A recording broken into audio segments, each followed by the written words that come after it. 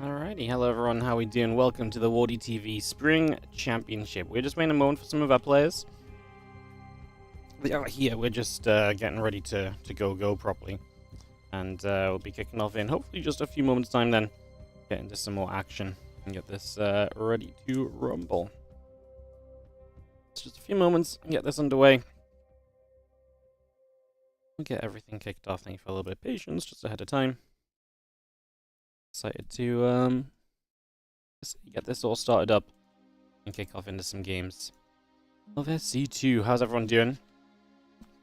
Everything will be cast here today, guys, unless we run out of time. I do have to go to a wedding thing tonight, but we should, unless we have like very long games, so unless we're very fortunate and get really good games, then we might be unfortunate and actually miss out on a couple of matches towards the end, simply for the fact that, like I say, I've got to go away in like 5 hours and like 45 minutes, but we've got 10 best of 3s to get through. We should be able to get, most of the time we will get through 10 best of 3s in that time, so 10 best of 3s, big stream, lots of games, going to be a lot of fun as we get ready for this first game of Mana vs. Classic. Going to be coming up to start the day off, so a bit of PvP to begin the day. Then we're going to be getting a bunch of the Dark games in, so we're going to be just going straight into those. Going to be a lot of fun. So Mana vs. Dark, Mana vs. Ryung. Actually, we take a break, so Mana vs. Ryung, then Mana vs. NICORACT, and then NICORACT vs. Dark, and the other matches that you've yet to see. We'll follow that as well. As thank you and ready up. Just going to double check Mana is still ready. And we will kick off into our first best of 3 of the day. So like I say, it is going to be this series between Mana and Classic to start us off. A little bit of PvP to begin with. We're going to get this going.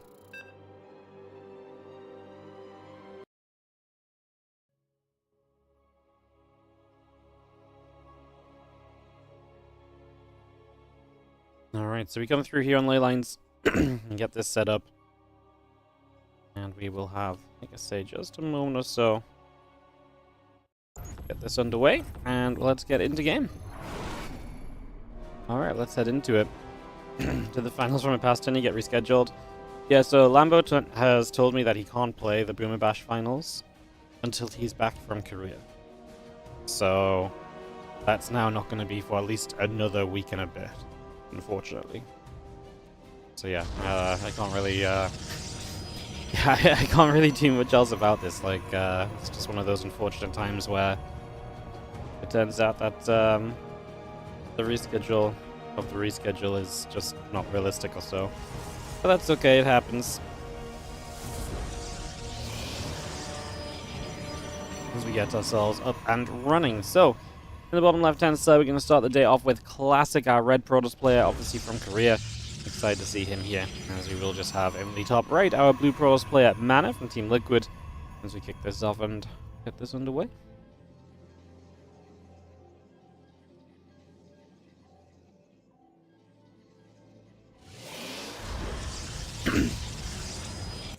How's everyone doing? How's everyone feeling? And good to see you guys. Like I say, starting the day off with some PvP, and then going from there to continue through. Should make this a lot of fun as well.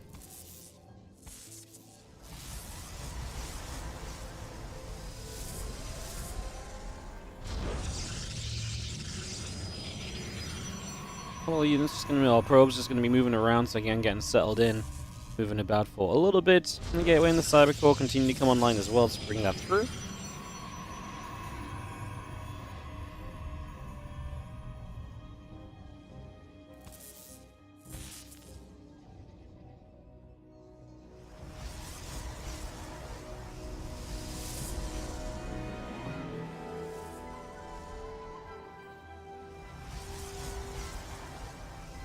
Probe just coming about again. A couple stalkers in the wall gate continue to come online. We do see 2 more stalkers coming through on the production tab as well. It's just bringing that up and getting that all running. So far, so good as we drop down a battery and obviously play the blocking game a little bit too. It is going to be 2 gateways each, so that part of this PvP is going to be very standard and very regular here initially. We just have the probes nibbling forwards, and yeah, a couple of stalkers going to be setting out. Making a little bit of a move right now, as we do still have the 2 adepts on the way in from Classic as well. So bringing these 2 adepts up. Sentry on the other side going to be in to get some damage done as well. We will continue to see our probe, and the Stalker's now just clearing up. Get rid of this pylon on the natural. And then we'll be good to go.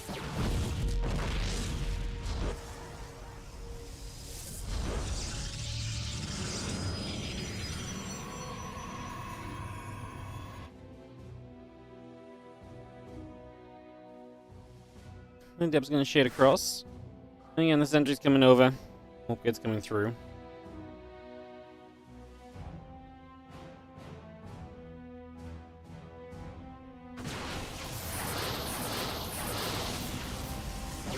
Just going to be seeing really good force fields. You will just see the couple of Stalkers getting caught. Just going to be seeing the good defense here from Mana initially. So Classic actually bleeding out some units early on. Definitely not ideal. As we see the couple of Adepts going to try and shade through once more. So again, just going to try and make some plays, bringing these Adepts up, setting those across in these early stages.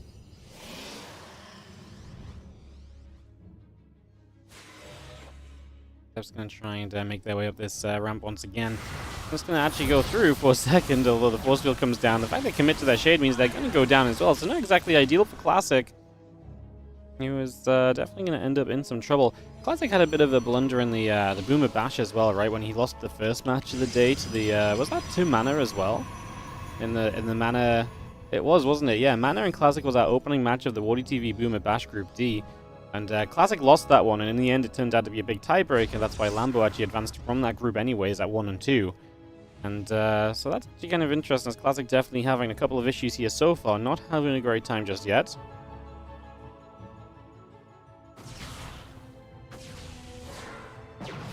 Stalker will continue to chase. Adept being hunted. We just see the Adept continue to move across, and the hallucination hitting that prism for a little bit as well. So, trying to steal some extra little pieces of damage. So far, so good. We add on 2 more gateways. That blink continuing to come up in production as well. As Mana shows us what tech he's going to end up on. It's the robot facility from Classic. So he's got an immortal and he's got a prism. He's got quite a lot of pushing power right now, but that would have been a lot better if yeah, that would have been a lot better if we were truly, like, you know, didn't give away so many units in this game already, right? I mean, it has been a pretty ugly one from Classic when you look at the fact he lost 2 Stalkers and 2 Adepts.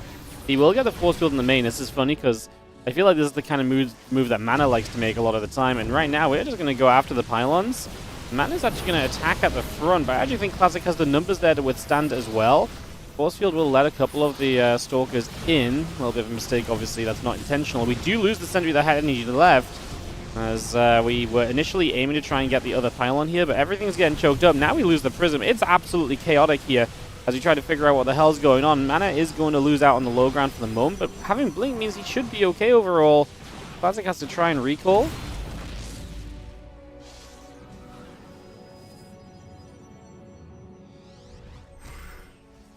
Folks come blinking back out in toward the center of the map here with the gateway on the bottom side for Mana. On the way in as well, we had a Twilight Council and a Forge on too. Stalkers coming about, probes in the gateway coming up. I mean, this is a point where I feel as though having Blink is so good, because you can take map control, you can hold around the map. This got really hectic, but I actually think that should have been so good for Classic. If he didn't blunder here, he could have kept Force Field in the ramp. He could have easily had both pylons and put Mana on no warp-ins. Obviously, he got distracting, and it was because of what Mana did, because Mana chose to go to the low ground and actually fight on that low ground. That was actually a very good move. This is also a very good move from Classic. He's been pulling this Immortal back, so the Stalkers are struggling to reach it, and Mana takes a lot of damage trying to just brute force his way into range of that Immortal. Very good control there from Classic as well, as both sides of this are playing well. Mana's now on 5 gateways, and he's got, obviously, the power of Blink, but will that be enough overall? That Immortal is very likely going to die in a second. Oh, 3 HP, 1 hit from death. And Mana is bleeding out Stalkers at this point in time. Ouch. As the +1 attack and the Immortal continues through, we are going to see the units of Classic still stepping back out from the natural again, so away they go. 9 probes going down as well, as the Adepts get in on the other side. Wow, what a couple moments from Classic. A fantastic defense, and also on top of fantastic defense, now working through quite a few workers right there as well. Pretty awesome combination as the Stalker and a few more sentries get warped in. for the moment.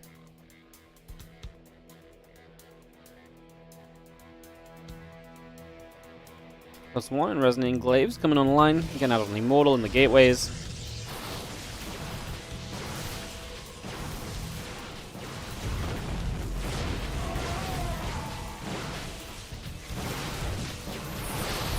Stalker Sentry coming through. We are seeing the Immortals. Obviously going to be held back a little bit. Obviously, good force fields. We get a few probes, man. I'm trying to step back in this game. And Classic's just going to say, cool, more gateways, Warp Prism, Glaives, and +1. I'm going to send it. Already got Adepts in the mineral line again, keeping mana distracted and making this as difficult as possible for him.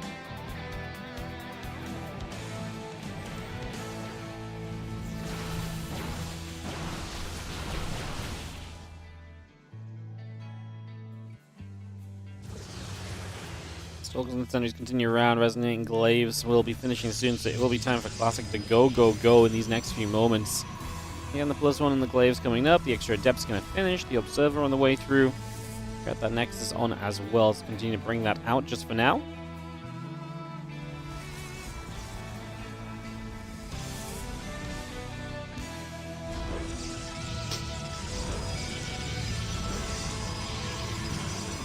Triple battery coming into play, and that's going to be again a group of Adepts warping in right here as you do see Classic stepping towards the natural. A couple of force fields coming down.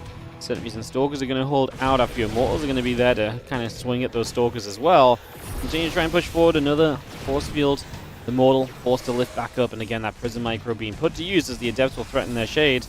Classic has the +1 attack advantage as well. He kind of has to go for this. I love the shade of the Adepts on that right side. Everything there from mana is going to take a lot of damage off those Adepts. Like the Sentries are just going to go down very quickly.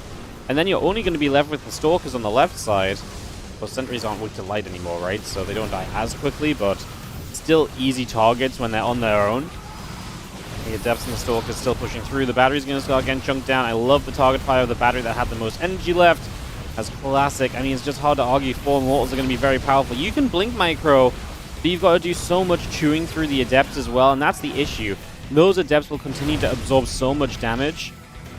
And Classic is just going to be 4 more, super powerful. This Immortal obviously survived on 3 HP earlier. Again, just part of the reason why that's so sick as well, because it wasn't just in the there and now. It was also for the future of this, as you can see. Because all these probes are going to go down. Mana's counter-attacking, which is very smart, but Classic's already pulling probes away, recognizing the potential base trade that's going to be coming online here. So he's just going to begin prepping for the base trade immediately. And obviously Blink Stalkers do like base trading, but you've got a more army here, and as long as you've got the money to build a Nexus, then I feel like we're going to probably just be okay here as Classic, because he can just build a Nexus and play defense, and then Mana's in the same position where he then has to attack into his opponent, and that is not easily done. Nexus comes down already.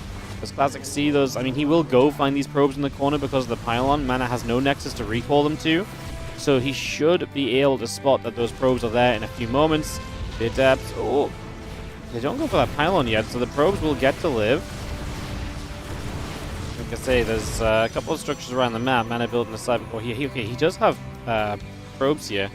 So he has probes out anyway, but obviously you don't really want Mana to get away with like 20 workers that shouldn't be mining, right? Because that could offset this game if Mana does throw down an expansion and we try to play the expansion on both sides. Is Classic going to rally these units to that upper left pylon? Nope. Sees the Stalkers. Obviously he's eager to defend his own base location. It's understandable, but yeah, you let those probes get away, and like I say, maybe right now that's not an issue. Mana is not building a Nexus, right? Like, Mana is just going to sit here, no Nexus. He can afford a Nexus, which is what has me kind of curious. He can afford a Nexus. Probes can get out. So why not build one? Is there any reason not to? Maybe he's just genuinely terrified if he builds a Nexus, he can't continue to build other structures throughout this.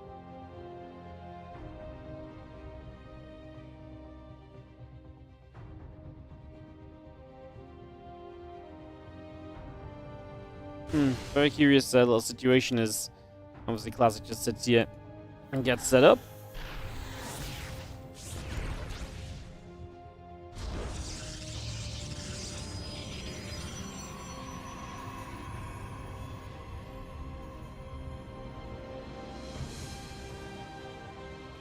The Stalkers are going to try and come in from that right-hand side. A couple of force fields go down. Going to make this very difficult.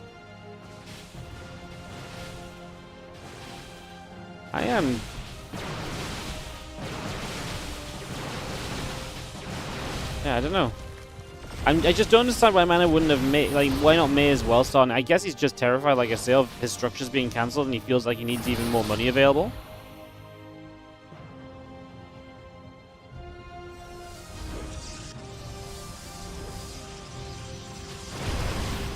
We've seen the Stalker stepping through. The Immortal going to take some damage. The Adepts and the Stalkers coming about as well, so continue to bring those through.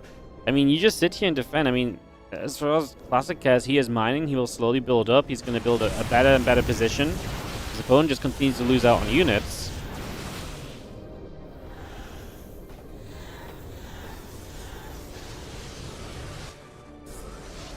Does not really get any better for you, basically, as... it doesn't get any better for you here as Mana. Over time, for sure.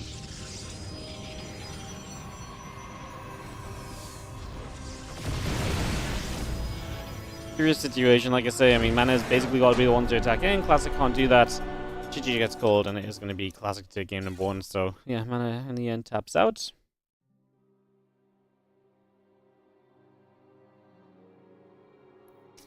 Alright, we're going to go into game number 2 in a couple of moments. Our second map was going to be Ultra Loves. So we'll get that underway for you guys. Like I say, pretty wild and wacky game. Kind of mind game for some reason, yeah, but I don't get what the mind game is. Like, make Classic think he can run around the map and kill the structures, and then you throw it down a Nexus and be like, haha!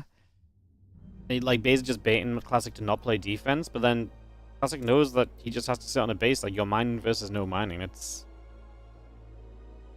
yeah. I don't know, like, it doesn't... I don't really get it. I can only imagine he was afraid of losing his structures, and because he's afraid of losing his structures, he decided not to, he decided to keep the money rather than invest in a Nexus.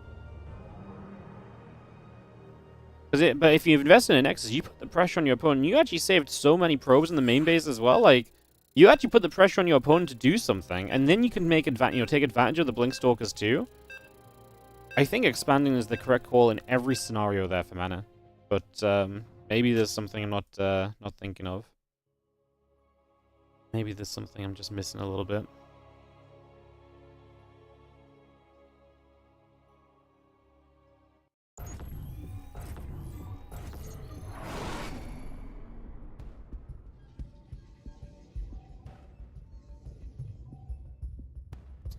Alrighty guys, let's get back to it as we jump in to the bottom left-hand corner with the blue Protoss player, who will be taking a 1-0 lead in this series. This is Classic. Up against, in the top right-hand side, the red Protoss player, we've got Mana.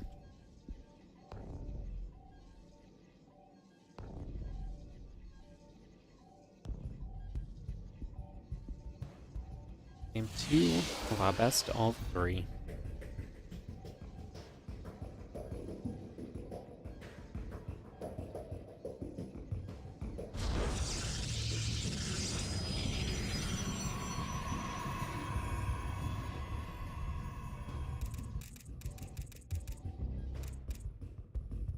Mana turned it around. I definitely think Mana, from what we've seen lately, has generally been like good enough to take on Classic in a lot of these matches, so I'm a believer.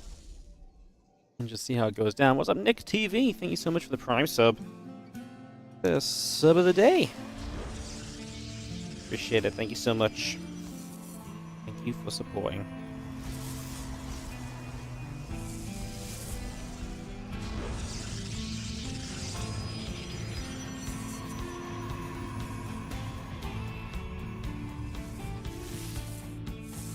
Little probe nibbling as we get back to this setup phase of the game and look to see where things are at and what we're doing and so on and so forth. Take a few moments to get established here. As we come over and we do actually get a kill on the probe. So Classic gets the probe of Mana, funnily enough. Going to be able to grab that. Probe Camp comes back the other side. Again, Nexus and that Cybercore continue to come online to bring that straight through. And yeah, Stargate is going to be building up as well, so I'm just going to bring that straight in also.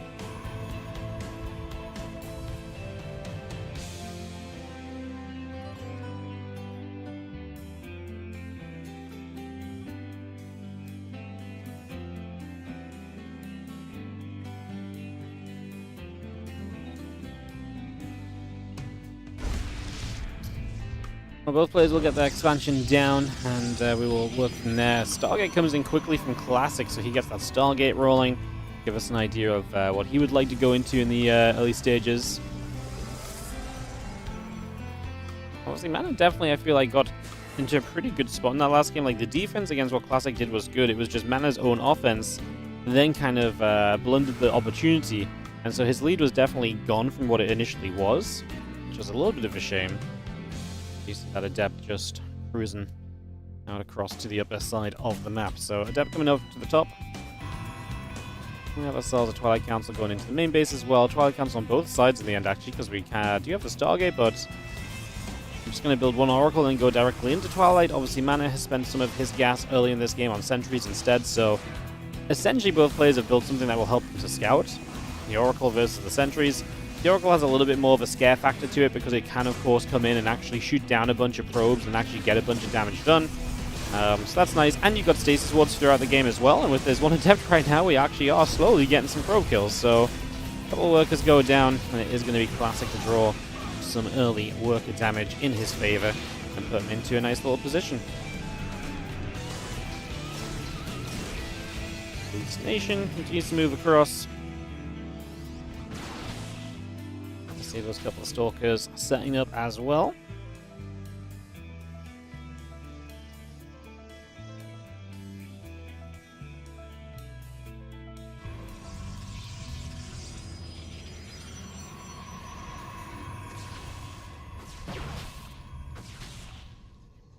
At the moment, see the Stalkers continue to fire just for now, so we continue to get this set up.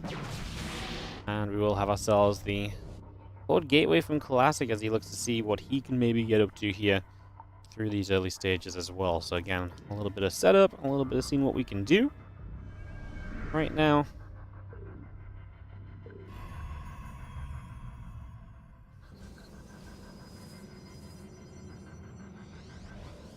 And then we got a continuation here for the moment. And just see where we're going to go.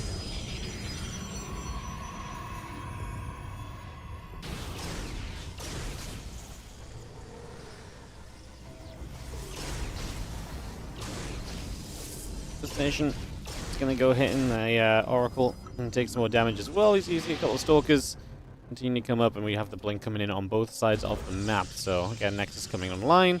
A couple of probes coming up here. It's going to have that Blink finishing in the near future. So getting that Blink completed. It's going to be Blink on both sides. Again, that Nexus coming up.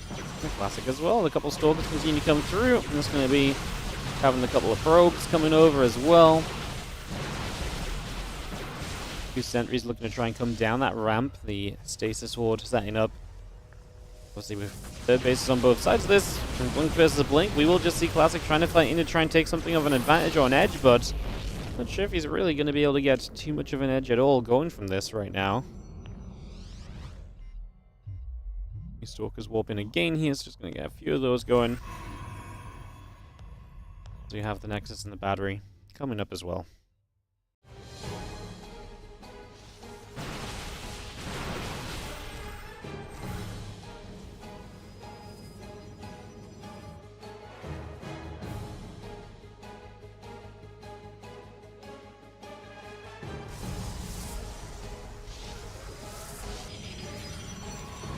We're going to have +1 attack coming up on the Forge, the robot facility finishing through here as well. So again, we get a little bit of that all on the go.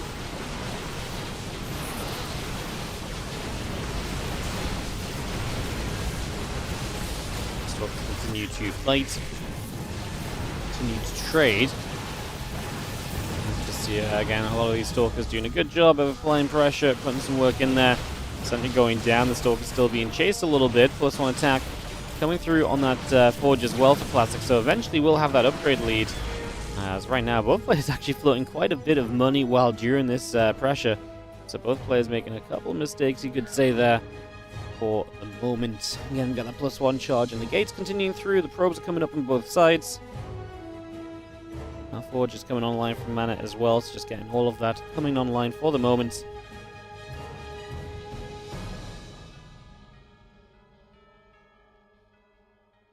And Stalker's obviously won to the low ground.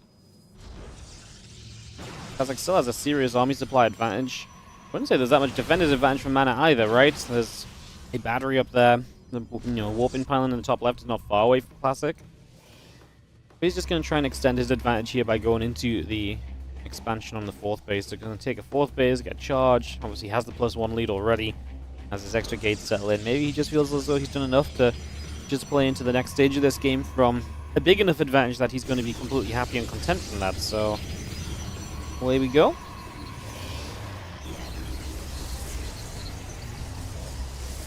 And we see our Chronobus coming up on that forge. So again, we continue that in just for a few moments. He has the +2 attack and charge continue in as well. Stalkers get there. The pylon goes down. Going to see this gateway taking shots. That will fall. So Mana finally cleaning up, as we do get a couple of depths on the other side as well. Nice for Mana, because it does feel like he needs to get a little bit of something done here. Otherwise, he's going to start running into issues given time. We need 2 adepts and the zealots will come straight through. It's going to be 2 more. I mean, these adepts are just going huge. They are doing so much damage right now.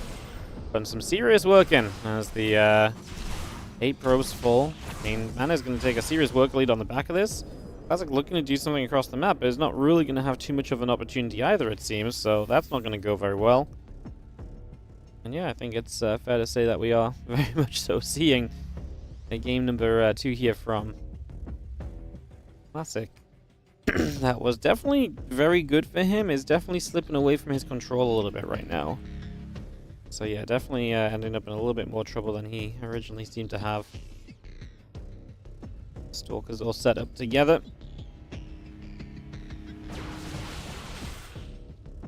Great advantage is still going to be there when +2 kicks in, so we'll see that +2 kicking in here shortly.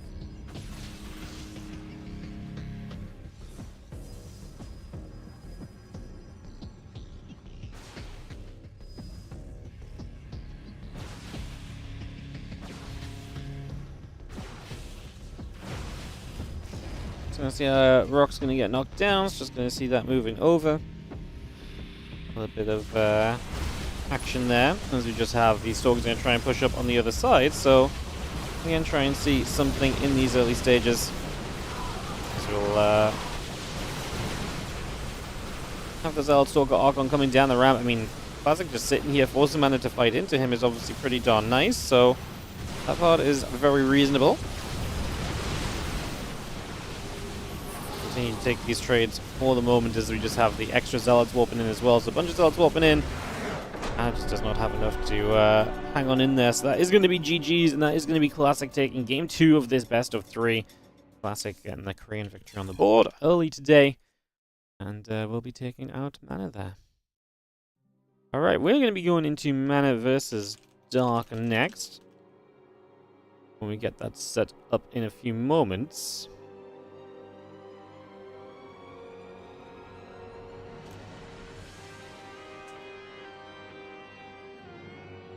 We'll get that started, and we'll get into Mana vs. Dark for a little bit of PvZ action, guys, as we continue to move our way through the day. Let me throw some ads on just to create some extra buffer, just in case we have some long games coming up. As, yeah, we look forward to Mana vs. Dark, and we continue to mix our matches around. Should be fun as we move through the first proper day of the WardiTV Spring Championship. Obviously, up until now, we've had qualifiers. From here on out, there are 11 days remaining in this tournament. 8 days a group, so we've got 4 Group Stage 1 days, and then 4 Group Stage 2 days. And then the playoff double elimination bracket is going to be going through to round out this season of the Spring Championship. Going to be a ton of fun. Really expect it to be awesome. And, yeah, that's pretty much all I've got to say in that regard, if I'm going to be honest with you guys. Plain and simple, nice and easy. Chillin'. Alright, we'll take just a moment or two then and get ready for our next series in today's Spring Championship Group A. Hell yeah. Hell yeah. How's everyone doing in the chat? Hope you're all feeling good. Thank you so much for joining us. Appreciate you guys dropping by and hanging out with us.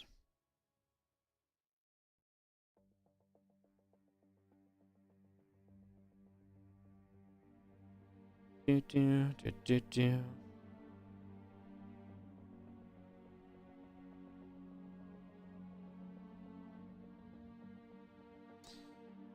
I believe vetoes are currently underway already, so we get that settling.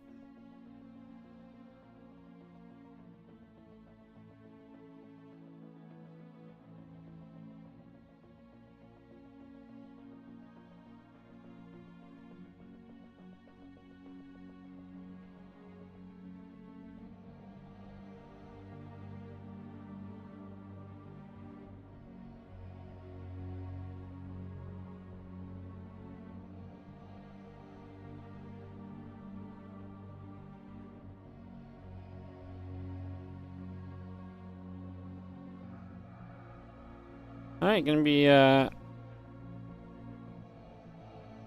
waiting for Doc and here it's gonna be Whispers of Gold first. Get that sorted.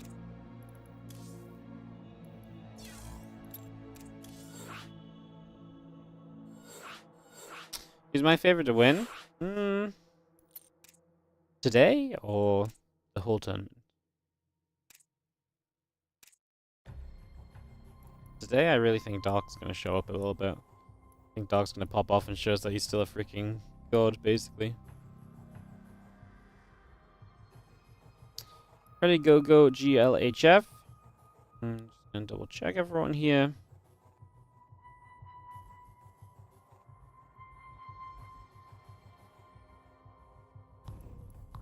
So we got everyone. Alright, we can head into the ZVP.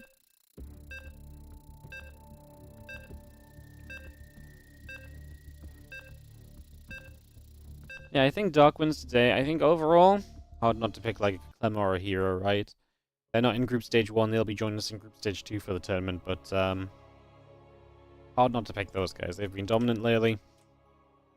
Yeah, I think it's kind of a boring pick, but I think it's nonsensical to pick anybody else to win the whole thing at the moment, so yeah.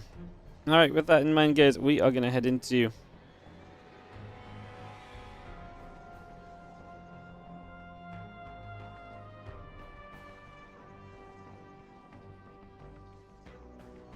game number 1.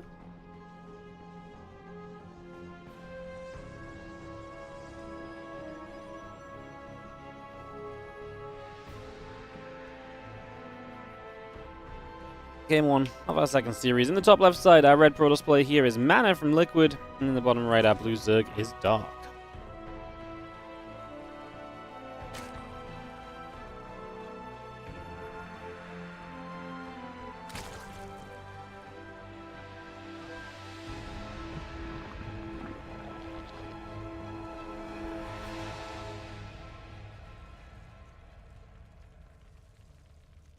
Dark's been playing bits and pieces here and there. He's definitely still been a very aggressive Zerg, and as an early pool comes up at 6 Ling start, he's already got a drone across the map as well, as you can see right from the get-go. Now, this is obviously looking very interesting straight away to begin with, so no surprises there. Dark kind of doing pretty much exactly what I'd expect him to. As we actually see Mana's response is going to be a Forge. So interestingly enough, Mana is going to realize what's up and he's going to get a Forge going to try and deal with this without any issue. So that's actually kind of cool in itself as well. Gold probes will just go a nibbling and the hatchery will begin to take some damage.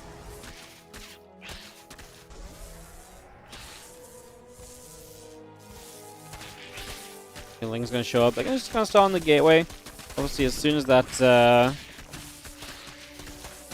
this sets up, I mean, we could add a cannon if we want to. The hatchery is a problem. I mean, I don't know why we don't add a cannon because the cannon will not just help against the lings, it will also help against the hatchery. And right now, you can't actually take the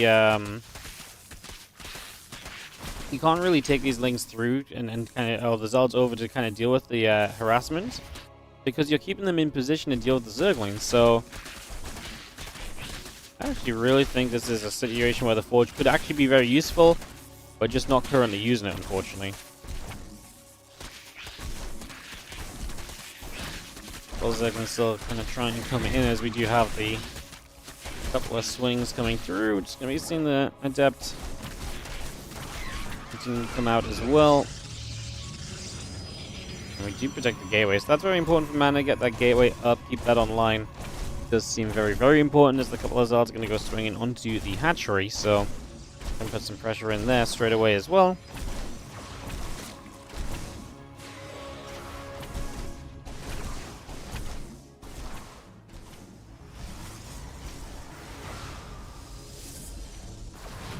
I'm just going to fly through a couple of lings, taking some damage right away, so yeah, and again, just being an annoyance. Oh, the queen got out. No, that's so bad, especially if these broodlings stop the zealots from getting the creep tumor.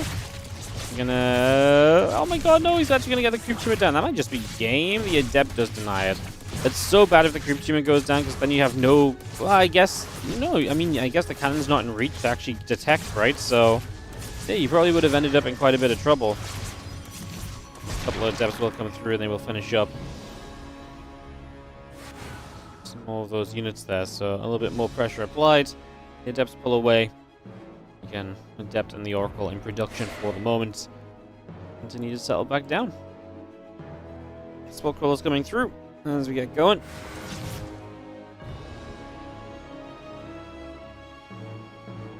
That's not good.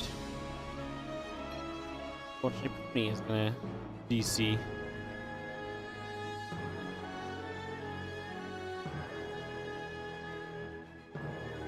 We're not even on the Korean server. Can't even blame Korea today, huh? Unbelievable. Well, a couple of Adepts are going to step away. I'm going to step around for a few moments.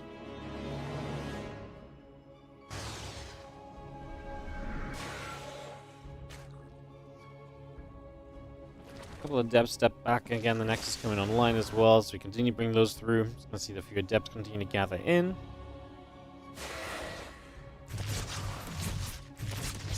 And for a moment or two, those Adepts can negotiate and buy as well.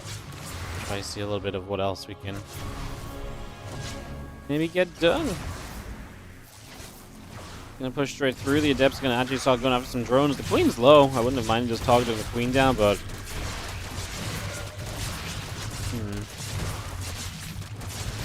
think it's gonna get there. We do see the Adept continue to take damage. Just seeing the Nexus, and so coming online. Drones and the Queen coming up too, so again we got a little bit of everything to start for the moment.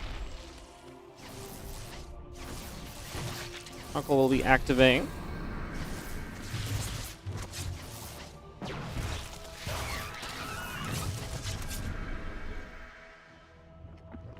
And the Oracle just pulls back. We do see the Robo Facility and that Twilight Council continue to come online here, so continue to bring that in for the moment.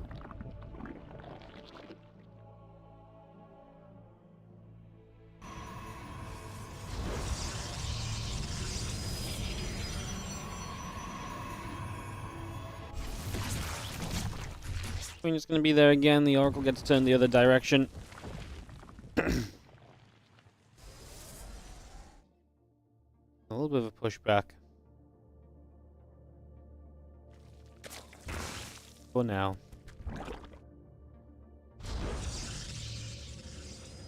Now we just go chasing around a little bit. We do have ourselves the Oracle coming through as well. So again, bringing that across, stepping that up.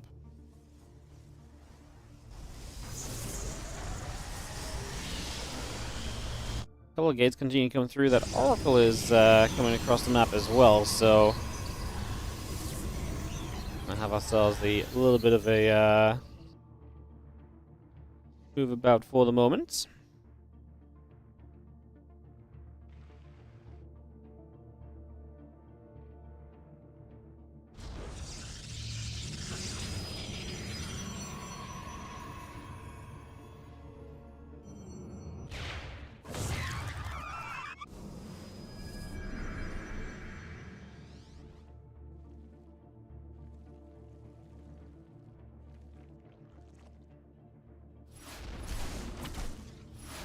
see how our Zald's going to come through. So we've got a fast Twilight Council charge up, and now Mana going to try and bring some aggression. Roaches aren't ready yet for Dark, so for the next couple of moments, Mana actually has some real opportunity with these Zalds and begins to sit at the front.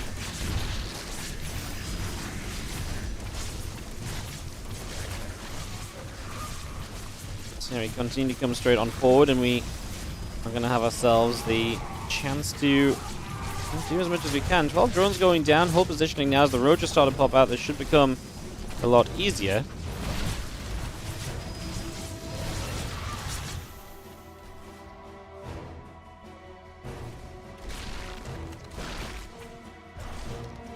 So it's still fighting, and Dark is going to say GG actually because Mana's attack is going to catch him off guard enough. So for all the harassment Dark put in early, it didn't put him in a good enough position, and Mana's actually going to get the opening game.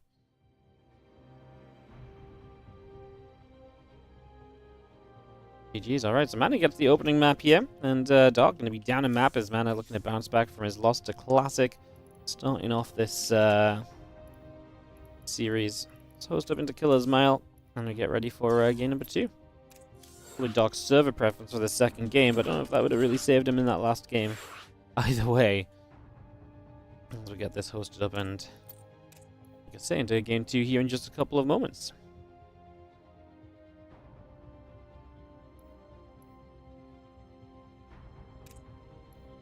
Ready and goes, just waiting for the Mana.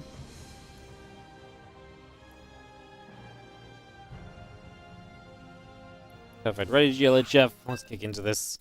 Game number 2 of our second series of the day. Mana getting maybe a bit of an upset on the go, as he is going to take a 1-0 lead. Game 2, as mentioned, obviously going to be on the way here right now. As we get, yeah, I mean, just harassment from Dark, or set from Dark that I guess in the end didn't really do enough. It felt like he was going okay, because it always feels like Dark knows what he's doing, but with Mana just going straight to charge after and then just attacking, boom! We ended up in some trouble. Definitely became a bit of an issue as we count down into game number 2. In the bottom left-hand side, down a game is going to be the blue Zerg player Dark. As yo, Snoop088, thank you so much for the 16-month resub as well. Appreciate it. Thank you for supporting. Thank you so much.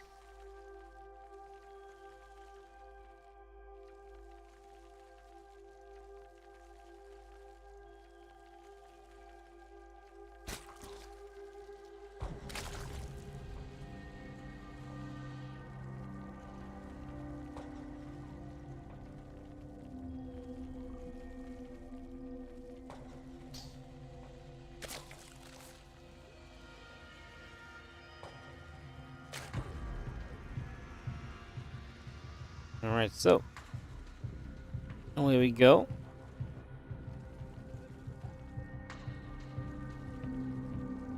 As we have Dark in the bottom left, Mana in the upper right. We got ourselves settled here for a few moments.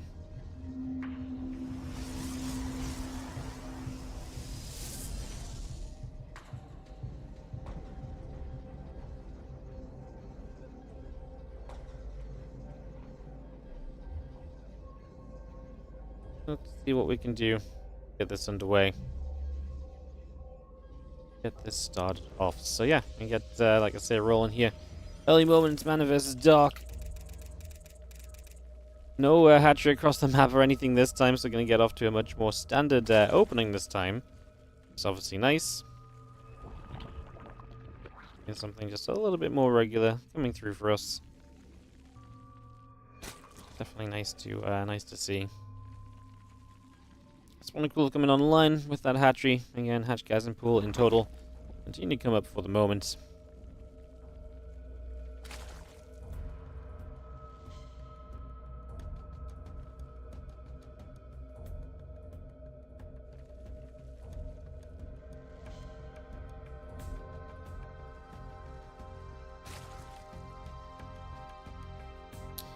Stargate and the Nexus coming through. Obviously, the Stargate, very standard way to play for Mana here, and something that we'll be able to see him actually just going into this time around from the very get-go without too many issues. The probe just going to go and roll on the front.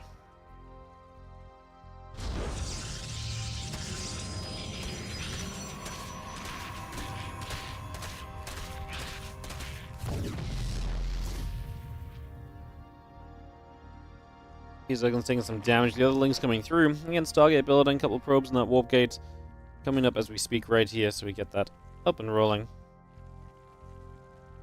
For the moment. So yeah, trying to get some work done right now.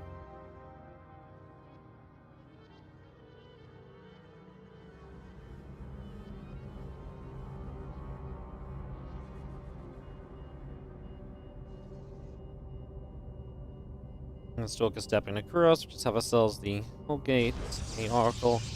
Continue to come through for a few moments. Let's set up right now.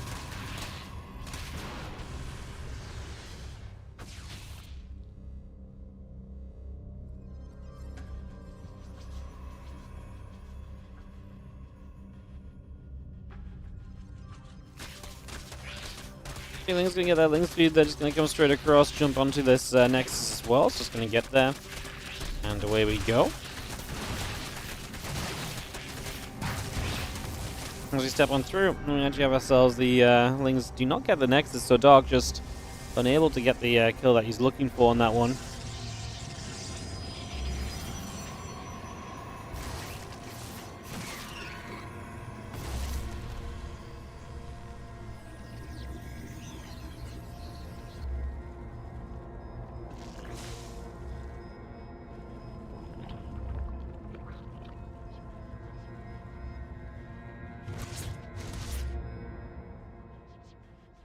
And we've got the gates coming through, the Twilight Council on its way in right now as well, so we continue to get that going here.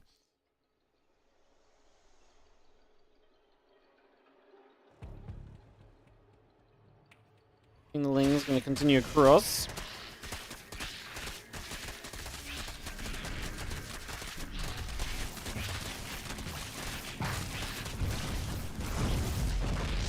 We do finally get this Nexus, so another attempt in Dark is going to successfully have the Nexus down at the very least, so if nothing else, we have been successful there. So that's definitely a positive. See the Ling still running about, and they're going to go through, looking for that pylon. Going to try and get a bit of a grab here, as the Zerglings still join up together as well.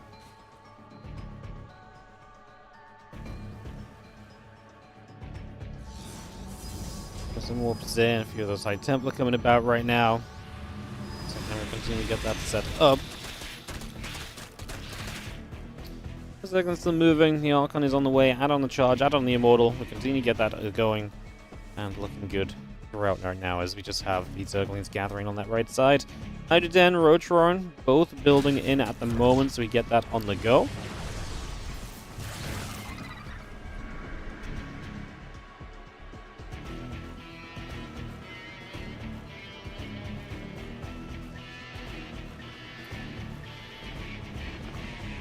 Continue to settle up. I'm just going to be seeing the Zerglings moving around. Have to take a few moments, so again, a little bit of setup, getting going for the moment. Now these few Archons will continue to come about as well.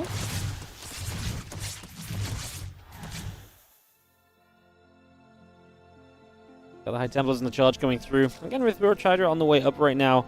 Dark showing us potentially a fairly aggressive next stage of the game, right? He's down Roach Hydra for a while. Guess we'll see what goes down.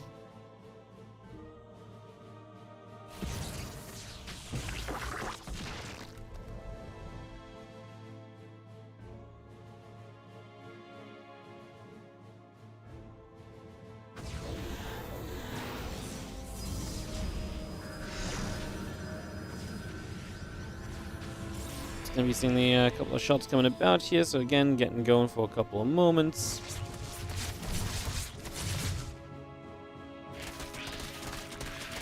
Sling's going to get a wrap around on the Nexus again, so looking to get that going in a round or two as well. And just have a couple of seconds. Still setting up into this. And then we have ourselves the Roach Hydra continue to come through too, so again, getting straight across with all of that right now.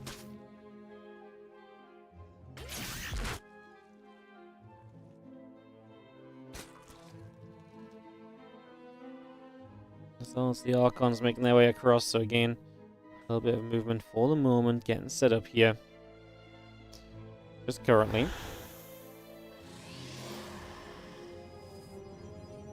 Archons gather up. The Musket Guns coming through. Meanwhile, Mana gets into towards Storm, so again, getting some of that tech that's truly going to help him. Giving a little bit more time right now.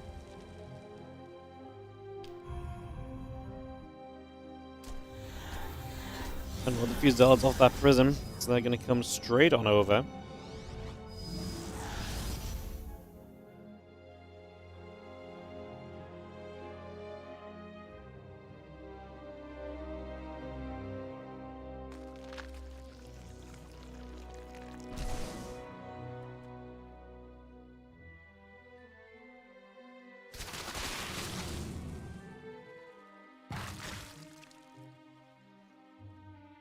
Oh, that Roach Hydra sets up to go. Plus, Team Missiles is not far from joining up with us here, so that's going to get going as well in these next couple of moments. Get that all set, and we do have ourselves the Roach Hydra still pressing on through for the moment. As we have, Infestation Pit and Lurker Den coming up as we speak, so we continue to bring that through too. Roaches and the Hydras continue, the Archons settle.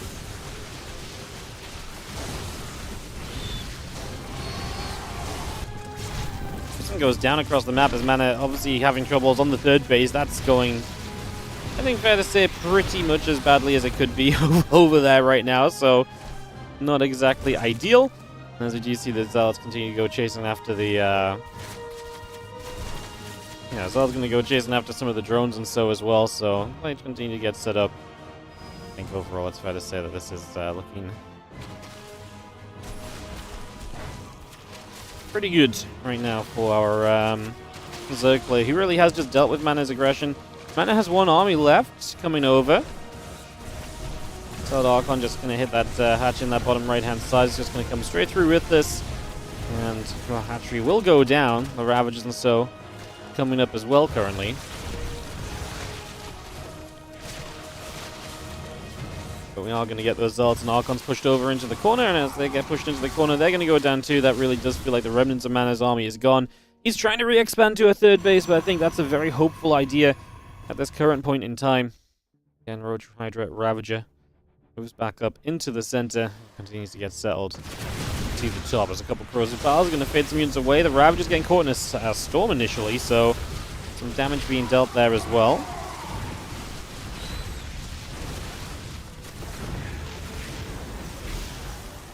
And the Roach Hydra Ravager just coming back through, so rejoining together. I mean, the storms are nice, don't get me wrong. The storms are nice, and the more that you see those storms, the happier you're typically going to end up being, right? So there's definitely some benefits to that, as the Roach Hydra Ravager just again gathers together for now. But I do feel as though we're pretty much, for the most part here, truly on the way to Dark Victory. It's just going to be extra lurkers on the way out. You add that Hive in. And Dark's going to tie this series up 1-1. Dark and Mana going to give us a full set of games, it seems, at least at this rate. Has a kill in the base. What was a kill in the base? Mana's lost 3 Nexus in total this game, which is quite a lot of money in its, in its own regard. So that's definitely a something to think on as well.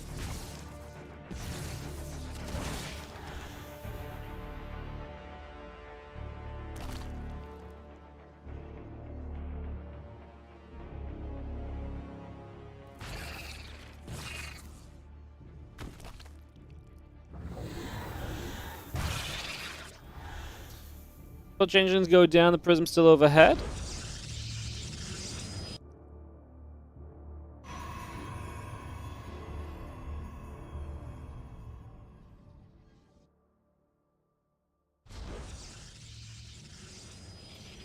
Roach is just going to end up that right-hand side. It's just going to come straight through here. They're going to get rid of that Nexus. So that goes down immediately as well. It's going to be a nice little grab.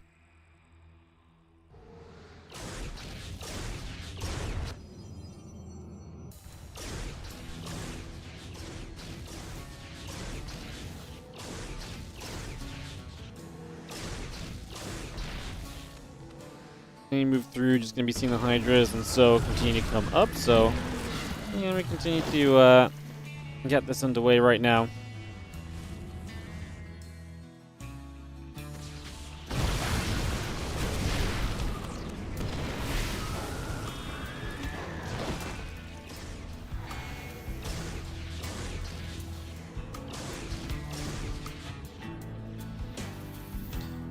And the High Templars are going to be the main reason why Dark has to be super careful right now. So you definitely got to kind of hold back and just settle for a few moments. You're going to see a few lurkers setting up down here. The storm coming down towards the bottom as well, trying to get some more shots off.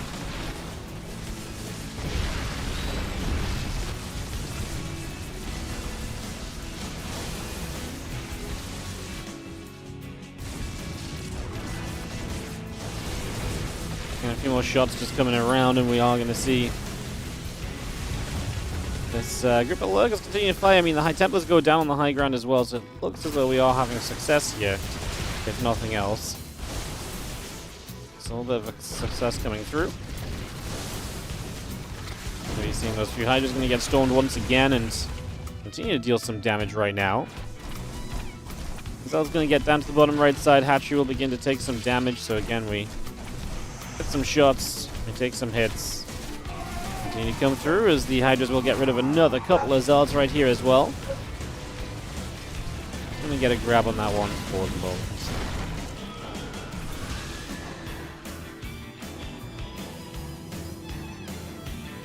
We'll just see additional Zelds coming through once again. So setup we go. The Zeld's gonna get rid of the Nidus over on the sides. That's gonna be a nice little grab as well.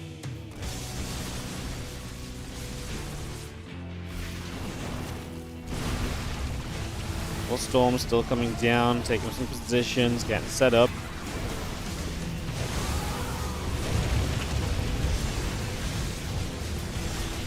I'm not going to have enough in the end. The lurkers are good. I mean, there was bases everywhere from Dark. He's controlled this game from the start. It just was one of those ones that took a little bit of playing out to get to the answer of. And in the end, we are going to get tied up 1-1 in this best of 3. As like I say, it was definitely from kind of the start looking to be a mana kind of a Dark kind of game. And we get there in the end. As we're going to be heading to our final map of this series, Ley Lines, to determine a victor. So let's get this underway. Again, following from this today, guys, we're going to have the following matches still. Mana versus Ryung, and then Mana versus NICORACT. So we're going to do all 4 of Mana's matches to start off the day. And then we'll be moving into all these other players that we've been seeing playing against Mana, playing against each other as well. So 10 best of 3s today. These groups are obviously always designed to be that little bit longer, a little bit more awesome, because we get more games out of each and every group. Always happy for that. So, yeah.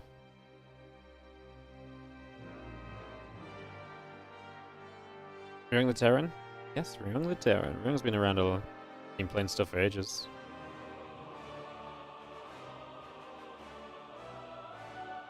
Ryung, I think Ryung plays and stuff literally like... I feel like Ryung has played and stuff every week for like many a month now. Ryung's been very active lately. Alright, we got players here. As GG ready and Go Ghost is Dark. We're waiting for the steam to be said from Mana. Go GLHF, and let's kick this off.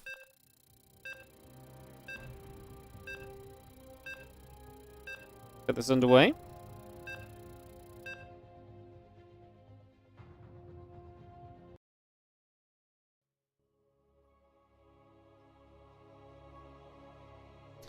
As we head into Ley Lines.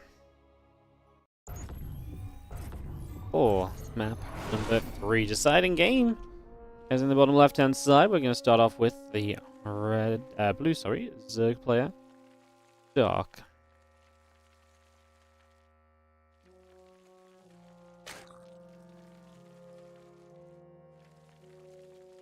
Yep, right, red Protoss will be Mana.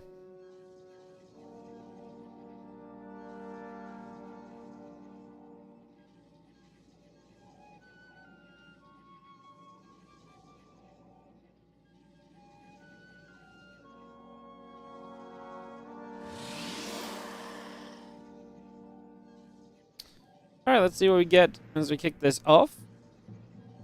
It's going to be seeing a Chrono Boost coming through.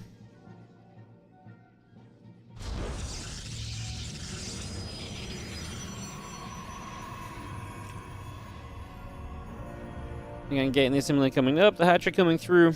You got going here with the drone. Going across the map again, so Dog back into one of these more aggressive openings, at least taking position across the map.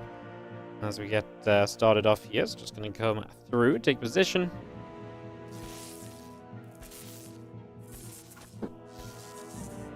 Couple probes are going to go after the drone for a few moments. Let's just have a couple of shots going in. No blockage going down from the drone. The drone has to just pull away now.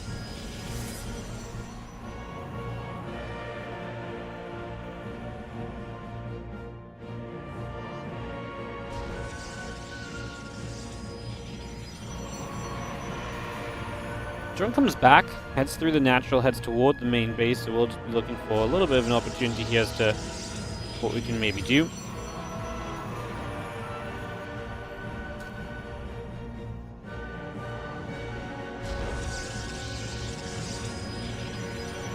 Drone is the back of that main. Again, Cybercore coming through. We add on a Nexus, we add on a probe. Get that settled in here for a few moments. And yeah, that drone's just going to keep moving for a little bit right now. So far, so good.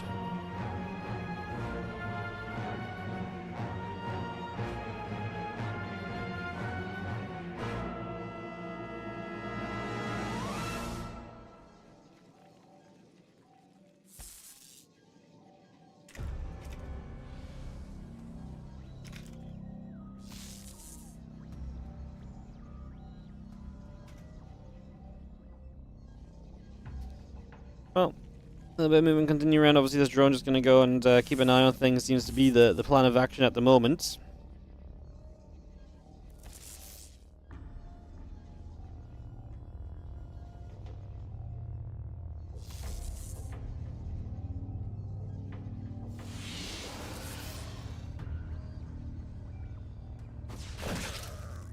That's going to be seeing the probe finally getting rid of the drone. The Stargate's getting the Oracle going.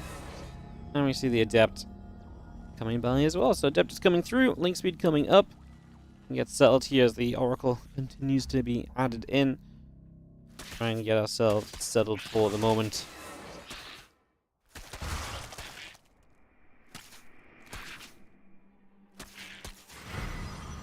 Try and push on through, guys. Give me 1 sec, BRB.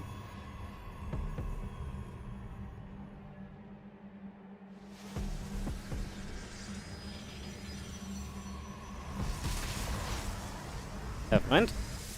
I thought it was a potentially important phone call. I don't know who from, but just saw the phone call and I was like, oh, phone call. Turns out it was nothing. Amazing.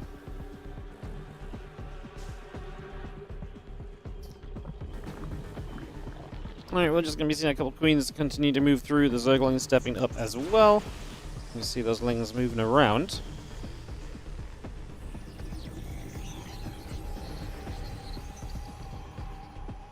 Oracle coming about, the thing's gonna get nibbled at.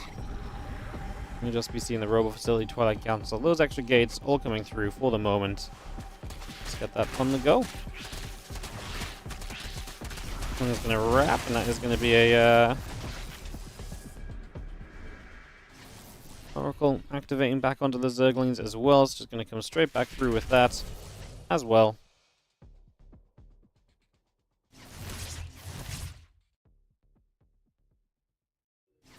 Good at the moment. Just going to see how a few Zerglings continue to go around the other direction. So again, they're going to go and try and make their things happen for a little bit. You see how Zerglings will just come through again. The Oracle will activate, coming back around.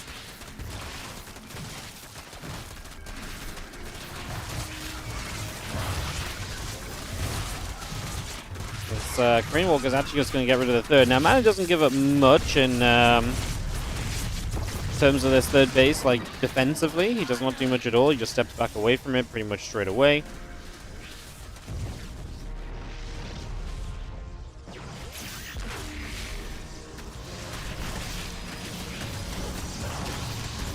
Racing the Lings, just going to go hitting the Cybercore and the Stalker, trying and hold off this wall. Can dog do much more.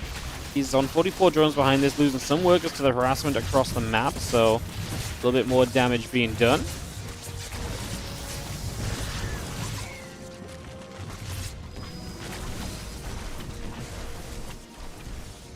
Yeah, this is actually more serious. I thought it was just like a couple of zealots, but two, a few zealots and archons in this base. And Dog might actually be in some trouble because he's taking a bunch of damage. All he's done is successfully kill a third, right? But He's going to be down on workers coming out of this even. Like, this is not really that ideal at all. In fact, this is pretty rough for him. As the Zealots and the Archons will get back to hitting this base. Come straight on through again.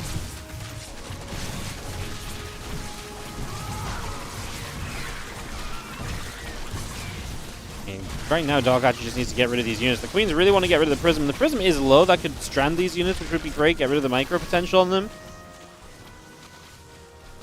The Archons will get away, though, and so Mana gets all of this done freely without being punished at the end of the day, so that's a major plus. More roaches coming around as... Who is it now? Tell me again. Alright, Adams is going to keep morphing into the Archons. There will be 5 Archons in total. Let's just see the setup coming through. Again, look at all 5 of those gathered up, and we are going to try and head forward a little bit. We got a squall trying to step through.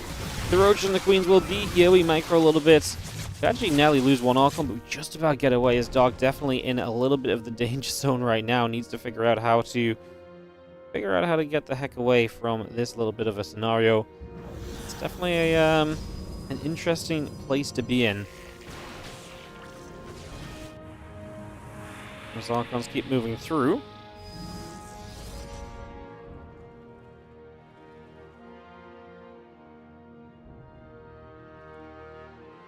Archons and Zealots step on by.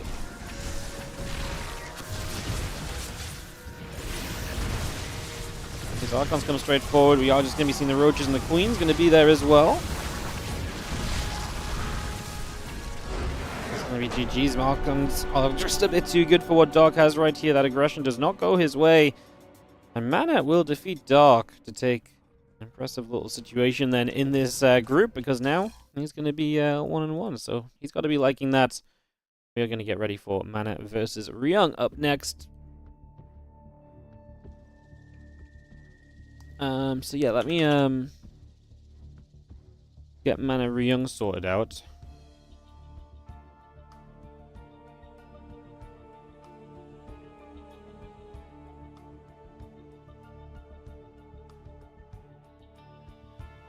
Perfect.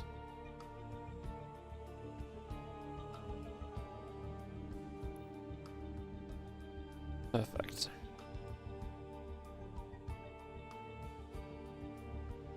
Alright, just make sure everyone's on the same page.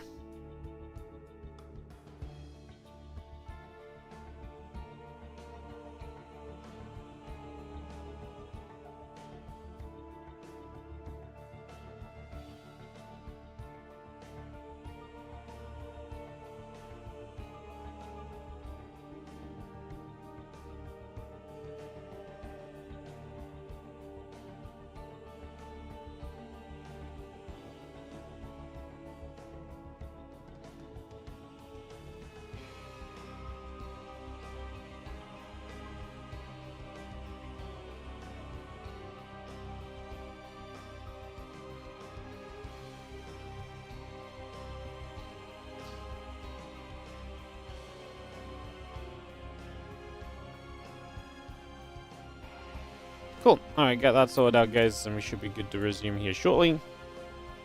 Get this back on track.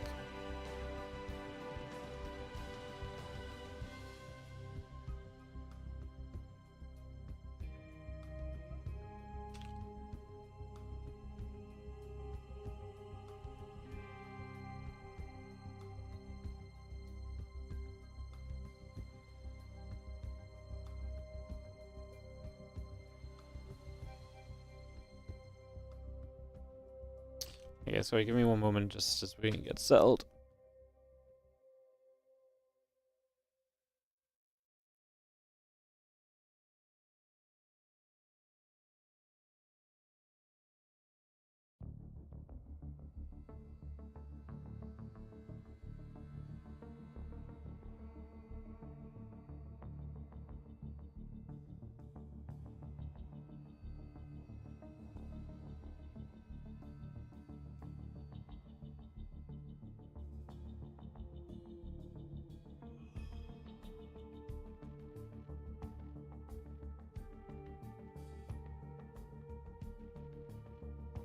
Okay, sorry, 1 second.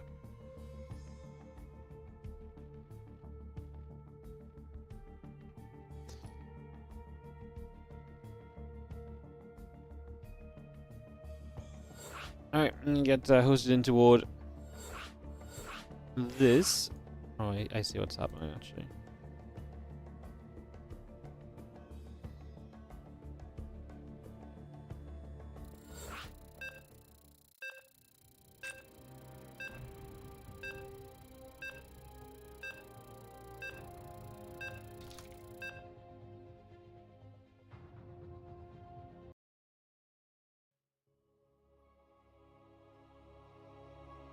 Cool.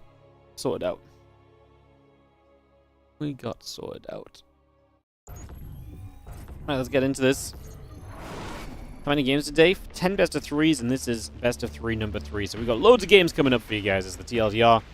As on the top right hand side, this is going to be our blue Terran player. We've got Ryung.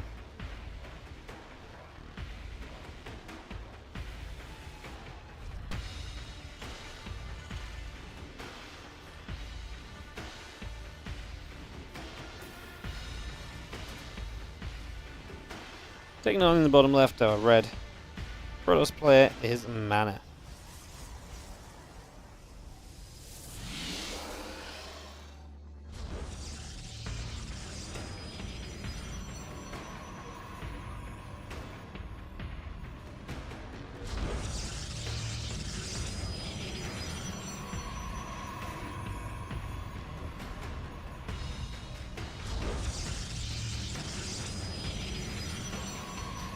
So, a little bit of TVP as we get underway. Ryung versus Mana. We kick this off and we get this started. And game 1 of this best of 3 kicking off right now.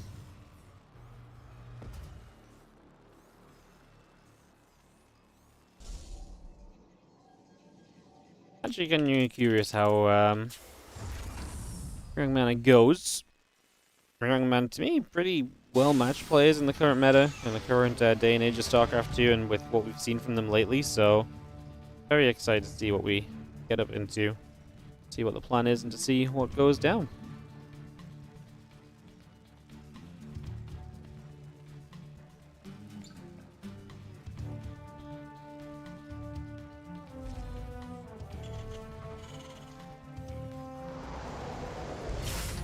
Alright, so again, game 1 of this best of 3s, we get this set up, we get this underway, and we look to see where our players are going to take us.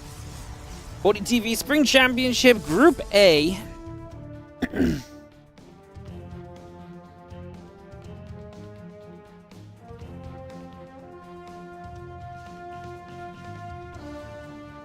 Love it.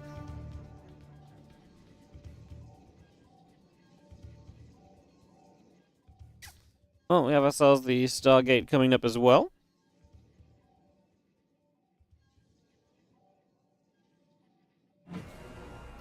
The Stargate coming through, we get that going. We get ourselves settled in here for a few moments. So again, that's CC coming online. It's going to be having a couple of Hellions coming up as well.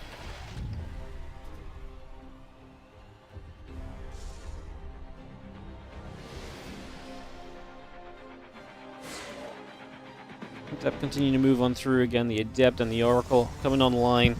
Okay, we're going to go into the front starport and a couple of Widow Mines building. Also, as you do see the gateway coming through for the moment.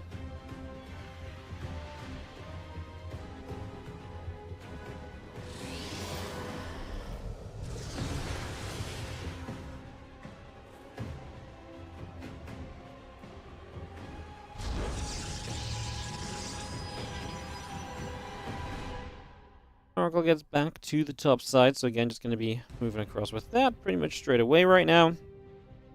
It's going to be coming straight over.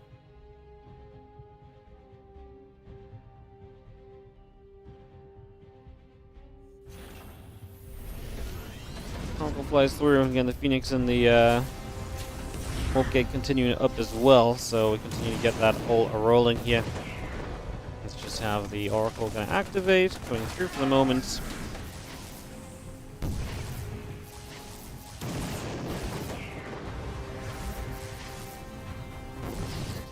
7 SCVs go down, so already it's going to be Ryung in some trouble. It's a lot of damage taken. We'll see what Mana is able to do on the other side here in the next couple of moments as well. And just have the probes and the stalkers coming through, the couple of depths gathering. Lots of SCVs still die. I mean, Mana's just going to kill Ryung with the oracles. So Ryung basically needs to kill Mana with this drop across the map, but this has just got completely out of hand. And, I mean, 2 Hellions are going to show up right now. Batteries on the natural, Mana building a Phoenix. This has just gone, like I say, completely out of hand, as the Phoenix will get rid of this medevac here.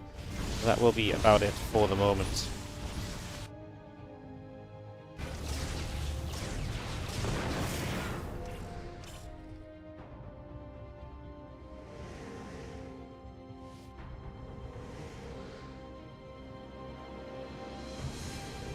Oracles fly about, Cyclone and Marines coming in. We drop another Revelation down again, so just going to continue with that.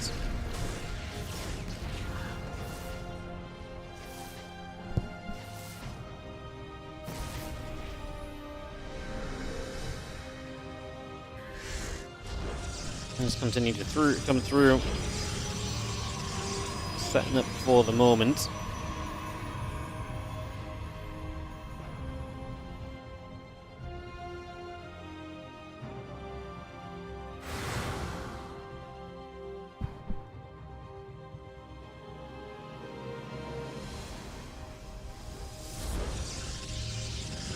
And a few stalkers gathered together.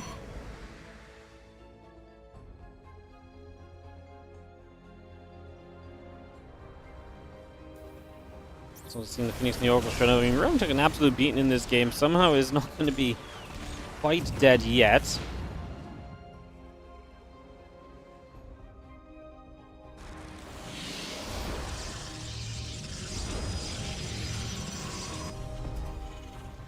We're going to be seeing the Cyclone coming up. The rest of this going through for the moment.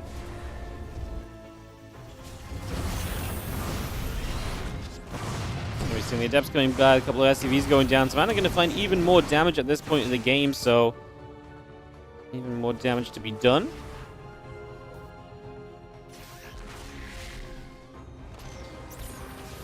Cyclones and the Vikings come moving across as well, so it's going to come straight on over. Just going to be seeing the Cyclone there, going to be taking some damage as well. Some more shots coming through. Coming about for now as we continue to have ourselves a setup. The Hellion coming by, going to get caught by a little stasis ward as well.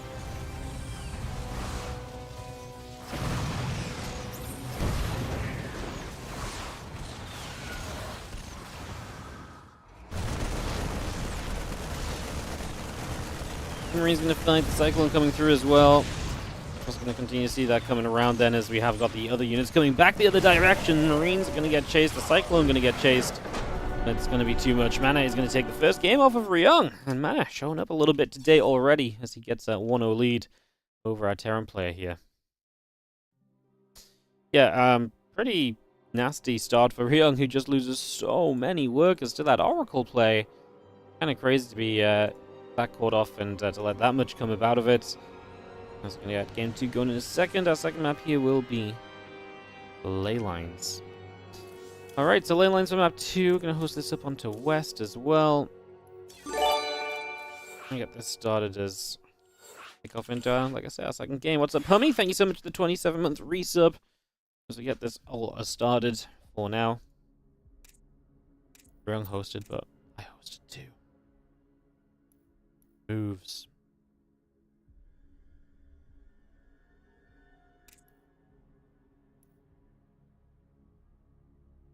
I feel like people are in different lobbies right now. Give me a second.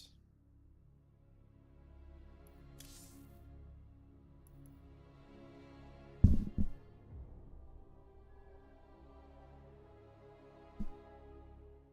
think we're going to be okay.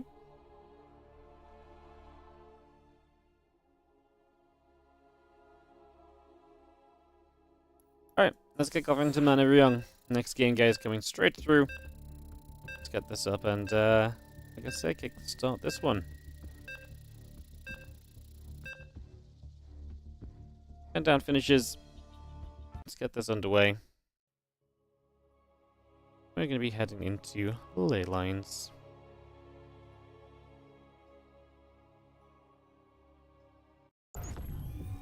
In the bottom left-hand side, we're going to start off with the red Protoss player who takes the 1-0 lead. This is Mana.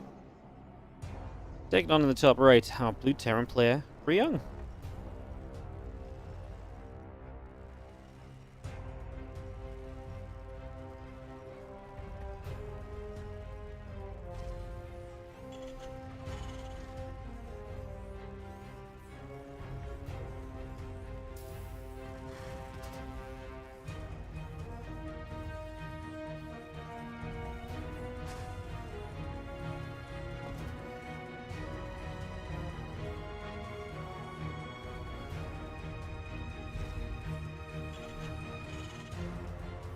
Well, we're going to get off to a little bit of a better start this time around is going to be more or less our question, right? As we head into game number 2. That really was a brutal beginning point for him last time around, so we'll see how that goes, see how that heads.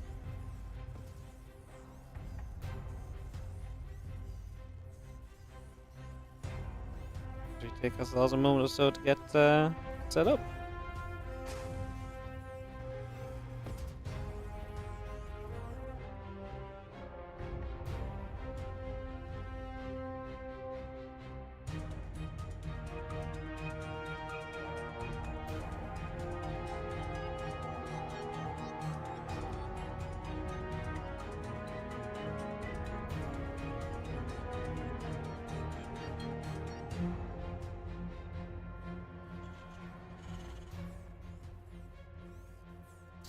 So let's get a probe going over. CV will take a nibble. Once again, we get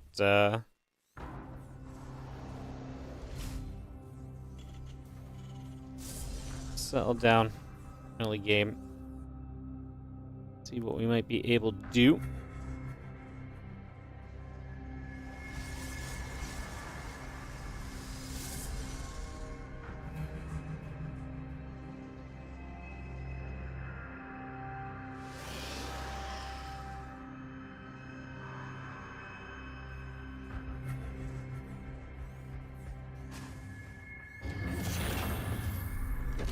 And we get settled for a couple moments, continue to get by.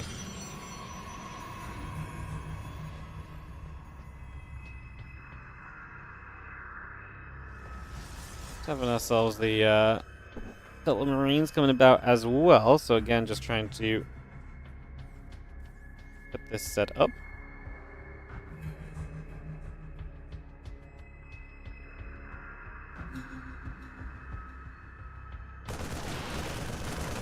Marine's going to get some damage onto that Stalker just as it passes through, so again, already getting a few shots off, a little bit of damage being done. Our Cyclone and our Marines continue to come up as well. Add on that Blink, add on that Gateway, Warp Gate 2.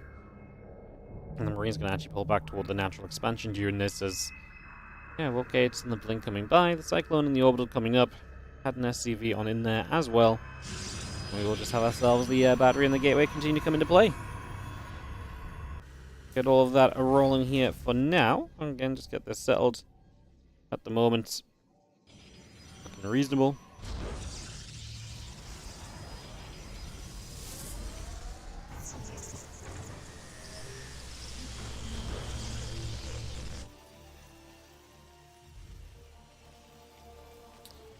And Siege Tank coming out, we got that Stimpak on the way up as well, so get a building for a few moments and get this settled down for a little bit here as the few Stalkers continue to get to the upper right side of the map, so they're going to go journeying over for a little bit. Again, the Stim, the Marines, the Siege Tank coming through for the moment early on.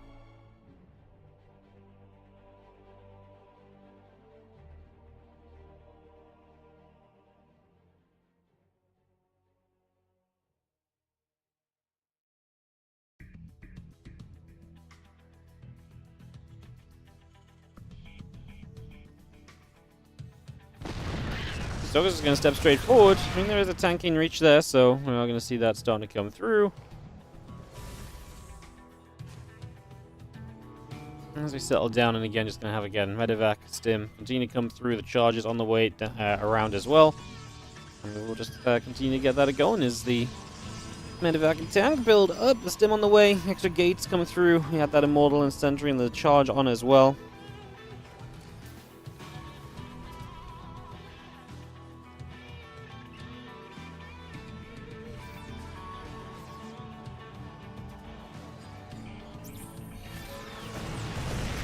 We've seen a few Marines continue to come about also, so again, just a little bit of an opportunity to come in and be a little bit aggressive, so put some work in.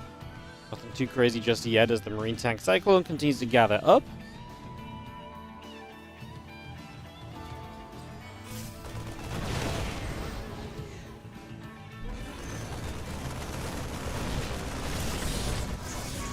And those few Stalkers continue to come through, so we just step up for the moment and we'll have ourselves the Marine Cyclone Force continue to come through as well, so that is very much so just on the way in right here.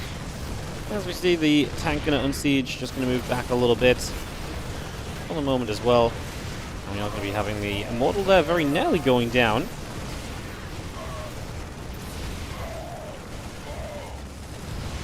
Go back and forth, we trade up a little while. Just gonna be seeing our siege tank and our Marines continue to come over. The Marines still sitting there, the Zealot's getting pushed the other direction.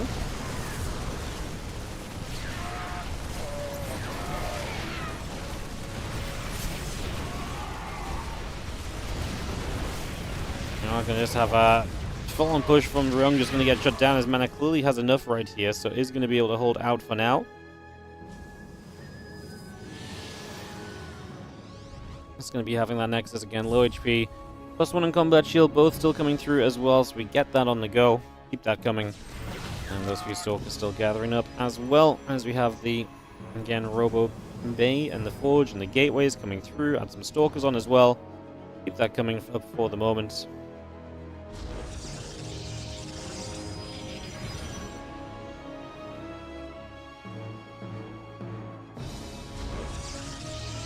Going to pull over to the side, and the pylon is going to drop into place as well. Still got that Robo Bay and the Forge coming through, the extra gates coming up, our probes and that Immortal coming online also.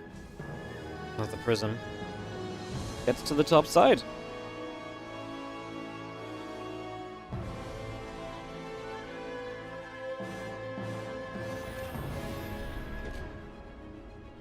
Mana obviously haven't denied that first attack, going to be feeling a little bit better about this so far. We do step back here and take a few moments as we have the Bio coming about. The Stalker's still moving around as well.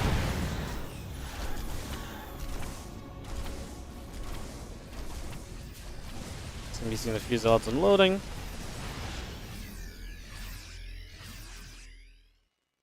And just trying to do what he can to control this game with that Warp Prism. The more he controls this game, the happier he is going to be. Let's just have still for the moment. A little bit of movement around for now. And those Stalkers continue to come back over as well, so again, just trying to see what we can get to. If there's anything we can find for ourselves right here.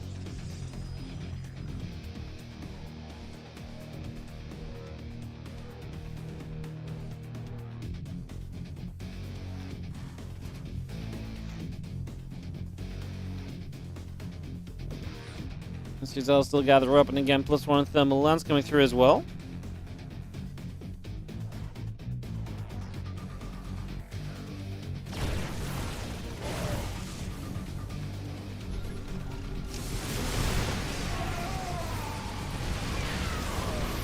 So we've seen a couple force fields coming down, the rest of the bio still gathering up together as well.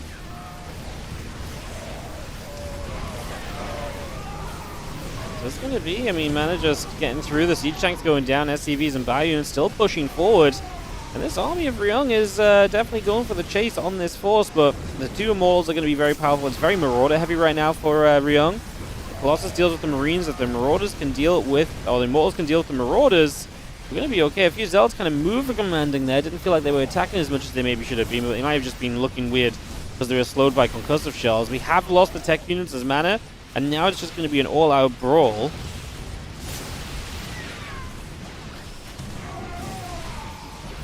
Get back to it as we do have our Stalkers coming back in. I mean, these Stalkers get rid of a Viking Ryung, just going to say GG, and unfortunately it is going to end up being knocked down here. And that will be that. So, mana is going to take Game number 2 of this best of 3 is going to be Mana with another win on the board, as he will now be looking to take on NICORACT, who will be playing against Mana up next. So we're going to hop on over to Europe and get Mana versus NICORACT on the go.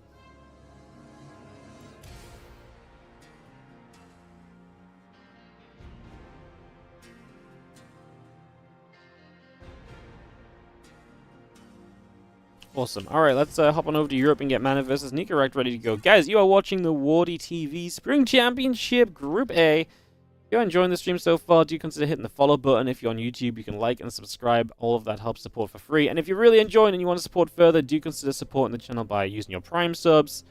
And all the rest usually does help us out a whole bundle as well. So, yeah, do check that out. Check out those options. Mana's is going to be RB a moment. I think will be RB a moment as well. We'll come back straight after this for more StarCraft 2.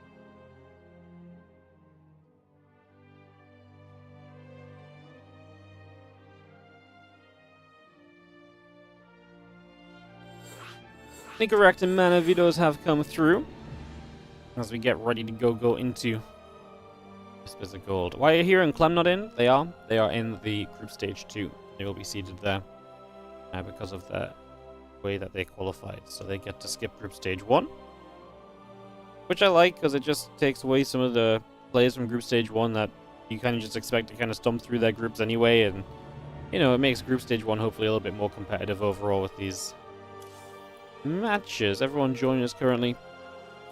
Should be just a few moments and we can get into game 1 of this best of 3. So it's going to be NICORACT versus Mana. So TVP coming up here on the European server. So we're going to get this started up right now, get this going, and see what we can do. Beautiful.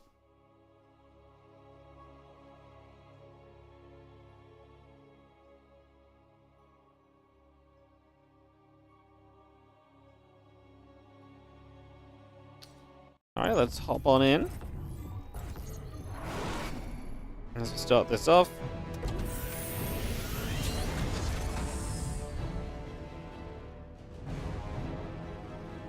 In the top left-hand side, our red Terran player here is going to be NICORACT. Taking on, down in the bottom right side, our blue Protoss. We've got Mana.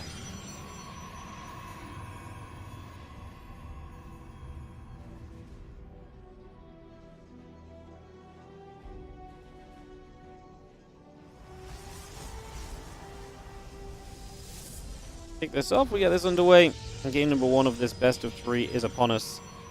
We look to see where we can go and what we can do in these early stages. So yeah, we'll get this going. See what the plan is.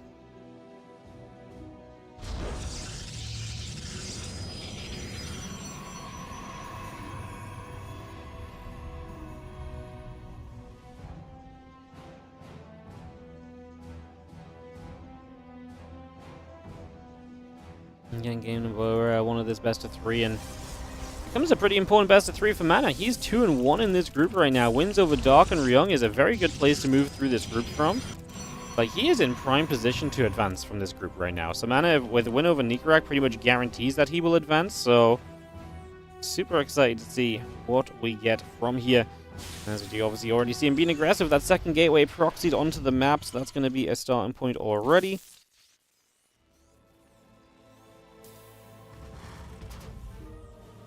Have ourselves the probe continue to move around a little bit as well. Again, factory coming up. We get settled here for a few moments.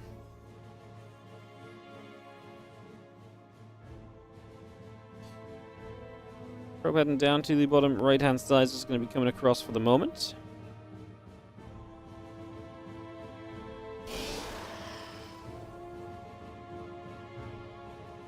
Factory and the reactor both continue to come online here for the moment. So again, bringing that online. Bring this through. A couple of stalkers continuing about. And yeah, probe going to get into this main base as well. So just going to get straight over there. Continue for a few moments as again the factory continues to build. So we'll go a shooting. And again, just a few more of those probes going down already. So again, little bits of damage being dealt. 2 workers going to fall. A little grenade pops one of those probes over to the side as well. It's just going to push that out of the way here. And that Stalker is going to reach across and try to get the SCV. Try to get something there. Not quite able to just yet. The couple of Stalkers together now will instead hit the reactor. And a couple of SCVs pull in as well. Again, still trying to do what we can. Just for the moment. So yeah, that bunker is coming up. Have ourselves a few moments of settling as the starboard comes up. The bunker is going to come into play as well. So we continue to bring that through. Put a mine up on that high ground. And again, the Adept and the Warp Gate coming in currently.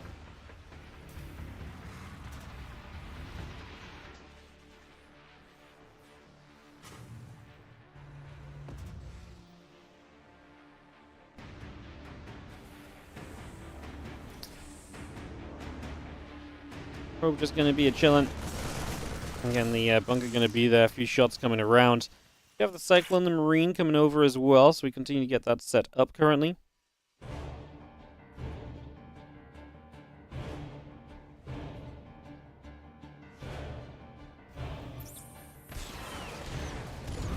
The Cyclone locking onto the Adept one more time, and again, a few more shots coming about there for a couple of moments.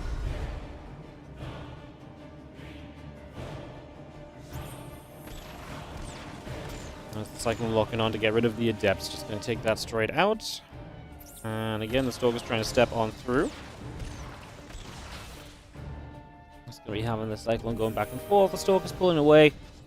Continue to get settled here for the moment.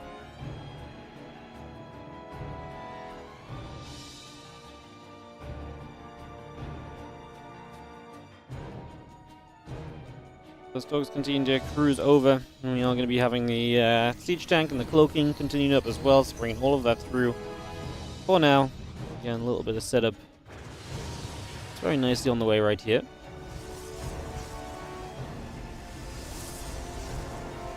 Stalkers will step, and again the otherwise kind of tech-heavy stuff from NICORACT will be coming through, so we see that coming online here. Again, that blink is coming up as well.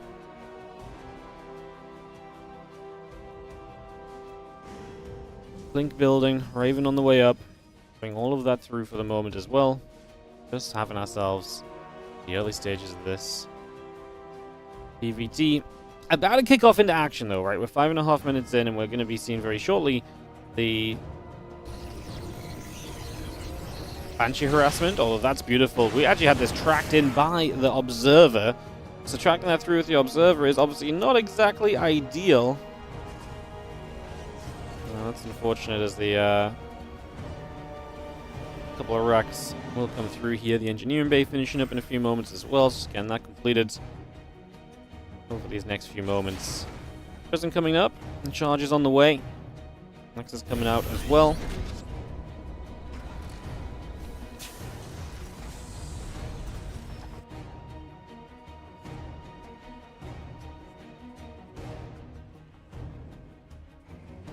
We have that stim pack, we have that +1, all coming through, bringing it online.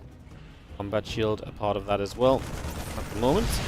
As you are going to see, the Stalkers getting there. Siege tank is going to get hit.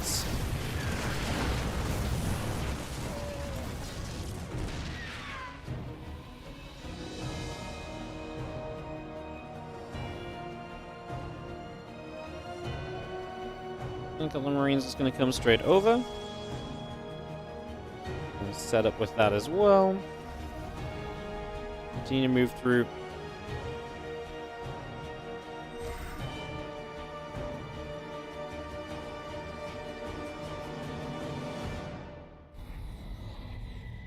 And we just have ourselves the few Marines and the Raven continue to come up as well. It's just getting set for a few moments.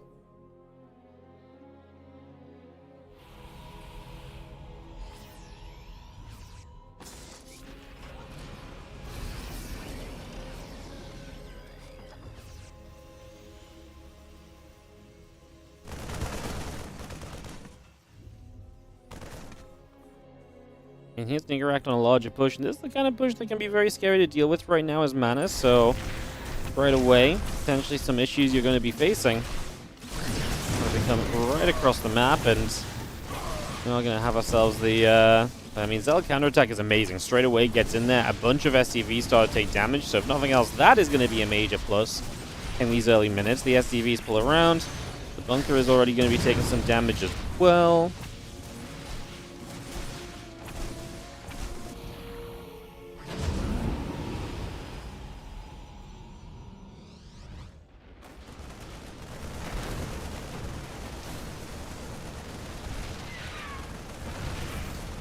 Drop is obviously in position, and the rest of this army in position too, so Mana does a great job, but he still has to deal with this army, and that's going to be the complicated part of this over the next few moments. You definitely got to figure out how you're going to try and deal with that. I don't know how easy that's necessarily going to come out to be. Like I said, I think that could be a little bit of a challenge here over the next little while, so we will see as a little bit of bio steps across. A few shots coming through.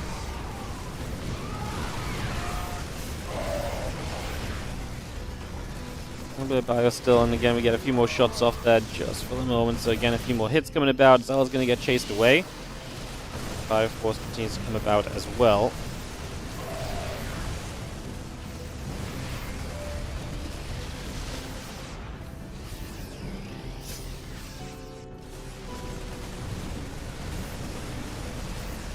Bio will hit. Next, taking some more damage. I mean, NICORACT gets rid of the third base.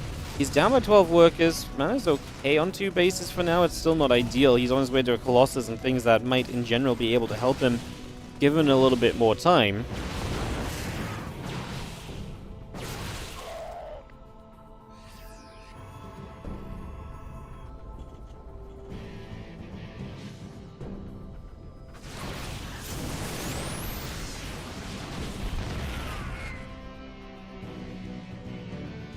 push across once more. Just going to chase straight through the rest of these units, coming straight over. A little bit of bio going to come chasing in as well. It's going to go back this other way. We are going to try and jump on the tech units. The Colossus need to be careful, but there's not really enough to protect them as NICORACT looking to bounce through here. Let's see those couple Colossus both coming online. Ooh, getting a little dangerous for a few moments. No doubt.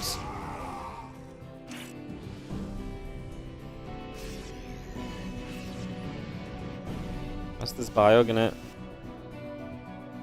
come across as we continue to make our way over for the moment. The extended thermal lance coming through as well. Okay, bring that up and online also here.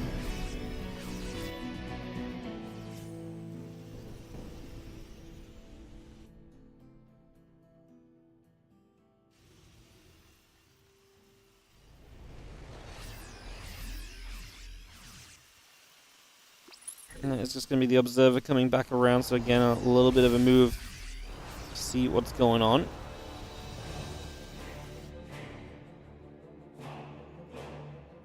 Colossus, Stalker coming about as well. We continue to make our way down with this army. I mean, Mana's army's still kind of got a bit of tech alive, right? Having some of those,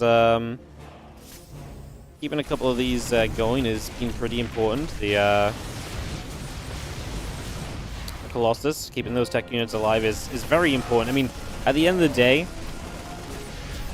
we lost the Immortal, we lost some, other units. Mana's now got a base bottom left as well, and that's the sort of thing that's going to keep this game very interesting here as we continue to move through with a little bit of this Protoss army threatening that Bioforce every now and again. Again, Colossus and the extended thermal lance will come over.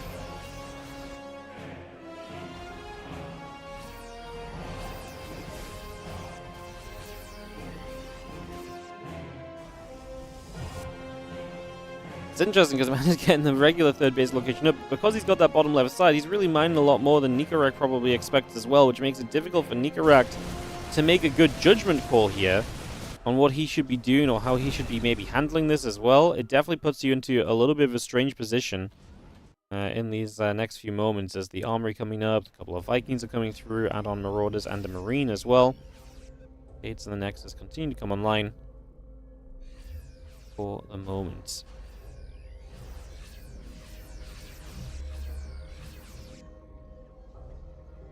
Just coming and being pulled straight back.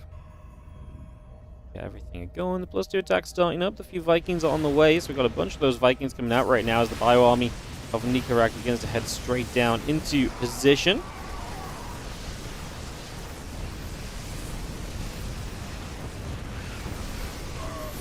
The Colossus are really having to hold out right here. You can see how low HP a lot of these bio units are, but man, there's just so much of them, or so many of them. As NICORACT has 150 supply almost to the 80. It looks like NICORACT is going to get mana, which I wouldn't say is a crazy result, NICORACT getting a map of mana, but what I think is crazy is that mana is in this position we've just been talking about. Mana is mana is kind of in a great position in this group because mana is 2-1. So if mana loses to NICORACT, it keeps this group very in the open. Would be huge for the Korean players in this group as well, who potentially look at this as a group they can still get out of at 2-2. Because then mana would be 2-2, and maybe tiebreakers start to come into play there as well. I think that would be very interesting. So yes, we've got some very intriguing scenarios upon us here, sooner rather than later, I'd imagine. As you're going to see these few Vikings are going to get through, and they're going to try and do some damage done, so they're going to try and do something here as well. Not really succeeding just yet as we go back, stepping away for a couple of moments. Going to come straight back through.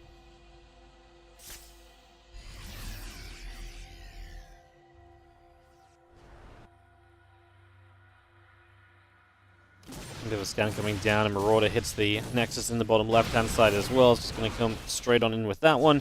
As we see the Stalkers go in the other direction, they're also going to try and put some pressure on for the next few moments. So again, some work being done.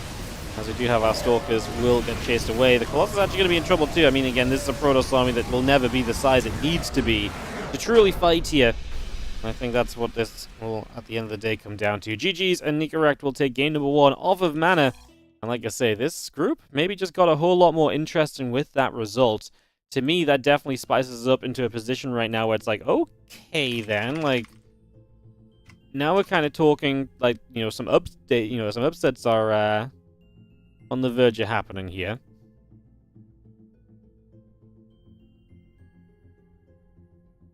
I was going to go ley lines for map number 2, so we'll head straight into our second map of this best of 3 and kick this off. Put this back on track.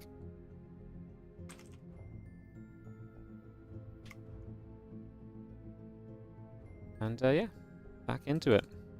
As Radiant GLHF gets cold, and we're counting straight on down. Thank you for your patience, guys. Between games, going to try and keep it moving as smoothly as possible. As again, our first group day of the Spring Championship. Series 4 out of 10. Still loads of games to come as we continue through the day as well, obviously, as well. That's the nice part about these groups. 10 best of 3s. Really gives you a good chance to see everybody. Gives you a good chance to see the players you want to see a whole bunch. And obviously, 3 players will advance through to Group Stage 2. Prize money increases with every position that you finish as well. So finishing last place in this group is a paid job still. But then finishing 4th place gets more money still. So you actually are absolutely earning more and more with every possible win, which is why even, for NICORACT, NICORACT may not look to get out of this group. We don't know how he's doing right now, but he's the sort of player we expect to be the underdog of the group, right? But a win against Mana could be enough to shift him up a position and change the prize money he can walk away with in this Spring Championship. So, as he's up a game right now, we'll see if he can capitalize as he takes on Mana in Game 2 now of this best of 3. And we get this all underway and figure out what we are heading into. Very exciting. Very exciting.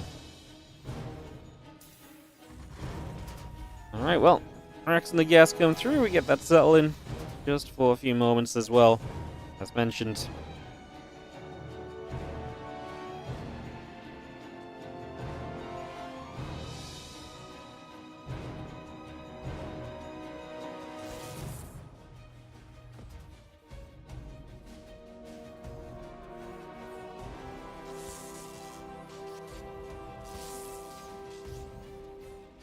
Alright, probe coming through. Take a moment or so. Rack's coming up as we get ourselves settled in. Order command starts to morph. And we get underway, as mentioned just previously.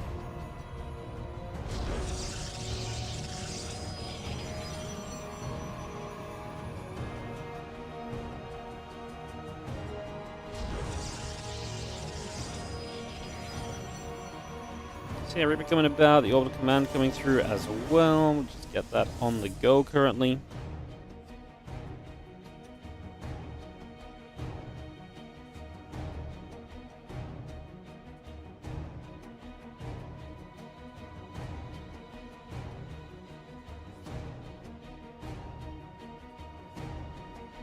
Coming across, and again, just you see that continue to move through as well. So again, we get that on the go for a couple of moments.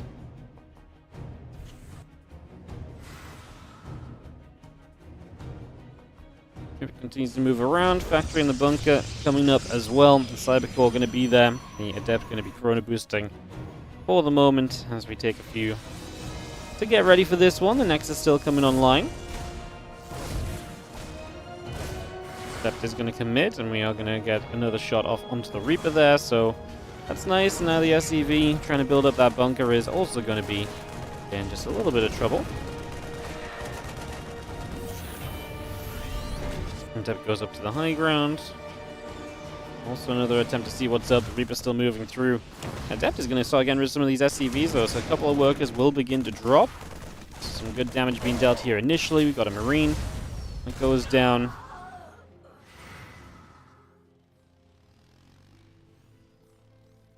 And the Adept negotiating again. A couple of Marines and the Hellion coming up right here.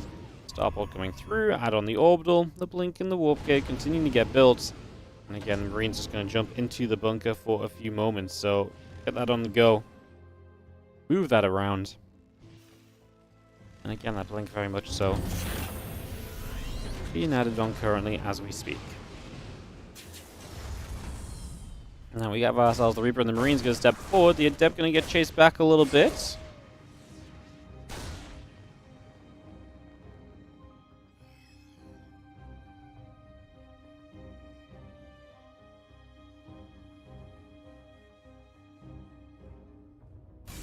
Adept's going to continue over as well. Still seeing our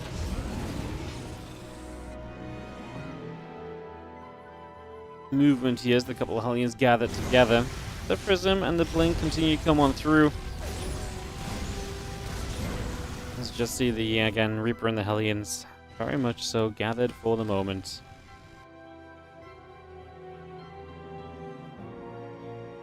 Where are we going to go with these? What is the plan going to be? It's going to try and poke at the front. Stalkers are going to be there. Blink is not far from finishing from mana, so again, that should be very useful very soon.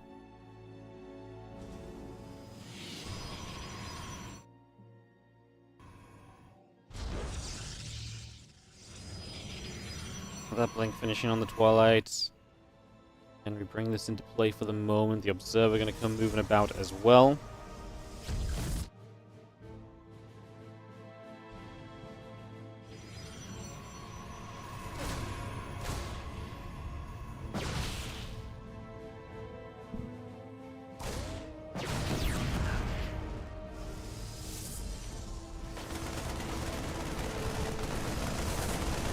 Have those two Marines unloading, and again, a couple of probes begin to go down. We will continue to fire through. The medevac goes down as well, though, and now these Marines in even further trouble. So we continue to see damage coming through.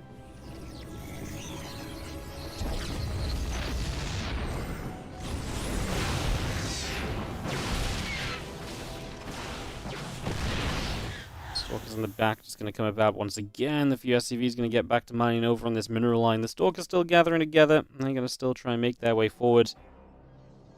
A few probes setting up as we do see the Libera sieging once more.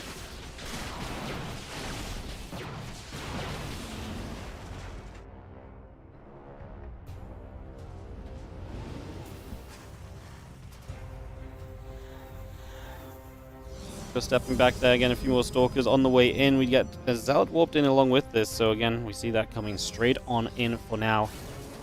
Looking for the power to get it going here as the Stalkers will sit and fight.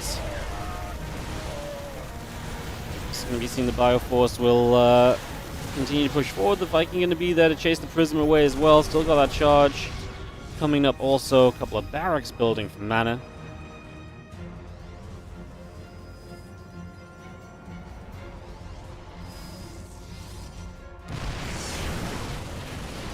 Blink straight in, we get rid of the siege tank, and this time it's all about mana as he continues to apply this pressure. This bunker is just about going down as well. And the Stalkers will continue to fight. SCV still dropping. Another bunker going to be dropping in these next few moments, and again, more SCVs will continue to drop too.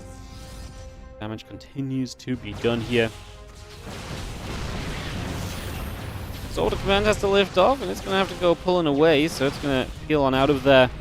As the Stalkers blink in, we're going to see another siege tank getting picked away at the moment, so another nice grab. Just currently. Stalkers still pulling back, 14 SCVs, 15 SCVs dead. And again, Mana looking to retake control of this series.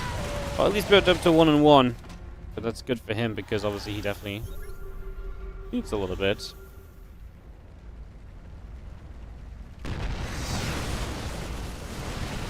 Stalker's going to fight. A couple of bio units going down. Marine still dropping.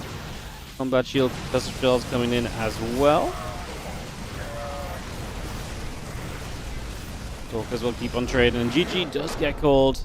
And that's going to be Mana taking game number 2. So we get tied up 1-1 in this best of 3. So 1-1 tied up. And that will be that.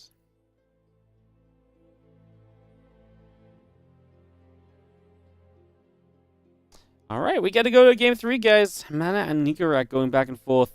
As Mana really does, again, just get control of that one and puts himself into a nice position. We get into this game 3. In a second. NICORACT hosting up for us onto Sandworm. So into Sandworm we go. Get that started up immediately here. say, get this underway. Ready in GLHF, so we should be good in just a moment or so. Get this started. Get this fully on the way.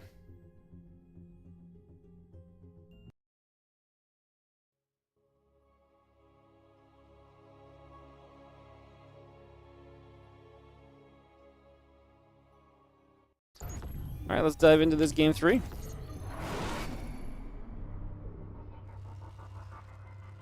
As we have got ourselves in the bottom left-hand side, the red Terran player is going to be NICORACT.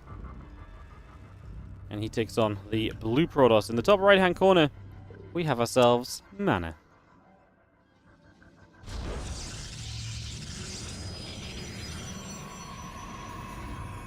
So it comes all the way down to this game 3. Like I say, important match in this group, because for Mana, this is really amazing opportunity to obviously be in a very good position. For, you know, NICORACT, it's a chance for him to get off to a great start in the group and maybe challenge for some additional prize money down the line. I mean, NICORACT, a couple of good series, could maybe see himself obviously through to the playoffs as well. I wouldn't say it's impossible for NICORACT to come out of this group, but he's definitely the underdog, I think it's very fair to say. So I don't think that's too crazy of a statement. So yeah, Sandworm to decide this series, and like I said, to maybe stage what we're going to be talking about for the rest of this group in a big way. I imagine that will be a big factor.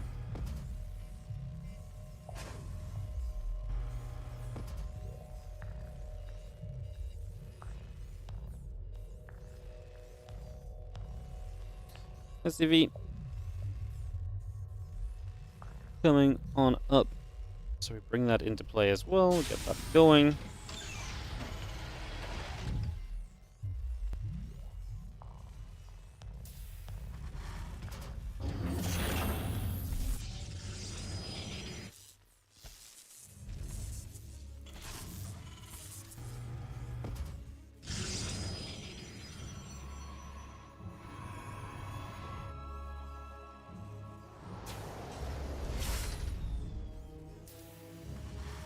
Well, the Reaper continues to come through. Just going to see the factory coming in over on the edge as well, so we get that all going. Looking good for the moment. As we have our Nexus and our Assembler continue to be added on as well, so we bring all of that up. Get all of this underway. And so far, looking so good.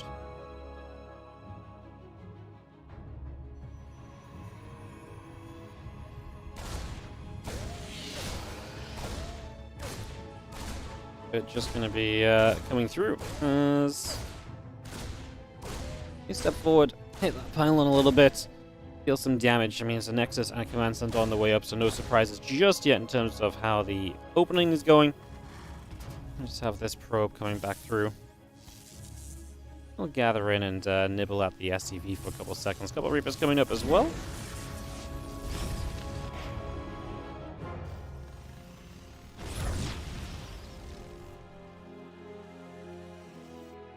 Barrack still coming down. Again, a couple of Reapers and the Hellion coming through as well, so we continue to bring that into play and continue to set up at this point in time as the Oracle and the Adept making their way over. And the two Adepts already actually getting a little bit ahead of everything else.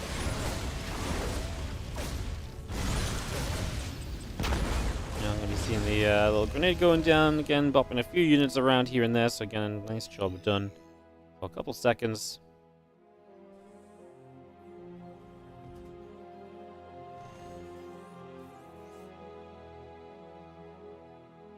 Oracle coming down to that bottom left-hand side. So Oracle moving. Get set up here. We're just going to be having ourselves a little bit of continuation. The Marines are going to get straight onto that Oracle as well. But not soon enough, and Mana is going to start doing some serious damage as Mana's Oracle just keeps showing up and killing Terrans today. I mean, I like that NICORACT threatens the idea at least of kind of going across the map. I don't know if that's really going to, you know, net us anything in the end. The Oracle gets rid of the Marine. Going to be a nice catch as well. And what did you have? Actually, the Oracle dying, so it's not as scary, and now the Cyclone can maybe focus on dealing with this second Oracle. If that first Oracle didn't die, this could have been a very different kind of scenario, right? So, interesting little situation for sure. How that Oracle going to still come through, and these Marines just keep on dropping, man. Like, this is A little wild as the Cyclone very nearly gets the Oracle again. Still got work being done then. Just for the moment as the Reaper and the Hellions gather back up together.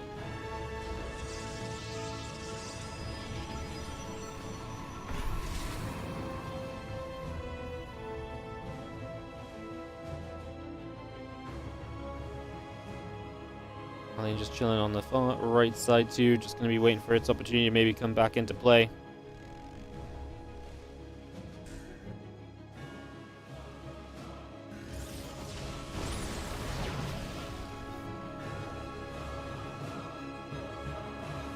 Again, just going to drop down a Nexus, drop down a Pylon, get that set up as well here currently, as we do have ourselves the Phoenix and the Charge continue to be added into play. The Stimpak and the Combat Shield coming up also to bring all of that through. Again, a little bit of Marine Tank Marauder. All those units going, we have, I reckon, some good opportunities to maybe make something happen here.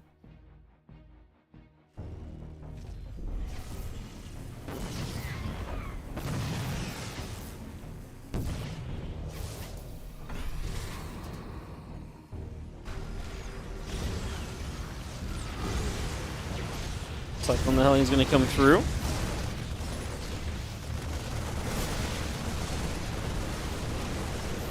You've seen that Bioforce continue to fight. A couple of Zealots coming through. The Phoenix in the sky doing their thing for a couple of moments. So again, some work being done right now. And as we have Mana being able to hold though, and that's going to do that. GG's, and Mana is going to get himself the win. So looked good for a few moments there for NICORACT, but not quite good enough. And that will be Mana taking the dub. So Mana 2, NICORACT 1. And we'll see Mana finish this group at 3-1. A great position for him.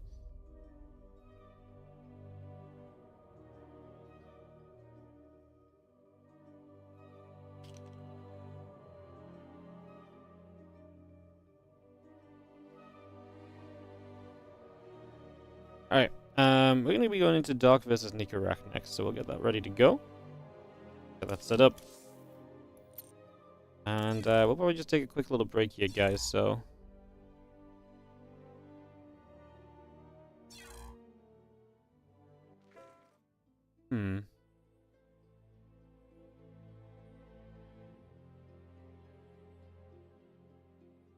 Alright, we'll take a couple moments, guys. We'll be right back. I'm going to sort out this next match. It's going to be Dark NICORACT, but we probably have a couple moments to wait, so I'll see you guys in just a sec.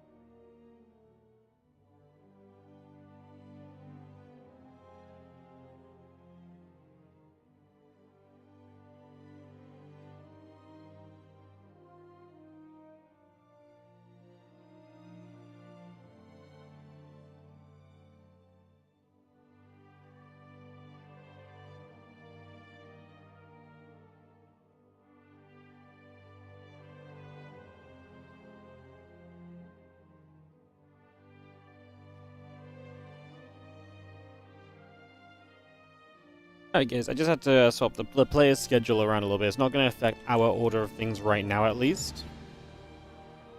Yeah, for now it should stay fairly stable. Cool.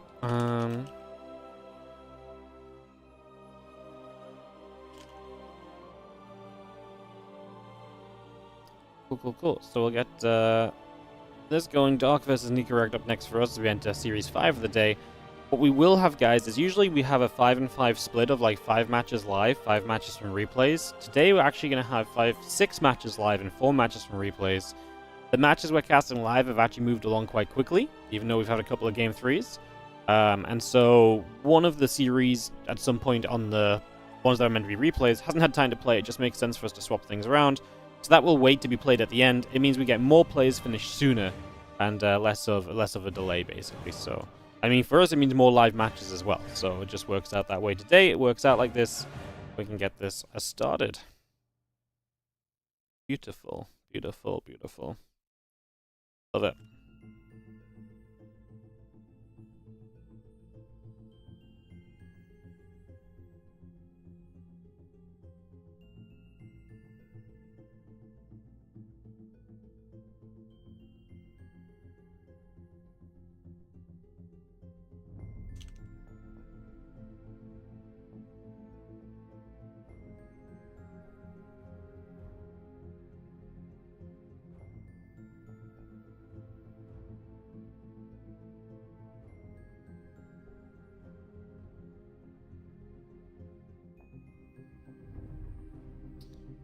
Alright, so yes, we will take a few moments here, guys, and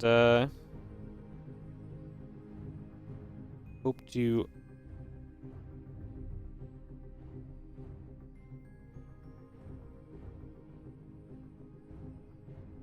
zoom shortly as we get Dark and NICORACT doing and get the series ready to go. Perfect. How's everyone doing? Thank you for joining us here for day 1 of our WardiTV Spring Championship. Over the weekend, we're going to have groups B, C, and D as well. All the information for that is on Wikipedia if you want to see who's playing in each group. Again, Maxbax, Hero, Clem, and Björn are already seeded into Group Stage 2 because of their performance in WardiTV Mondays, so they'll be joining us for the second group stage next week. And that will actually start this time next week as well, I believe, so it should be fun too. Looking good. Alright. So we're just waiting for these viewers to come by, guys. We should be able to get this straight underway.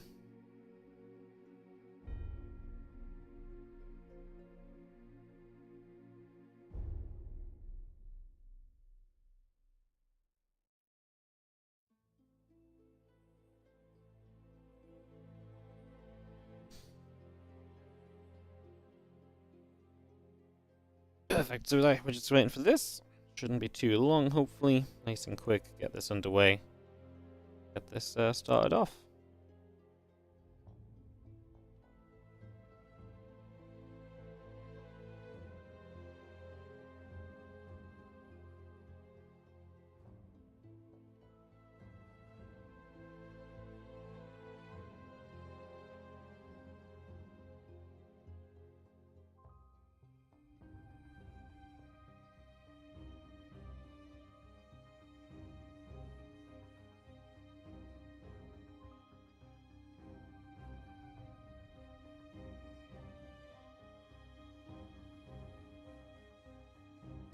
Awesome. Frostline going to be our opening map of this TVZ between Dark and NICORACT, so let's see what we get up to. Let's see what we are going to get done.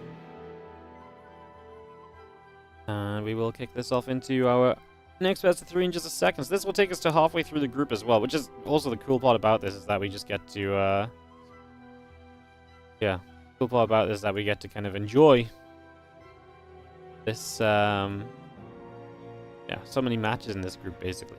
It's very cool, as we're just waiting for everyone to join the lobby, a little bit of a relog and so. And we should be good to go very shortly. So, I think everyone's in here. Yeah, I think we are officially good to begin. Everyone's on my friends list and the chat channels. Perfect. Players are ready. We should be ready. So we can kick this off, guys. Thank you for your patience. Hope you're all doing well. Thank you so much for joining us. And yeah, if you are enjoying the Spring Championship, this is a WardiTV event. This is one of our bigger ones. If you enjoy the WardiTV tournaments and you want to support and see more of them, do consider supporting the channel.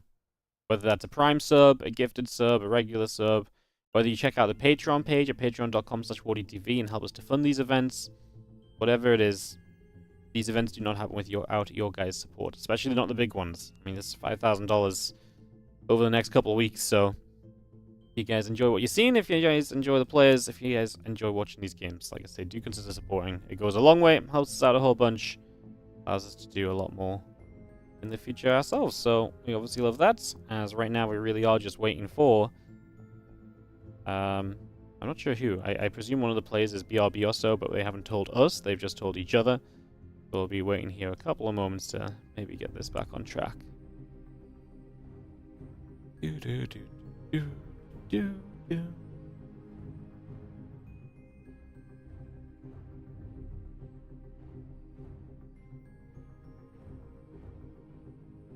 Do do do do do do do do. Yeah, we should be in game in a few moments here. NICORACT vs. Dark is our upcoming series. And after this, we'll have Dark vs. Ryung, and then we'll be heading back into a bunch of other matches, such as Ryung NICORACT, NICORACT Classic, Dark Classic, and Classic Ryung. That's all still to come here today, so continuing through with as much of that as possible. Hell yeah.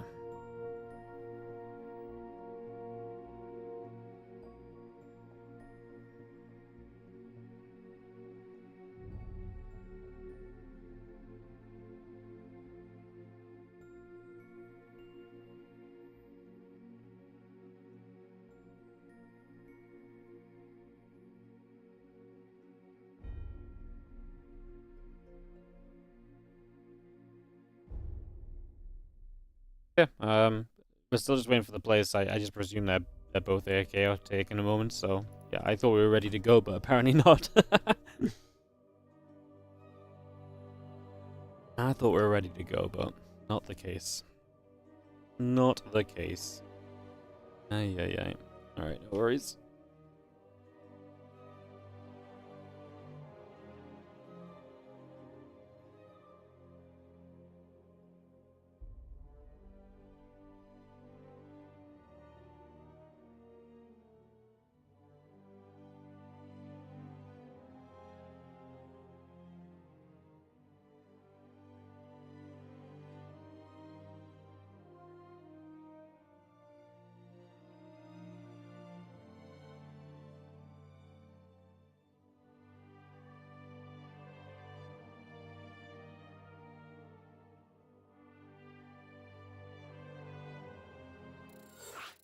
Alright, sounds like we're good. We're going to start jumping into this, guys.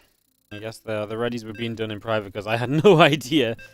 But it looks as though we are going to be set to rumble. So we kick this off, we get this going. And we go into our anti-frost line to start this off. Let's get this underway. Opening match of... opening game of this match as NICORACT and Dark set up. And the mana 3-1 in this group definitely puts Classic/Dark/Ryung in trouble. Like, one of these guys is now very unlikely to advance, and you know, I think they were kind of... I mean, Ryung maybe not as much the favorite, but Dark especially needs to come out with a win here, so... And so does NICORACT really as well. He's also in trouble. It's just, again, we say it because we expect NICORACT to be kind of the underdog more so than the others. As in the bottom left side, our red Terran player is going to be NICORACT. And the top right side, our blue Zerg is Dark. In game one of this best of 3, as we kickstart this, look to see where we're gonna go.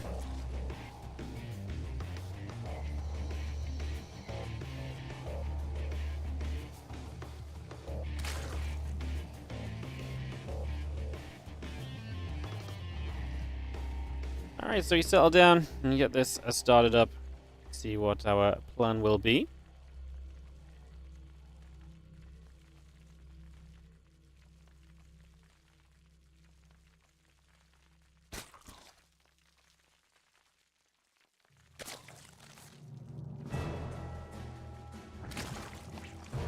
Match coming through. as we get settled, we are just going to have ourselves the pool coming up. So hatch, gas, and pool all on the way in. The racks and the SCV coming about as well. As we take a couple of moments right now to begin this.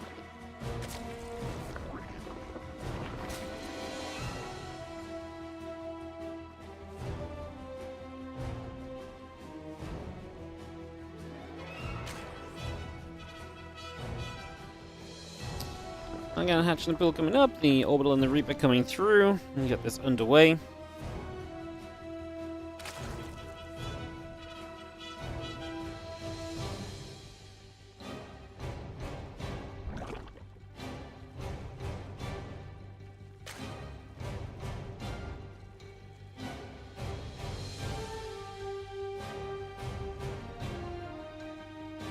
We having ourselves again, lane 3 coming through, the couple of queens coming about.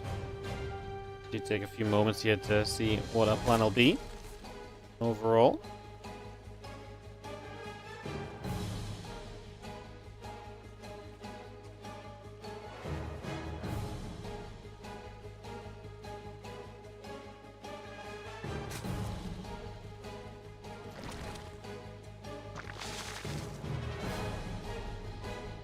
So we set up again, link speed coming through, get the couple of CCs coming around. So we are going to see Ryung kind of happy to play a very macro-focused game, trying to play that triple command center is going to be his point of view and plan at the moment, at the very least. So we get that set, we get that again underway, started off for the moment.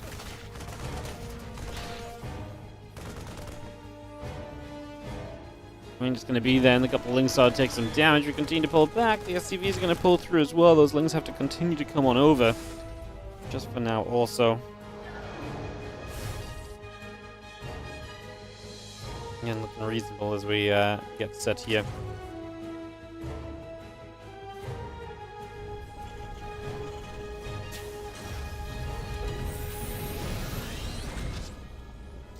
Racing that factory, going to take the position on the reactor right there as well. Just going to get that set straight up. As we do have the Overlord just going to chill out overhead, trying to hang around there for a few moments.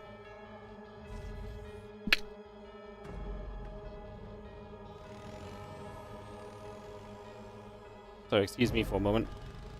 Just sneezing. Don't mind me, just having a moment over here apparently. As we settle on down. And yeah, I mean, just the Banshee and the couple of Hellions will continue to come through. We add on a depot, we add on that orbital. Still got that cloaking coming up for the Banshee as well. So again, just bringing that into play as the Hellions will step across to the other side. So still making some progress for the moment as the Queens will get set.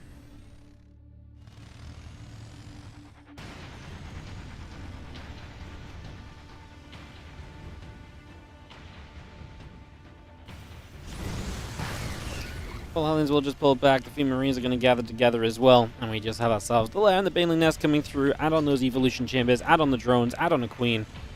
All of that is coming online as the Hellions will pull back just for the moment. So again, getting set back up over on the sides.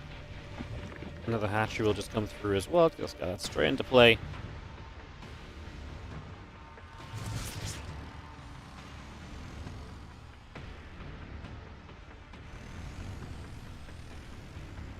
See those few Hellions still gathered up. And again, the Overseer's coming through, the Bane Nest coming around just for the second as we have the Queens in position to try and deal with these Hellions as well. It's just trying to push those back over to the side.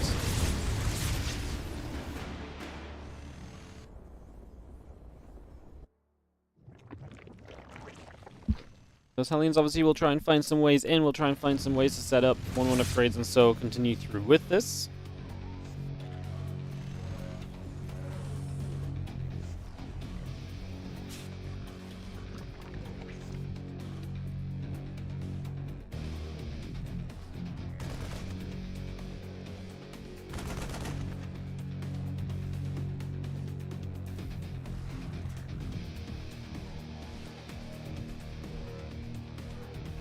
It's fun because obviously NICORACT we see is kind of an aggressive player a lot of the time, but now is out here kind of, you know, in this game where we're playing that triple CC, we're setting up to try and play a much kind of longer game, essentially, right? So he's not really looking to be as aggressive as we might typically expect him.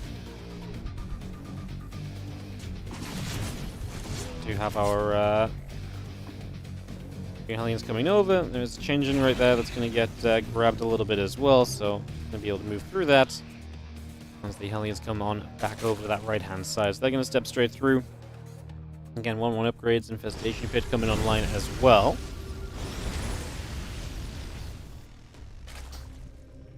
Obviously some crew teamers that we can get rid of, open up a little bit of space here. We're actually going to find ourselves the hatchery on the right-hand side that we can jump on as well. So hatchery already beginning to take some shots.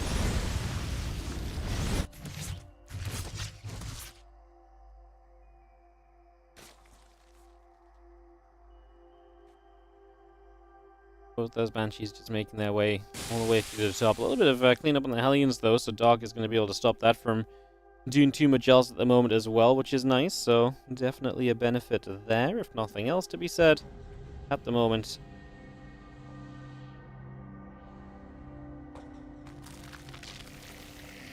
I see that Ling Bane continuing through. Still got the 2-2 upgrades coming about as well, so all of that coming in for now. Again, those Marines and those Medivacs continue to come over, just heading towards the right-hand side here as they're going to hit this hatchery. So the bottom right base of Dark might, well, absolutely will, never mind might, will go down. So NICORACT actually able to get a pick off there, if nothing else. So that's absolutely, like I say, what we've kind of been looking for here already. Gotta be feeling pretty good about this.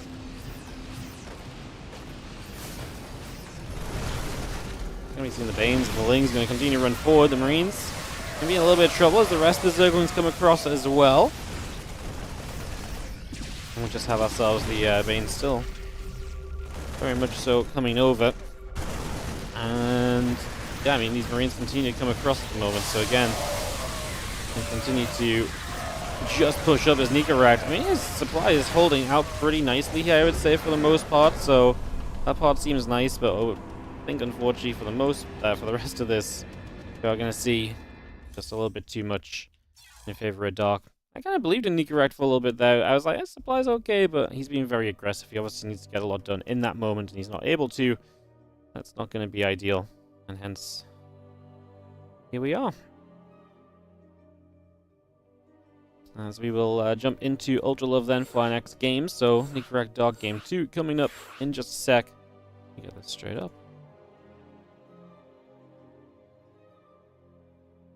Alright, so straight on into this. So we'll get this going.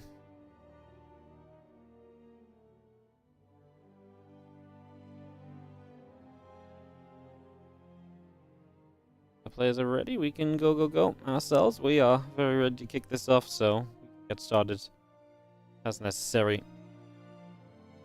I say we get this underway. Just going to be seeing basically Dark needing to ready, and we should be good to go. Correct set. See if Dark can close out this series and put himself in a bit of an improved spot. Would go to 1-1 here if he was able to take down NICORACT in this group stage 1.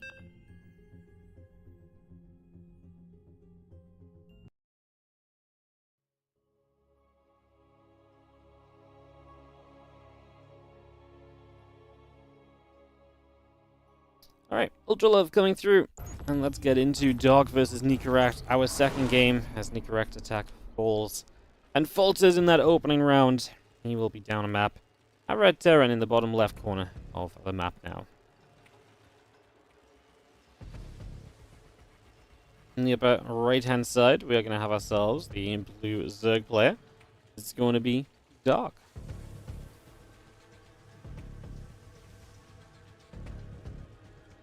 He leads by a game as we get into game number 2. So 1-0, setting up right now, and away we will be going over these next few moments as we have ourselves a couple of drones coming through, depot coming in, and get settled for the moment here.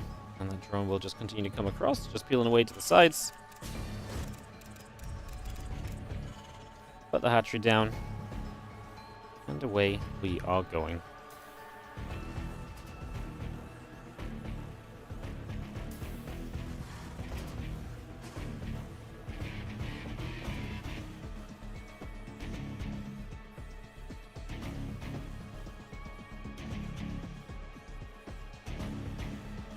Well, again, the barracks coming through, the hatch and the gas coming up for the moment, so we settle ourselves there. Maybe seeing a couple of the SCV coming about too. Bring that over.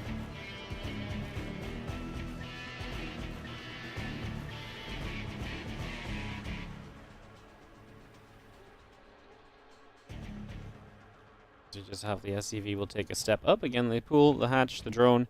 Continue to get going right now. The Reaper and the Orbital Command on the way in as well. And another CC. Are we going to see NICORACT play triple CC again is already kind of one of the questions I have. I think that's a fairly interesting question to ask ourselves for sure.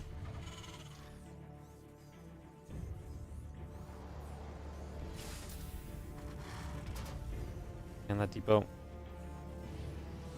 coming about. And yeah, Reaper just going to continue to come on through. Queens, the Lings continue to come around here as well. So again, we get that set just for now. Unreasonable so far.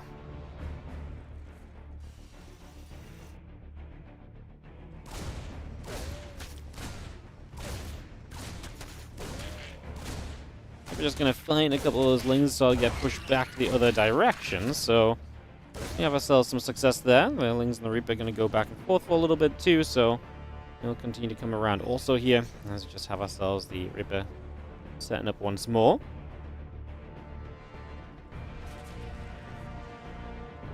We'll patrol back and forth. Again, the Link Speed and the Queen on the way out. A couple of drones and the hatchery coming through as well.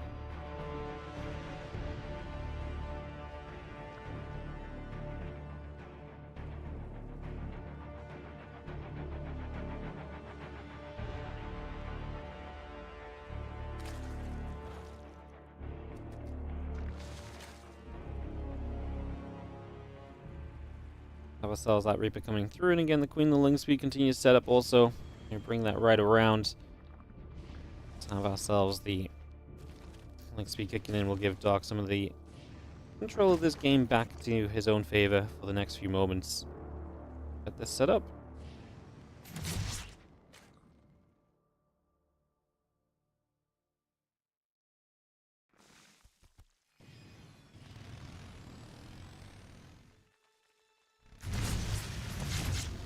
Queen step through, and we do have ourselves the Hellion stepping around as well. The Reaper going to step up also right now as we continue to make our way across right here.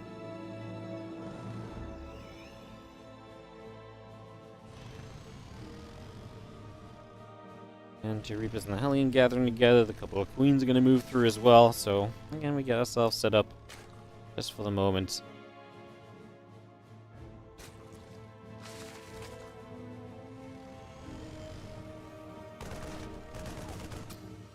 Ryung is going to hit the Overlord, and Zergling gets in. A couple of Hellions are going to be there to hit that Zergling as we go. So again, we get that rolling already now.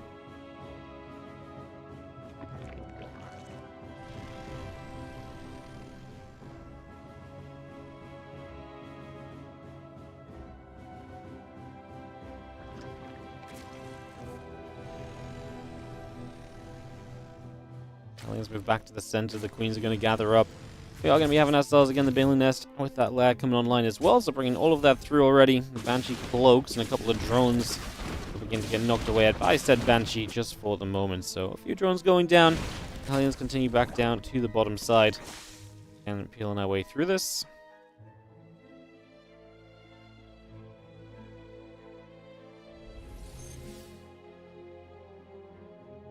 I mean, not bad. It is NICORACT to get some early damage done. He is the one to kind of step forward and to get some hits off, so we like that a lot. The Bane Nest and the Evo Chambers coming through as well.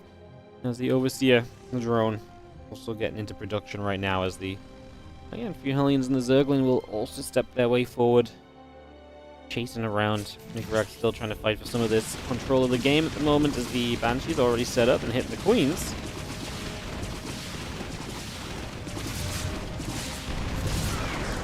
Hatch ends up getting cancelled, so that will come through already.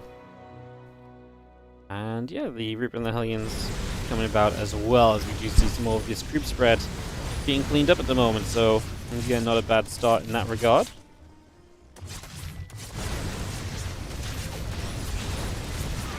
I think it's actually going to come in and get the wraparound. How many drones do they get here in the end? We are going to see Nothing too crazy, I guess, by the end of this, right? Just melee upgrades continuing through.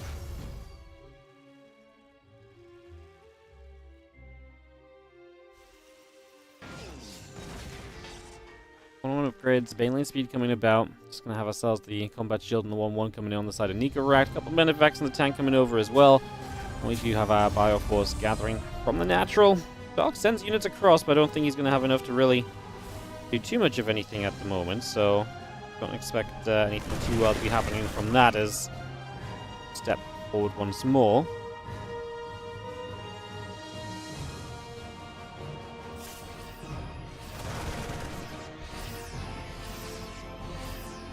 Little Marine Tank Force going to come moving through that Banshee overhead as well. Continues to get going. We do have our combat shield finishing up in just a few moments. As the Lings do get a wrap around on that siege tank as well. So that's going to be another wrap as you see the couple of shots coming through. The Lings and the Banes will continue forward right now. So stepping up at the moment. Again, the Queen's taking some hits. Some damage being done.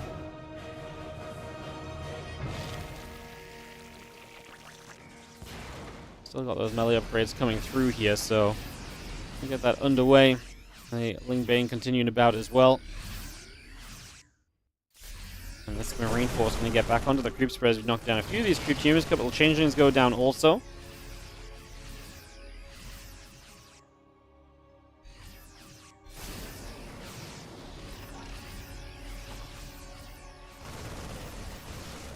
And that Marine Medevac Force still gathering through. Just going to be seeing the Ling Bane coming about as well. I'm just going to be coming straight over with this as apparently going to be too much, and we do overwhelm right in that moment already. GG's, and that one will be that one. So, with that said, we are going to see Dark with a 2-0. He advances through, and he will come up to play against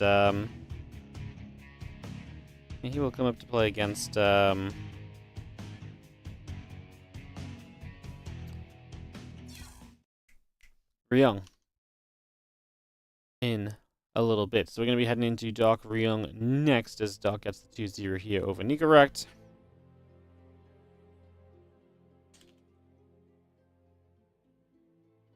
So just take a moment, get them to swap on through.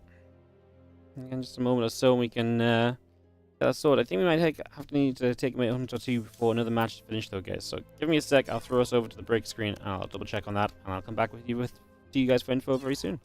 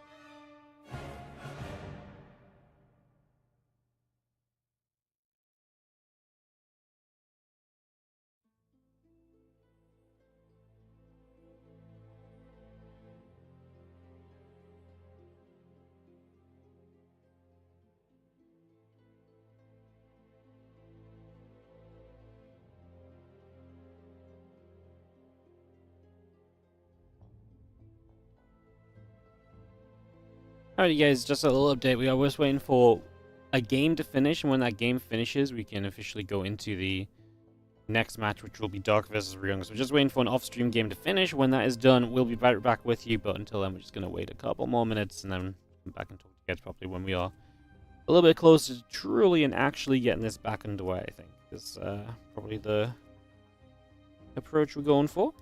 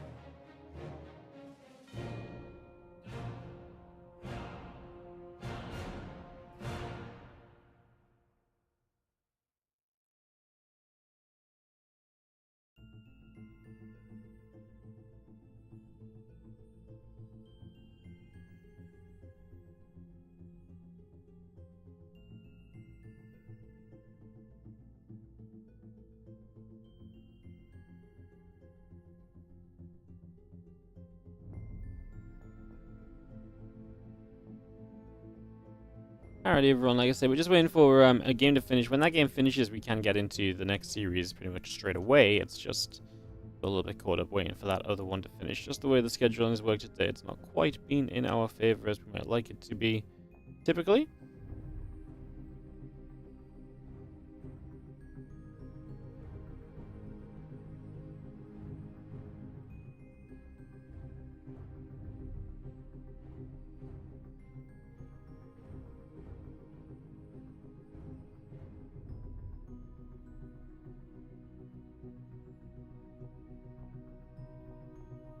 How's everyone feeling in the chat? Yo, thanks so much, Dylan James. Coming in with the 2 gifted subs, going out to Vandred and also Laser Show M. Thank you so much for the generosity of gifting up 2 subs. Appreciate it. Hey, what's going on in chat? Yeah. You guys be normal. If you're not, I will hit you with the ban hammer. I feel like Twitch and YouTube chats are both being weird. Almost 666 subs. Yes, we actually had 666 on Monday for a little while, actually. Scary, right? Scary. If you guys are enjoying, again, do consider subscribing. It does help support the stream, and supporting the stream does help us to run more StarCraft in the future and do more events. And put on more tournaments just like this WardiTV Spring Championship. So, check that out. I appreciate you if you do. As like I say, obviously Spring Championship Group A today, and then over the weekend, Friday, Saturday, Sunday, Group B, C, and D, all back to back to back. Gonna be a lot of fun as well. Thanks for helping keep SCT going. My nearly 3-year-old loves watching your streams with me. Heck yeah, that's awesome. Get them addicted to StarCraft too early. Maybe StarCraft 3 will be out for them to be pro in their future. Amazing. Thank you so much for the gifted subs. I really appreciate it. Thank you so much. Thank you so much.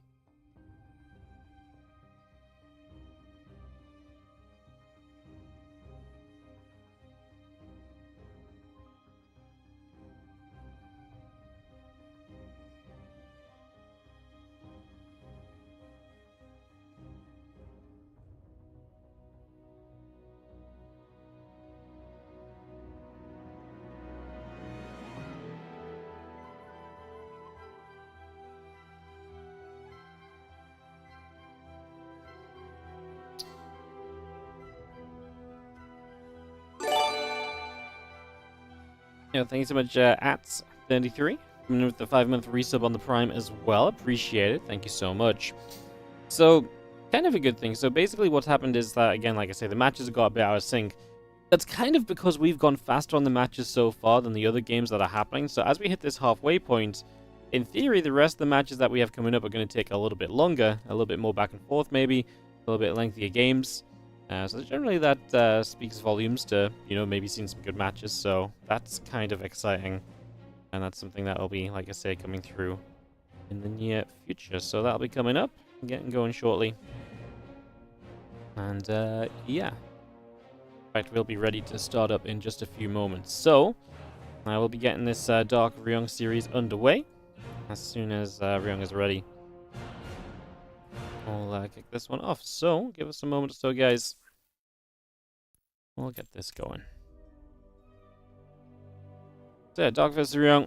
It will be best of 3 still, of course. Everything is best of 3 today as we enter the second half of our matches.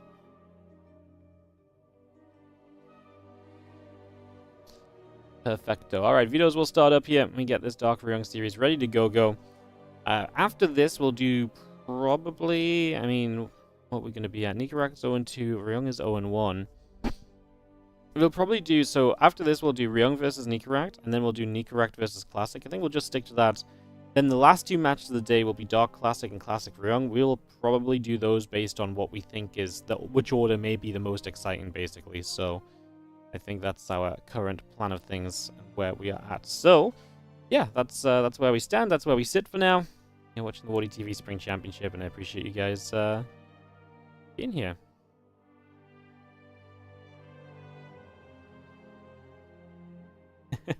Loves pointing out the blue and red guys during matches and recognizes Wardy at this point. Oh no. I'm gonna get stopped by some kid in like 10 years on the streets. You're like, wait, I know you. I go like, no, you don't. Let me live my normal life.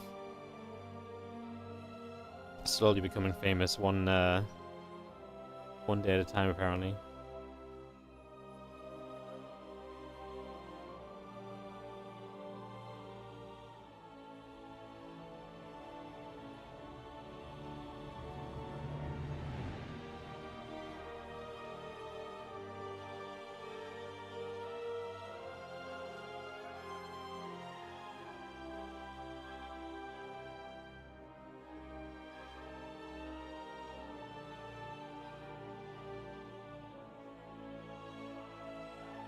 Did anyone ever recognize me from my stream IRL? Yeah, a couple of times.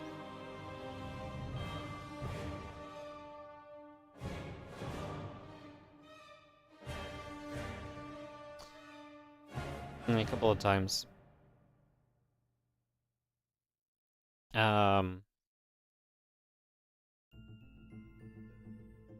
One time I actually got a Twitter DM that was like, hey, were you just in this shop? And I was like, yep. Like, whoa, I saw you. I was like, cool. And another time, a couple of times I've been at actually like Pokemon events. When I go to Pokemon events, there's a couple of people have been like, whoa, aren't you the StarCraft caster? And they're like, yeah, I used to watch StarCraft like 7 years ago. I mean, I told this story recently about the guy I played at when I played in Birmingham, and he was a he was he was like, oh, do I recognize you? Oh, have we played before? I'm like, no. And he's like, man, I'm sure I recognized you. Then after our first game, he's like, yeah, StarCraft. I was like, yeah. And he's like, oh yeah, I've watched the stream of it. I was like, oh nice. He's like, yeah, I don't watch much anymore though. I was like, yeah, not many people do. He's like, yeah. He's like, I do watch one guy, Rotty, and I was like, Rotty? And he's like, Rotterdam, yeah. And he's like, I love that guy. He's an inspiration to me that you can do the same thing for so many years and still not get better at it, but still have fun in doing so. And I was just like, oh my god, this guy is full on murdering Roddy at the moment. Basically called out Roddy for building Phoenix every game for like 7 years. Not getting any better and still having fun. I was just sat there, I was just like, oh my god, like, this guy's my friend. You're gonna have to like not murder him so hard next time, you know.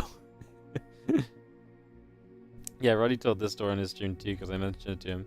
I can't remember exactly what he said, but he said something along. I probably actually have it in my message history with Roddy. I probably sent it to him on the same day, I think.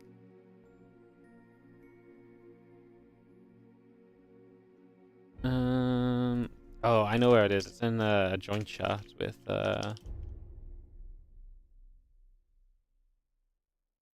How do I search for groups?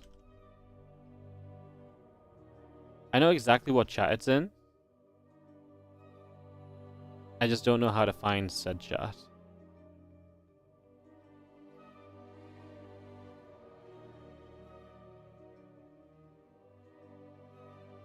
Okay, it's not there. It's way back up here. Maybe this chat's just gone.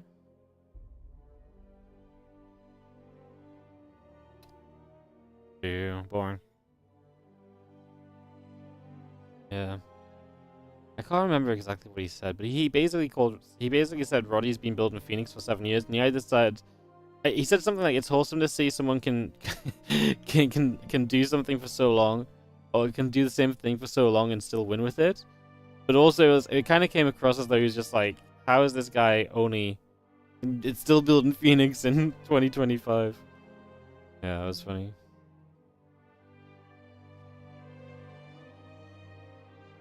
Yeah. Yeah, that guy recognized me. There's another guy that came up to be a Pokemon fan one. Really not very often, like believe it or not, StarCraft fans are not as widespread as you might think they are. I know, crazy. Alright. Lobby's coming up as we get settled here in a couple of moments.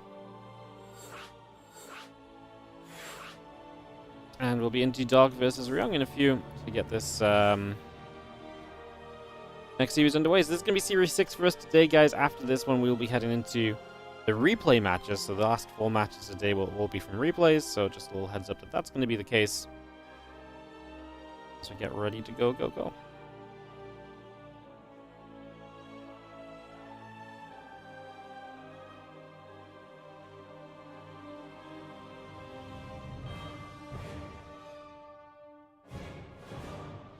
Alright, just waiting for Doc to join the lobby. Once he's here, we can kick off into this matchup. Again, this group right now, so Doc gets the win over NICORACT. So Ryung is 0-1, Doc is 1-1. It's pretty important for Doc to win this. If he wins this, he goes to 2-1. It's a pretty good chance of getting out of the group, especially with Ryung and being 0-2 as well. Would kind of come down to Ryung Classic, which isn't going to be easy. Classic's only 1-0 as well. Obviously, NICORACT could maybe still cause some upsets too. That's where we are at here in Group A of the Spring Championship by WardiTV.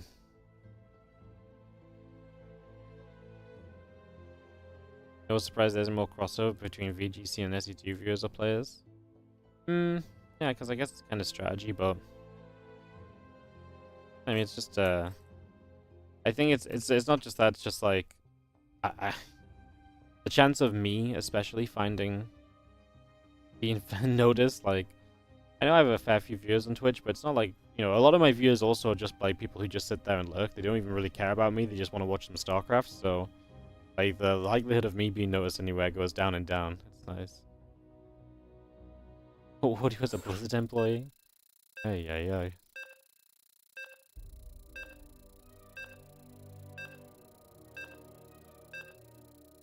Alright, I'm gonna go into Ultra Love for game number 1 of this best of 3. Dark versus Ryung. Let's set this off, let's get this going.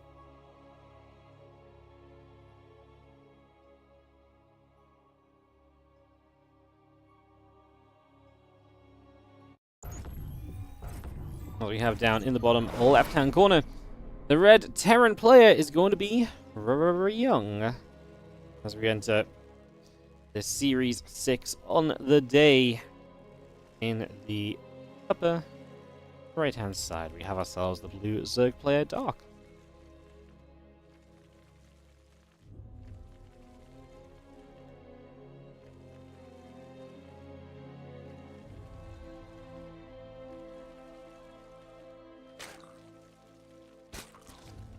Alrighty, so here we are. How are we doing? Again, thanks for joining us today, guys. Appreciate you all tuning in for some of the first days of the Spring Championship this year. As we work our way through this $5,000 event, this will be the majority of what we have on stream over the next couple of weeks. So just a little heads up for you guys that you can obviously continue to enjoy this tournament over the next couple of weeks and so on. I'll be live on a bunch of days. And yeah, follow the story, follow the games. Should be some good fun. As we get into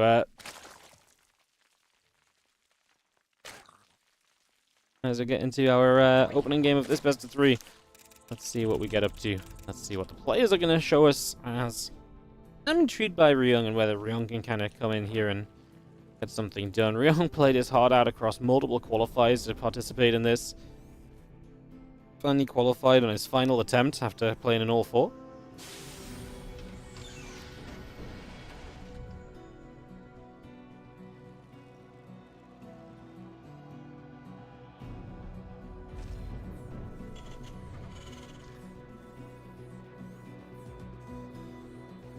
CC coming up, and again the orbital command coming through, and get settled here for the moment.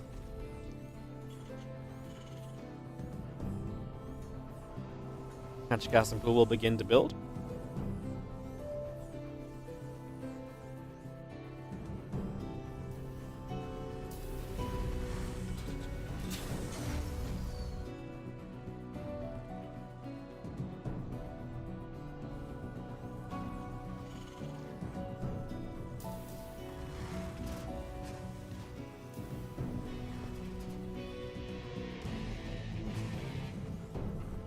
Just gonna have our commence into building up in the natural, so we get that underway. The factory coming through, and this will take a few moments to get set.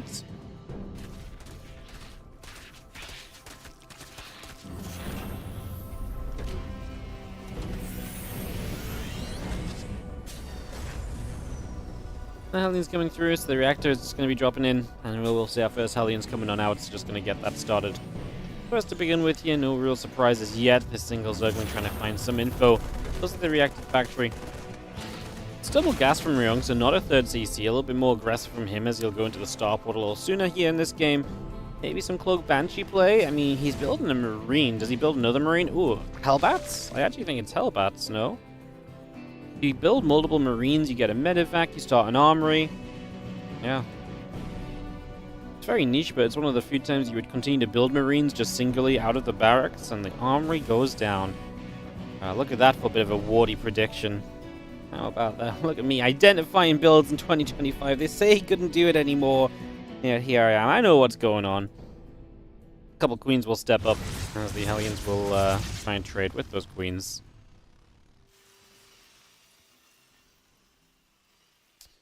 Well, Marine's just going to be hanging about there. Liberator coming through. The couple of queens and the drones will continue to come over.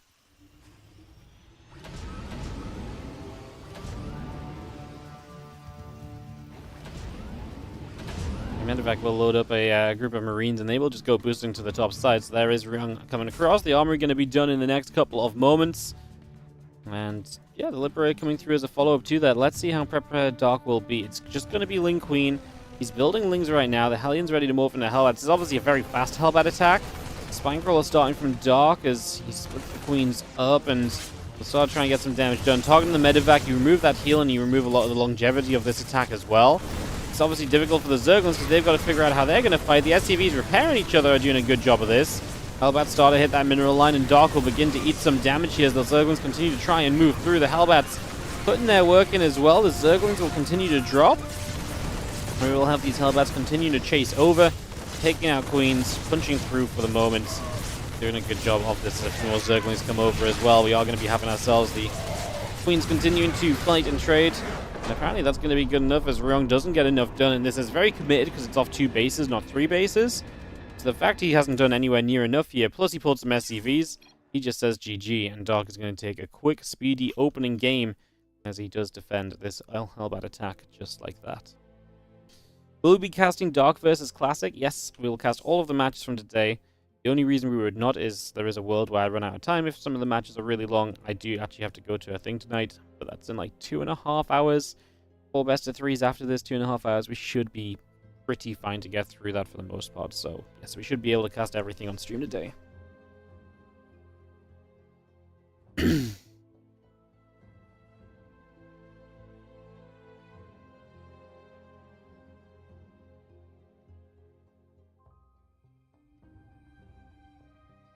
Alright, we're going to go into Amygdala for game number 2. And get this started.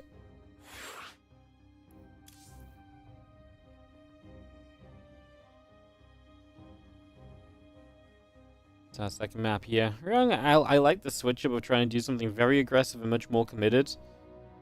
These are the sort of Hellbat attacks, though, that make Hellbat attacks sound bad, right? Because they're so committed and you need to do so much with them. It's so difficult to do that.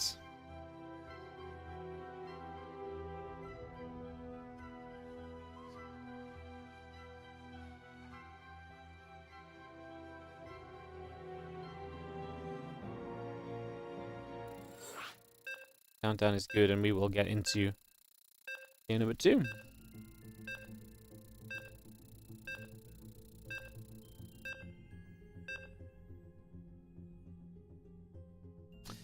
Ready's up, go-go's cold.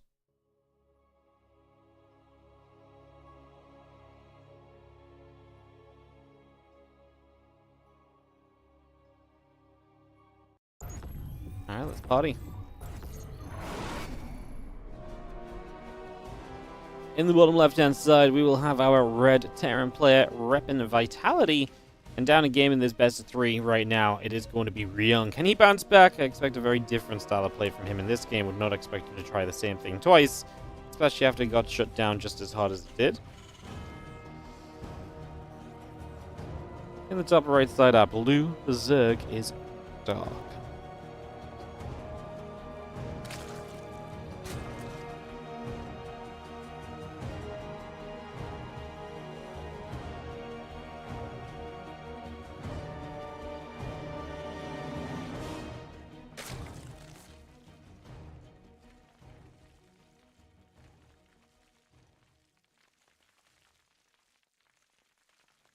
What are we thinking? I don't know if Dark feels like he wants to... I don't know if Dark feels like he needs to be, aggressive. You know, like... But Dark does like to play aggressively, and maybe he's just like, you know what, Ryung? Let's see if you can deal with this. Let's see if you can deal with a little bit of pressure I'm going to bring in right here. It's not a crazy concept. I think it's very plausible as a possibility, actually, so... Let's see how this goes, how this plays, as we get into game number 2.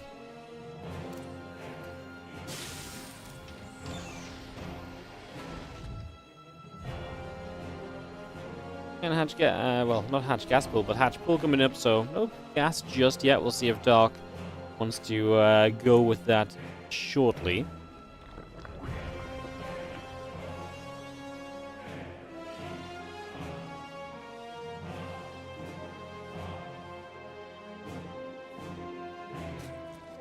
Reaper will finish. A couple hatches again coming through. It's just going to go very fast to rehatch. All of this with no gas, so much later link speed. That's something Ryung could abuse with the Hellions sometimes. I see a lot of players that like to try and dive in with Hellions when the link speed comes in a lot later in the game.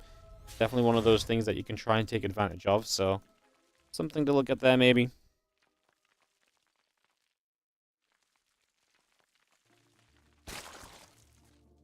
Reaper just steps up from Ryung, gonna move into the natural expansion. The Zerglings step in, the drones are right there, and the Reaper just takes another step away for a moment or two.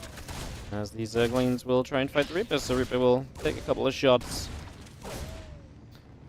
Again, the couple of drones and the Queens continue to come about. A hatchery building through. Factory and the reactor coming up as well. Add a command center on into that. The Zerglings gonna get back onto some rocks there and just start to nibble their way through.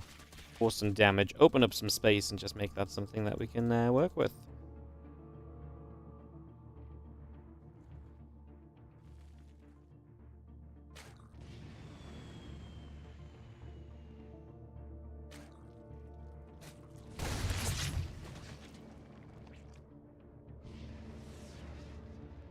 And the Queen and the Reaper just going to go back and forth. It'll take a couple of moments as the Queen will hit the Reaper for a second or two.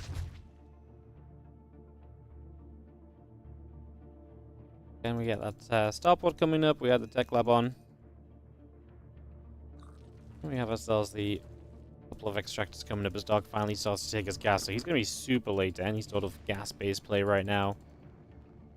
Definitely not fun.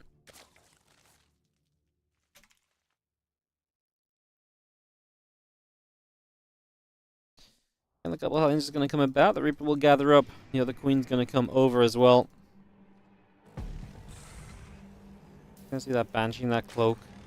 coming online. We get another couple of Hellions coming forward. The Queens are going to step through too, as we do have the Hellions going to start hitting them Queens. If we get to the front, she's going to be seeing the back and forth continuing in. We get the creep tumor killed off.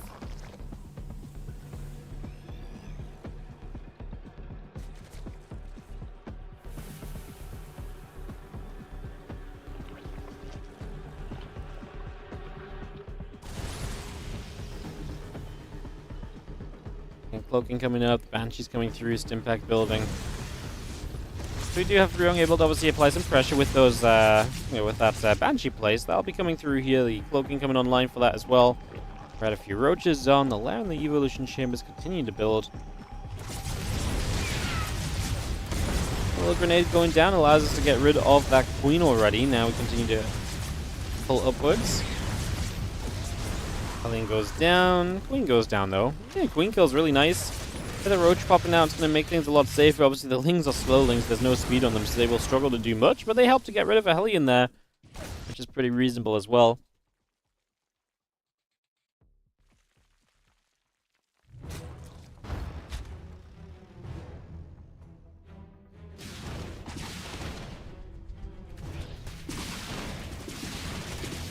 Hellion still chased away. The few lings is going to jump onto the rocks. The Banshees will continue to get to work on the queens as well, so again, a bit more damage being done.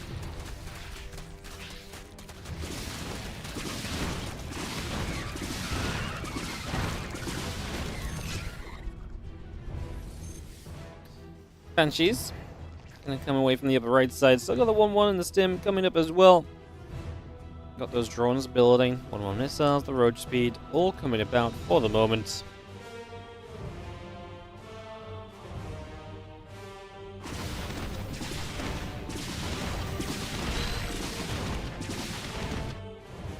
And just getting rid of one roach. Gonna go for another. Just gonna continue to chase that. Two roaches go down. The overlord's still gonna be right there, keeping an eye on those banshees as well.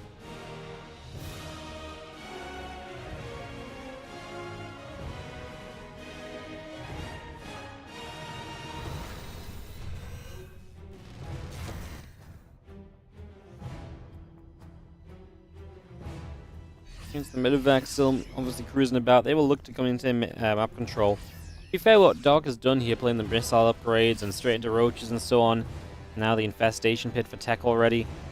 It's a lot of preparation for the future. It's not a lot of like looking to take map control right now. He hasn't had speed. He's not had ways to step onto the map or ways to control the game. So Dog has to kind of come into this kind of expecting this to somewhat have gone the way which it has. As we step forward here, and a couple of queens will already be in some trouble. The tank further back going to be obviously able to help from afar as Ryung. He's doing alright. He gets rid of some of the roaches, but extra Ravagers will finish, and we are going to already have Ravager biling onto the tank position. It did unsiege ahead of time, though. The main thing for Dark is that he's pushed this away, however. That's a major positive for sure. Banshees. Going to get rid of the Ravager. The Roach is going to take some damage as well.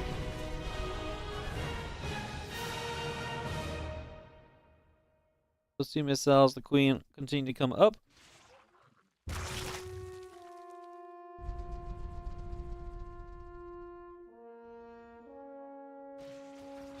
Again, 2-2 is on the way in here from Dog, from Ryung, so he will go straight into upgrades. Dog's heading to 2-2 as well. The question now is kind of, where do we go tech-wise? We've got the Hive up, we've got the Hydra Den out. We're going to drop a Lurker Den into play. We've not built any Hydras yet, but we do have the Hydra speed coming through soon. Are we just going to aim for like a big Roach Hydra attack with Vipers to support it? That's also a possibility right here. So, like I say, there's a lot of options or possibilities at the moment that we're yet to really kind of see come into development. We're waiting to see exactly what the plan is in the next couple of moments.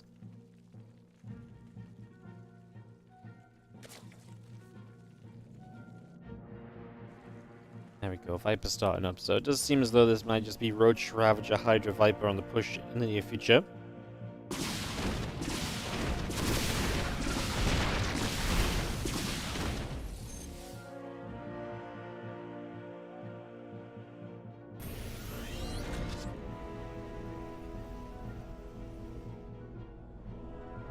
Tuesday will drop into the 6 o'clock. 2-2 still coming up as well.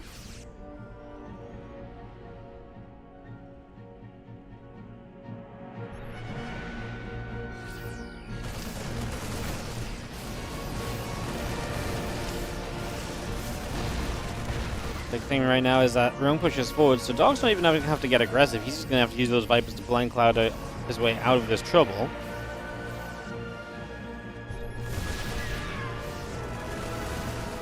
Stepping through, a couple creep tumors going down. We are going to continue to push forward. The Roach Ravager Hydra pulling back a little further. The 2-2 finishes up. The +1 vehicle weapons is on the way. Roaches will continue to step forward onto those Marines. Step up again. Marines going down. Vipers overhead. 3-3 building from Ryung. Big question right now is, you know, does Dog survive through this? And I think those blind clouds are going to answer your question. All of those tanks are going to get crushed. And so that's going to be a great stopping point to this. And I'm just going to go lunging after that army. Dog going to smell a bit of blood in the water. He realizes there's clearly not enough here to fight this. There's no tanks in position right now. This planetary is going to go down very quickly. And as that planetary goes down, ooh, it gets expensive because we actually have to eat a lot of Marine shots there. Finally, the Corrosive Bile pushes some Marines back. The planetary falls. I did not mind him right-clicking the planetary at first, but it actually was very expensive, and you can see Dog's entire army going to go down. He killed a bunch of SCVs, but now you've got to be careful not to die to a follow-up attack, right? If Ryung just walks across the map right now, does Dog have the units to take a fight? So, you know, after losing so much like that, not be completely convinced. Libra has moved the +3 missiles and the Seismic Spine's coming up. Roach Hydra's still coming as the Hydras are going to lunge.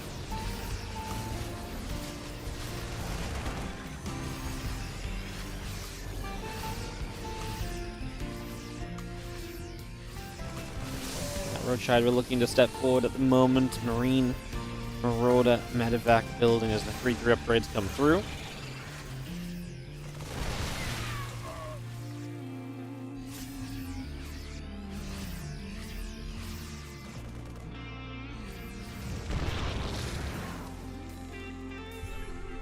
Lurkers will be set, abducting one siege tank. And Dog trying to play this slow because he wants to try and get value out of the Vipers! No, that's not going to be it. He just flies them into the Marines. Has to instantly rebuild those, but now that's a rebuild time. Plus you're going to have to spend time actually taking those Vipers and getting energy back onto them. The Roach Hydra is going to be in some trouble until then because you have no current good way of dealing with the tanks. Good news is that Lurkers are starting to take to the game, so with a few Lurkers out, this game should get a little bit more competitive again on the side of Dog, because I did feel like he was maybe getting close.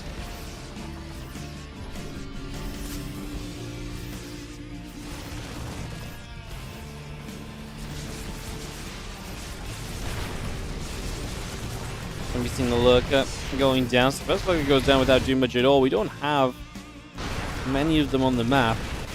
Only a couple currently remaining here. Is the current issue for Dog as well is that you're kind of contained in on not 4 bases, right? It is 5, but it can very easily become 4 as the mutants on the other side grab a siege tank. Ryung's only on 3 bases though. After losing that planetary fortress, he's not really rebuilt back up, so he's also heavily committed at the moment.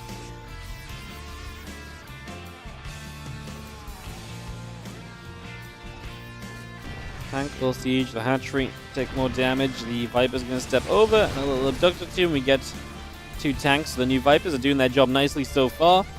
Get some more energy back, and we can send those back into play and look to make some more moves with them as the couple Liberators still sieging here. This Bio army looking to reach this army on the right side. This hatchery will go down. The drones have to pull away from it, so it's only about 5 bases. Suddenly we're right down to 3 bases here as Dog. Now across the map there's a counterattack, some Roach Hydra, but there's Marines at home as well. I don't think those units are going to actually find all that much.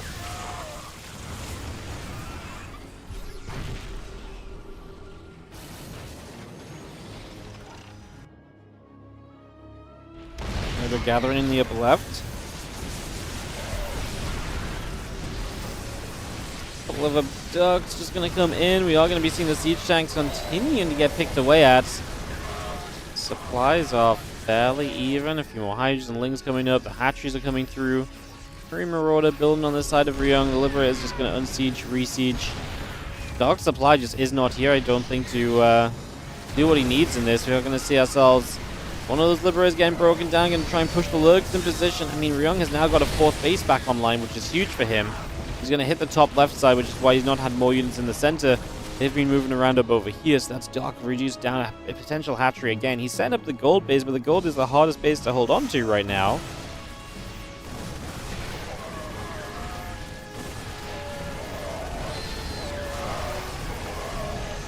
Fire will push, just going to be seeing the Hydras getting pulled back once again. At least the attack here means that Dark does get a chance to maybe mine from the gold. It's such an easy swing around for Ryung in the grand scheme of things. I wouldn't even mind if Ryung killed off one of these sets of rocks to swing to that gold base versus the 12 o'clock even a bit more easily than what he's already been doing. That single lurker is unlikely to make a difference. It is correct to unburrow and pull back a little bit and get out of reach of those bio units. From here, it can do a lot better. As Ryung tries to play a little bit of micro, the Hydras lunge in, and that is a defense for the moment, but this still feels like Dark is bleeding out here in this game too.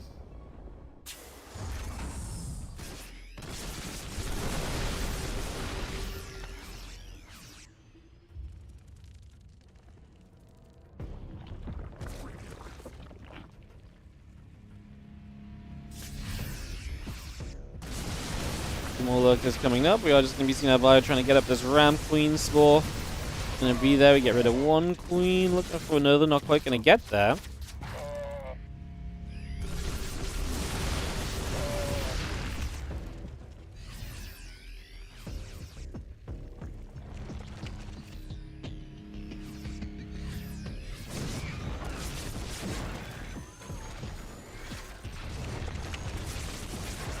Libera will just siege the lurkers around the map are actually going to start putting in the work, and that's what Dark will probably rely on here to bring him back into this game.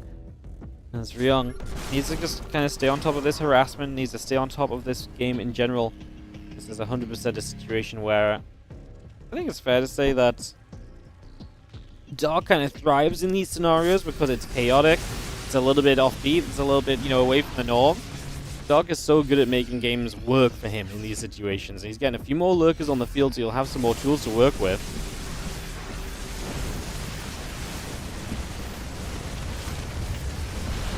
Is it enough though? Right now, the power of the Terran Force showing itself. Viper comes in. How many Vipers we lose this game? 3. Still think back to those first 2 Vipers and just the time in which you then had to kind of give up space and give up ground because those Vipers had gone down. If that never happens, does maybe Dark have a better shot? Well, he definitely has a better shot. Ryung will step away for a second there, so just going to pull back. And we can get a little bit more space to work with once again.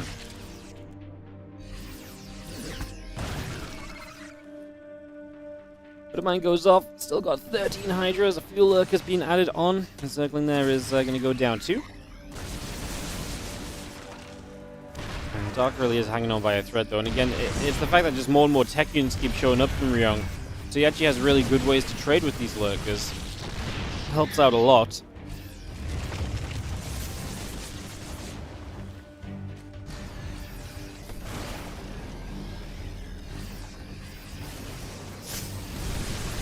I will try and come through. The couple of lurkers will be hitting those marauders. Hatchery will go down, so the gold base gets denied.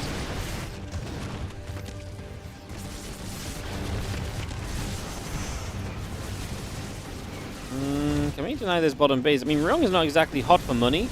You know, this is a game where Ryung is, you know, outside of this base, the left side base has just about gotten set up recently. Not sure if that would necessarily be enough either, to be honest. I mean, if you can hit that, that's only an orbital as well.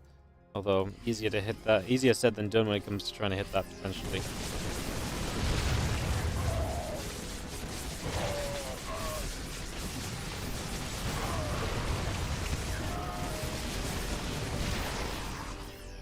Look, it's just kind of stranded back down here. This one's going to get a few shots off at least. There's a look over here. Denying SCVs. Ryung is taking losses. He's down 30 workers, but he's up a lot of army supply. That's the thing you've really got to try and weather right now. Can you take this army as Dark and work with what is so little at the moment? Ryung is actually struggling for scans. If he had more scans available, he'd have killed so many more lurkers already. As those liberators just set up and they didn't do anything, so now they get punished, they get abducted. Walking another round of lurkers here is Dark tries to hold on to this base once more, get this back up. He had this base early, got taken down. Dark is catching up on army supply. The overall supply is starting to go into Dark's favor as we surge forward with the Hydras again. They get rid of another siege tank. Medivacs seem very drained of energy, and again, scans are a problem right now. Without enough scans, these lurkers are just throwing up around the map, and you're consistently having issues. Another abduct, another siege tank goes down. Oh, I love it! We lunge forward to get the other tank as well, so both the tanks die. Great catch. Now this lurker into the center just burrows up again. The bioset steps over to the right-hand side. 3 more lurkers, a few lings, hydras, all producing.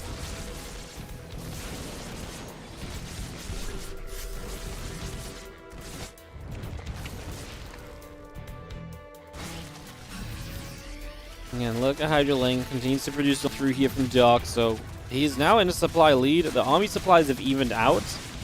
And obviously, Ryung is still hurting when it comes to mining. He's not been mining much. He's had to spend all of his scans on, you know... Well, he's had to spend all of his orbital energy on scans rather than muling as well.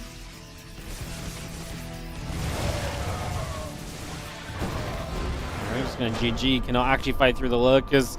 Dark has a way of making ridiculous games go in his favor. And that's a big win for him, because that might have just saved him in the group. Yeah, right now, he goes up to, what, like 2 and 1. It seems pretty good, but being 1 and 2 with Classic left to play is a very dangerous situation for sure. So yeah, gets Dark into a bit of a better position here, as it is wild, but they are all trying to chase down mana today. We have a bunch of Classic matches left to go. We're going to go into, what we're going to do first is we're going to do Ryung versus NICORACT, the TVT, and then we're going to go into all of Classic's matches to follow up from there, guys. So that is our current plan of action.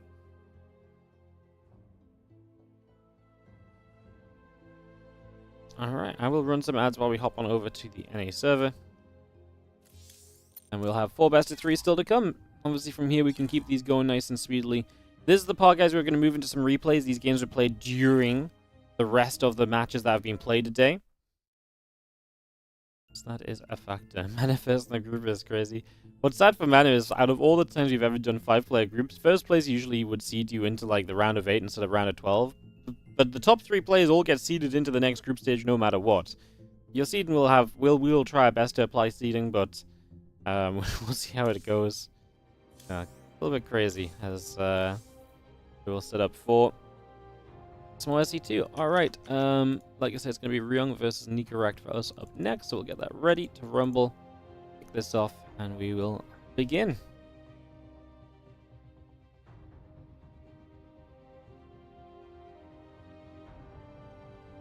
So we're going to go Ryung versus NICORACT and NICORACT versus Classic. Finish off NICORACT's games first in this, towards the end of this year. And then we will go from there. Perfect.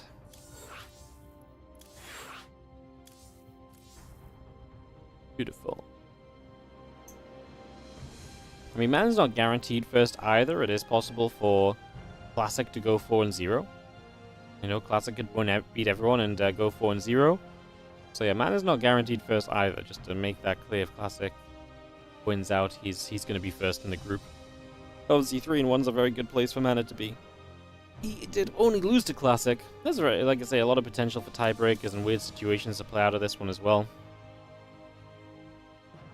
We'll get ready for, like I say, NICORACT Ryung, some TVT. Coming up in a few.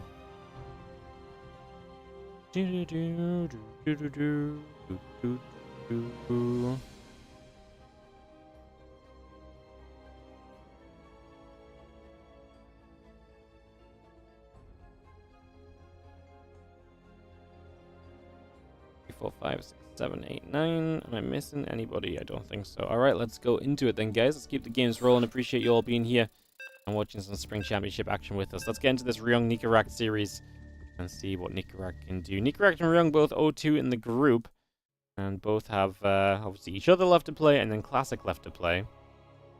Dark 2-1, Classic 1-0, Mana 3-1, the current standings, but like I say, Classic's got all of his matches left to play, so anything could still change as we head into the upper right-hand side with the red Terran player in this TVT. We are going to start off with NICORACT.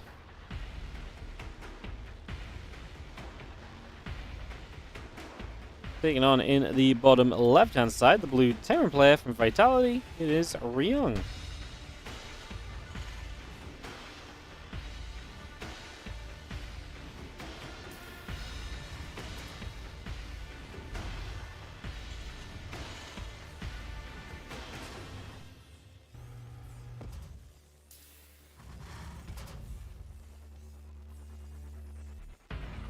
So game one of this best of three, we get this set up. Refinery into racks from Ryung, and it will be racks into Refinery from NICORACT. So some minor difference on the build to start things off.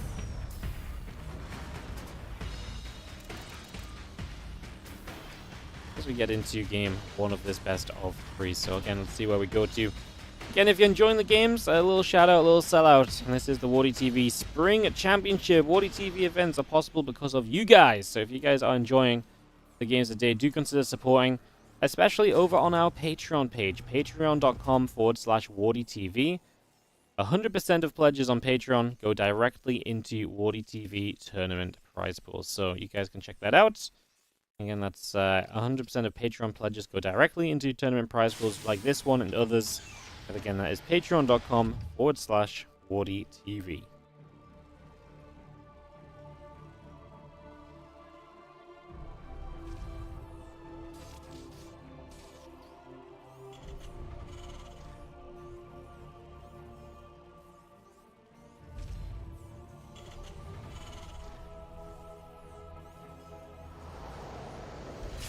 Coming up, CC coming about, factory coming through as we get ourselves into an SCV scout from NICORACT, just going all the way across. Sees the command center and he's happy enough with that as information for himself. Ryung goes no SCV scouts. He's a bit in the dark, but obviously with this being expansion versus expansion, Ryung is not going to end up punished for that. So this part should go pretty okay for him. As the Reaper comes over, CC in the natural, SCV coming up, and we continue to gather together.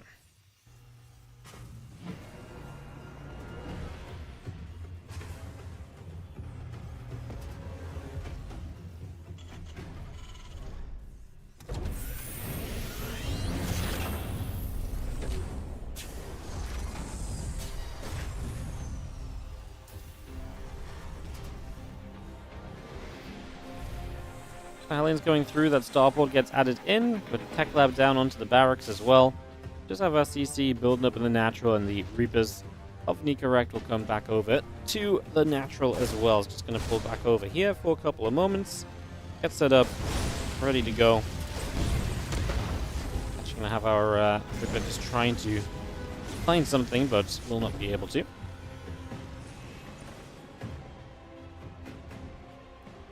And that's one Reaper down. NICORACT is Ryung. We'll go Raven, no surprises on that one. Starboard just much sooner from Ryung again. That gas being put to good use and is just speeding through at the moment. Obviously Cycle on the way from NICORACT as well. NICORACT playing a much more sturdy kind of ground force right from the get-go. Ryung is playing kind of the volume with the reactoring of the Hellions. I think up to 6 Hellions already with these two that are in production currently, so he'll have a lot of Hellion production to work with here. But against a Cyclone, I mean, Hellions can overwhelm a Cyclone. Anything can overwhelm something if you have enough of it. The question will be, how effective can we really make these Hellions? Can they actually get into a dangerous position? We're not going to swap the factory to a Tech Lab now, as the barracks will go to the reactor. Raven looks as though it's going to lead the charge upwards. The Hellions are going to go around the right. So we're going to see a little bit of a split of these two over these next few moments as well.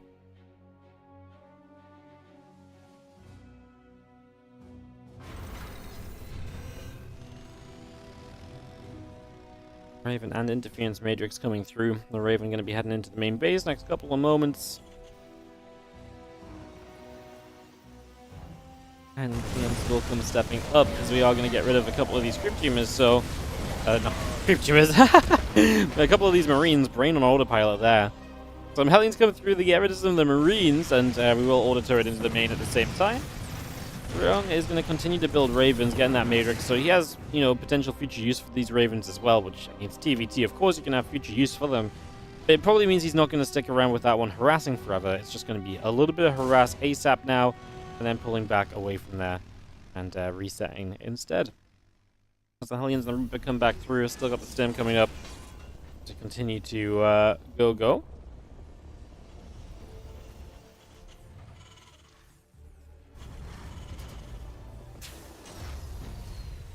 The stim is coming by. We do have our starport building the reactor. And Ryung's still got the map control of these few units out on the other side of the map currently.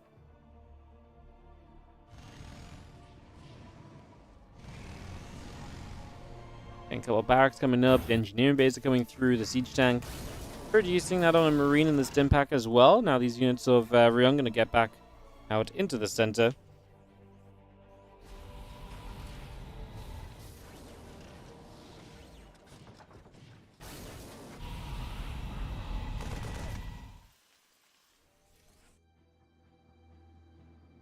Yeah, that Reaper just trying to show up. Just going to be seeing NICORACT, if nothing else, trying to keep information. One of the big things for Ryung is that, Orbital Command is already in location on the 3rd, right? So it's a little bit later to come online. But it being in position straight away means SCV count can increase nice and quickly. You can get those SCVs onto that mineral line nicely. That's going to be part of the plan here as the Aliens get turned around. Siege Tank Fire will help to zone those for now.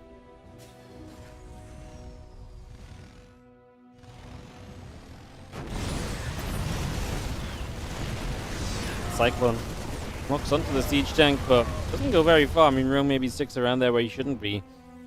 Ryung's still a couple of workers ahead, and also army supply ahead right now in his favor too.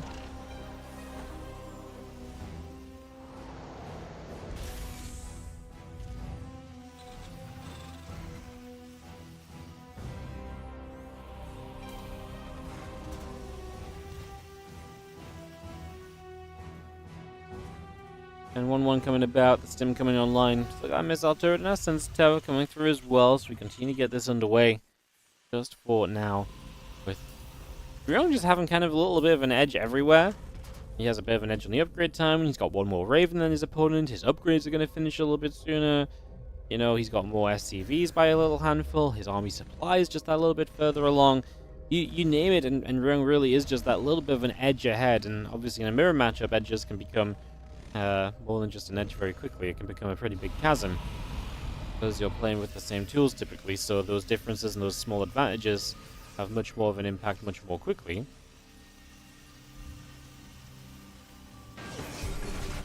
Raven's hanging about. Nice Hellbat's Ravens coming over and just going to be seeing the push towards the 3rd base here, as we do see one interference matrix on the 1st tank and the 2nd, and it just sieged as well, so you can't pull that one away. Double Matrix comes down from NICORACT. We're going to re-Matrix with an anti-armor missile. Yeah, I mean, pushing through, NICORACT is going to struggle here, and he is actually just going to straight up not have enough. So, unfortunately for NICORACT, he is going to fall victim to Ryung's push, and this opening game is going to go the way of Ryung, who looks to improve himself into a winning spot here, heading into a game 2. A couple of moments, obviously, both these players looking for their first series win of the day still, so looking for that. Hoping for that. Okay, let's see what we get with a game 2 in just a couple of moments. Yeah, Ryung just, like I say, had a couple of edges here and there, and then the fight was just fine enough. He had a lot of Marines that were able to come through, and because he was able to remove the tanks from his opponent, he was just able to win the kind of the Marine stim in, so all of those little advantages really did actually just get to come into play. A lot of the time, TVT is that defender's advantage matchup. That's just not the case when you get all of the interference matrix off, 3,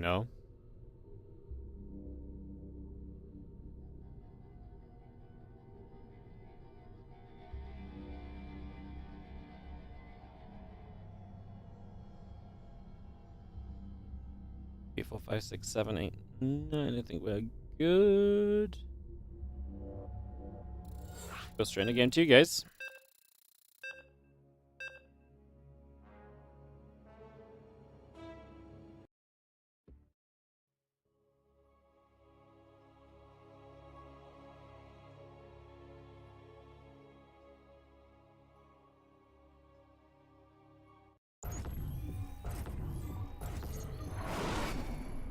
Go, go, go. In the bottom left-hand side for this game number 2 is going to be our red Terran player who is down a map, looking to fight back, looking to bring it back. It is NICORACT. As in the top right, our blue Terran player is going to be Ryung from Vitality. As we get this up and running, away we go. Our second game.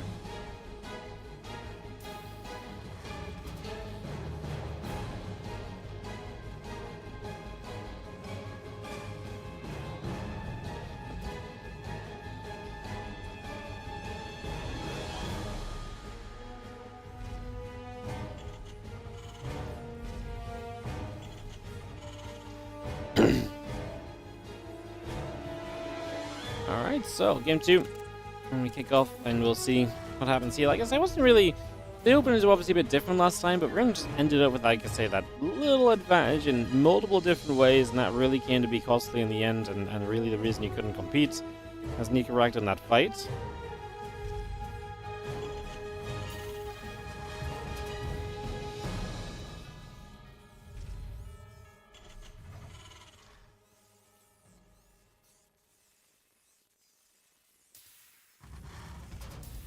I'm going to see 3 barracks coming up in this main base, so all 3 of those racks coming online. We can get those up and rolling already in these early stages. And that's going to be some aggression then coming in from NICORACT, so... I was going to say, I saw the 2 racks, I was like, yeah, okay, 2 racks is always a fun way to try and, you know, deal with some aggression and actually be able to apply some pressure while playing a biocentric TVT style, which is not super common otherwise. So I was like, yeah, I kind of like this, and now I'm like, well, actually, I don't know if I love this at all. Do you see those Reapers all continuing up? I don't love it because it feels like you put so much pressure on yourself to succeed super early here, so... We'll see, obviously, what NICORACT can do. We'll see if it works out. Obviously, he's confident in it, but... Like I say, I'm not going to say I'm holding my breath or anything in these early stages, so, well, I guess we shall see. We shall see.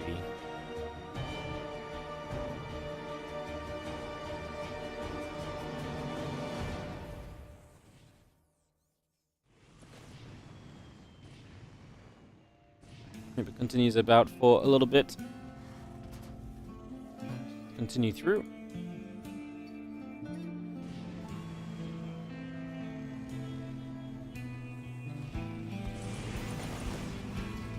Stop in, gonna go straight after the STV. As we are gonna get 2 workers so far, however, we're gonna start taking damage. Losing Reapers obviously is very bad in this situation because you're investing a lot to try and make stuff happen there. Now it's not really happening.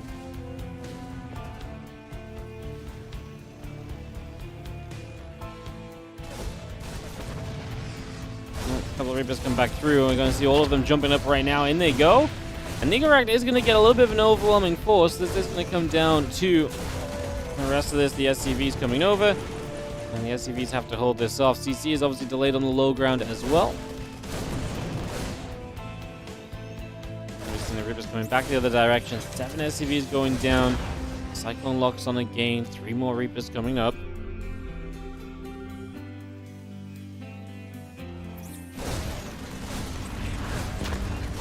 Cyclone, at least in the main base, should be a better defense, but we need to keep it alive. SCV surround. Oh, it's going to be just about enough for a while. We get 2 more Reapers. The medevac doesn't get there to save the Cyclone, but I would still say we get there for kind of long enough to kind of be impactful. So I think that's decent. We do have our Reapers coming about. The Cyclone, the Marines coming through.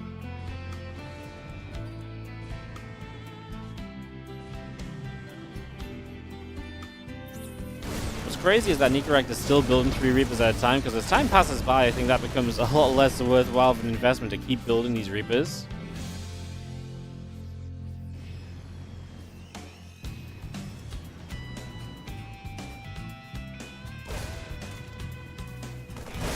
Reaper steps up. We are going to be seeing 1 Marine going down. Still got to micro that Cyclone. It goes down. Good target fight from NICORACT as a priority there, but we're still in a situation where he's going to be delayed on the CC in comparison to his opponent. Ryung is just in the better position overall. Again, Cyclone, Marines, and the Banshee continue to come through. It's going to be pulling back across.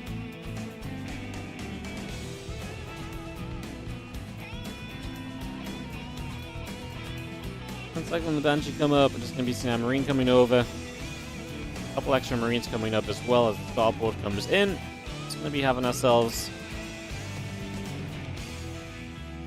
In the end, Ryung definitely has come out of this setup and is looking pretty okay, I would say, in the grand scheme of things. I think he's got to be pretty happy about where this is all gone.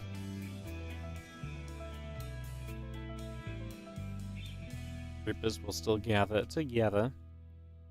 Just for the moment.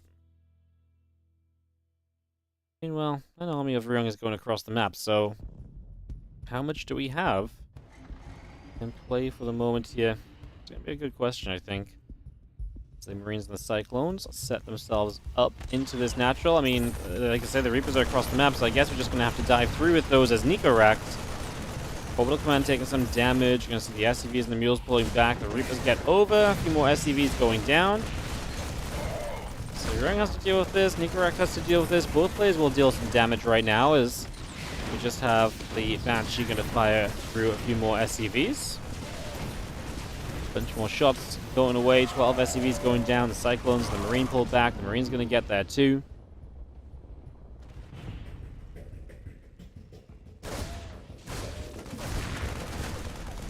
$16 SCVs dead for NICORACT. So he's down a lot of workers. He's down an army supply.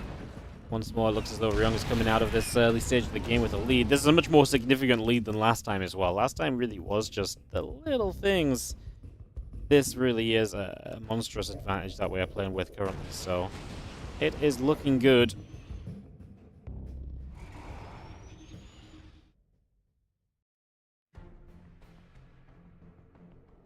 It is looking very good for Ryung, who is going to rally across the map. He's not even going to give much breathing room going the other way.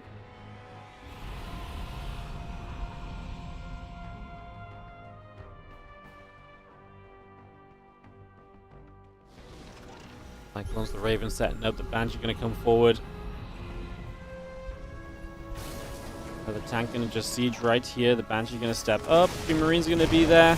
The tank is going to shoot. Hit the Marines a little. And drop the interference matrix down. Artifacts are going to get picked away at.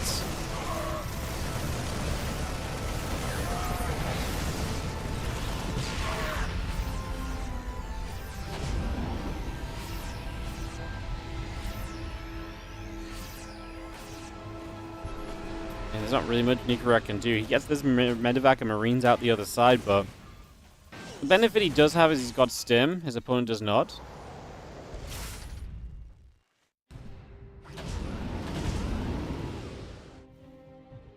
Siege tank, Liberator. Just going to continue to come through. Just going to get that Liberator sieging the tank. Pulls back, which is nice. We really need this stim group of Marines to kind of come through. Again, your advantage right now is just having stim. So just try and fight away from the tech, find tech units that are not in position. I just don't think he's got enough to do that. And he's also got to focus on these units over here. Ryung knows he's doing serious damage, so he can afford to pull SCVs in to deal with this as well. And that is going to be a GG as Ryung takes a 2-0. So NICORACT, unfortunately with another loss on the board for him today, is now going to be 0-3 in this group. Can he recover? Ryung will sit 1-2. NICORACT 0-3. Up next, I think we're just going to go straight into NICORACT versus Classic. It keeps us on the same server, and it will just confirm if NICORACT gets a series or not, and then it sets us up for the last couple of matches to roughly know where those are going and what those really mean going into them. So let's do it like that. I'll get this hosted for you guys. And it'll just be a moment or so. And get this all set up.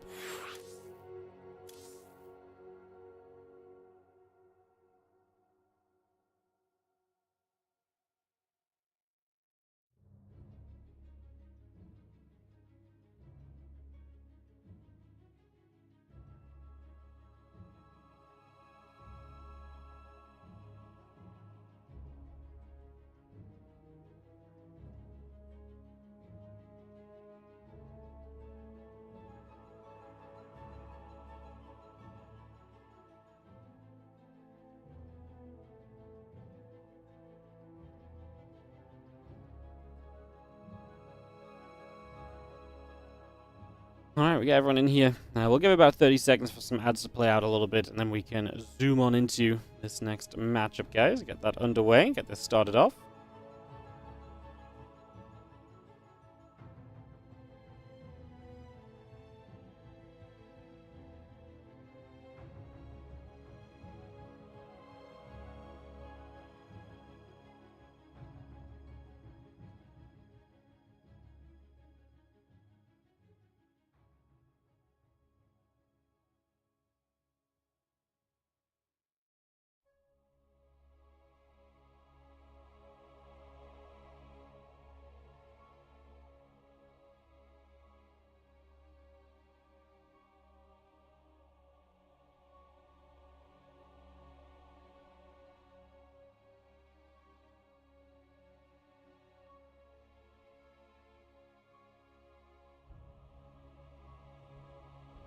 Alright guys, let's kick off into NICORACT vs Classic. So we've got NICORACT vs Classic, and then we're gonna have Dark Classic and Classic Ryung remaining.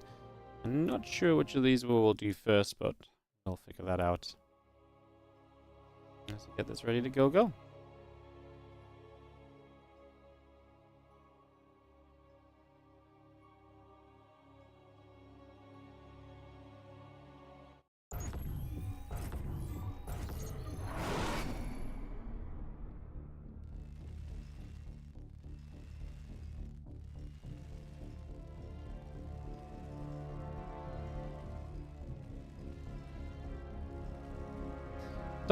Bottom right hand side, we enter this TVP with the red Terran player. Like I say in the bottom right, it is NICORACT.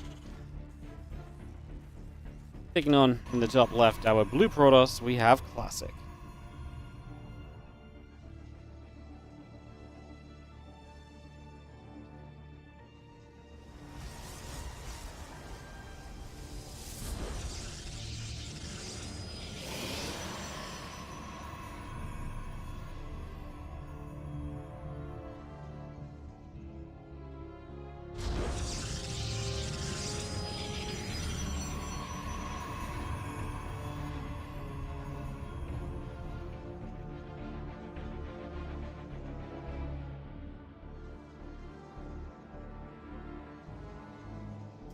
Well, it's not been a great day for NICORACT, as obviously we have left all of Classic's remaining matches here till the end. We saw him in the first match, he beat Mana. He's 1-0 in this group. He's the only guy to beat Mana today. Mana took down Ryung, he took down NICORACT, he took down Dark. Now Classic's going to have the same gauntlet ahead of him, and if he does win out, Classic can still take first place in this group. So Classic in a great spot. His destiny is in his hands. We'll see how he goes against each of his opponents here as we step through game by game.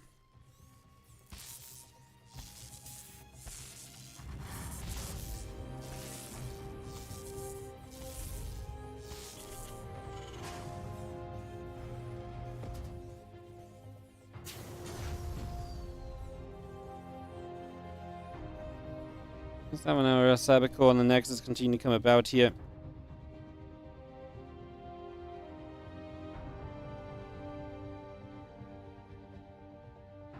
And the probe. Having done some scouting. I think one of our big questions is going to be as well, kind of what is the plan on the side of NICORACT.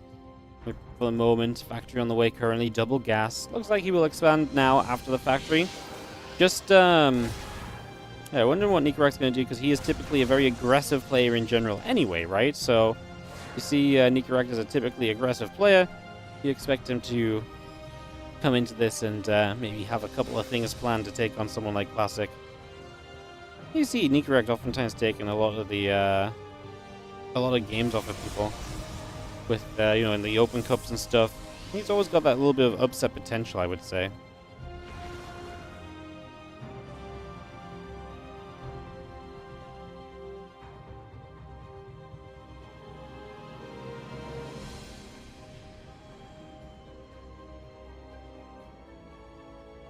As kind of its thing, it's going to pull back. There's an Adept poking around from Classic, shading here to try and see a little bit of what's going on.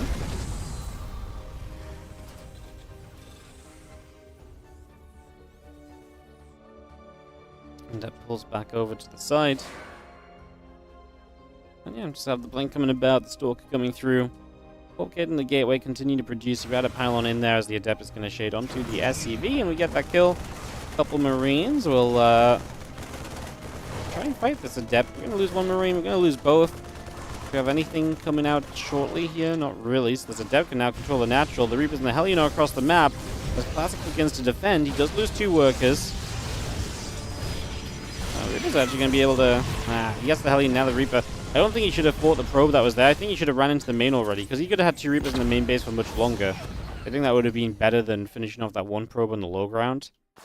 Adept over here trying to make up for damage taken, but only 2 SCVs killed. CC finishes. I feel like that Adept obviously could have done more as well, but Classic was busy and enthralled with kind of playing defense already, so had to come back and, you know, really deal with that so far and go from there. Let's just see our Blink and our Robo Facility coming through. We had some extra probes on into production as well, so we continue to bring that out. for now.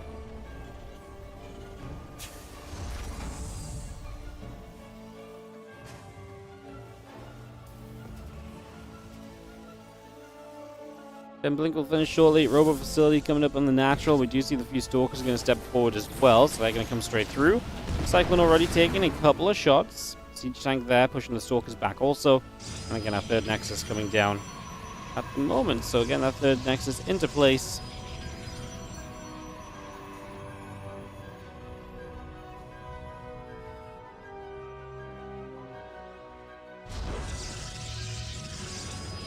Nexus and Pylon both coming through. The Blink coming about.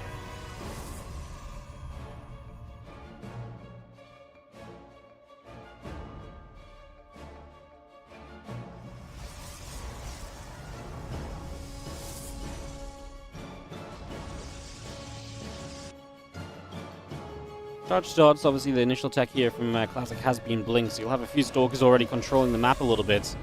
Holding out with those initially as we have them holding about. Again, the couple Marines coming over, Stimpack Combat Shield +1 comes up. Quite a few extra gates on and a charge. And that gateway comes down as well, so just getting that gate into place. Just set up for the moment. Again, upgrades coming through, Marine Marauder Medevac coming online. A few Stalkers just setting up as well at the moment.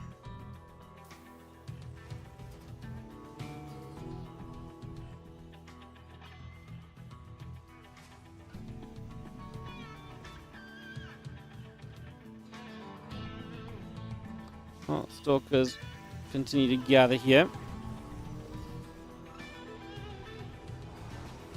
Bio will set up.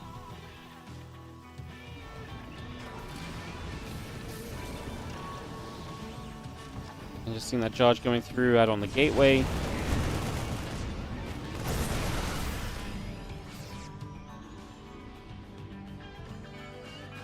And just have ourselves the Stalkers. Back over to that side.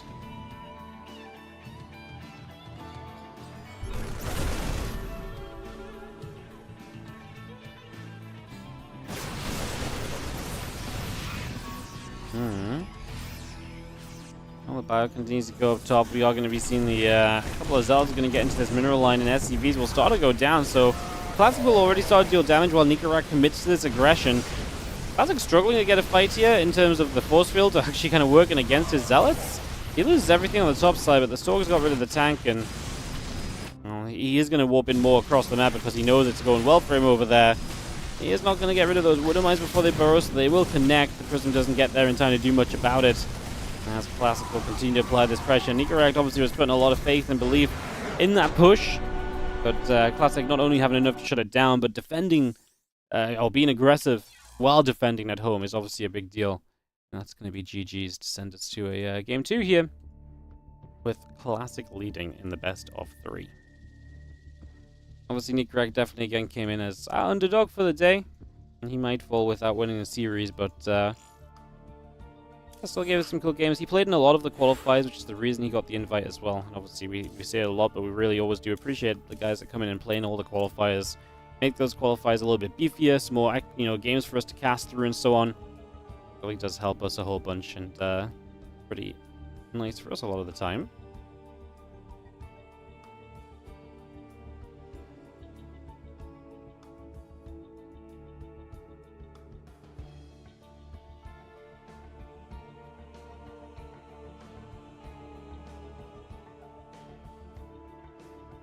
Do.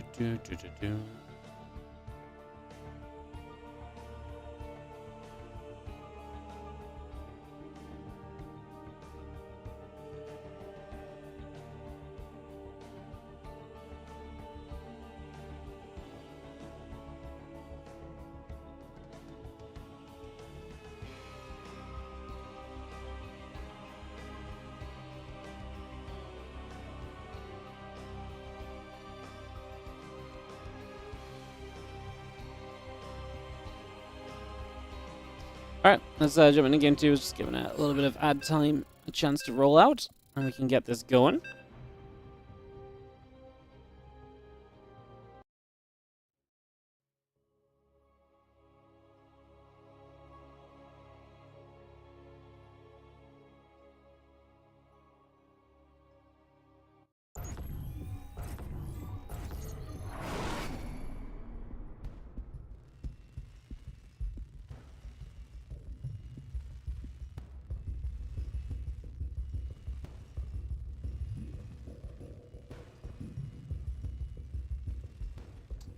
let's get into it. So,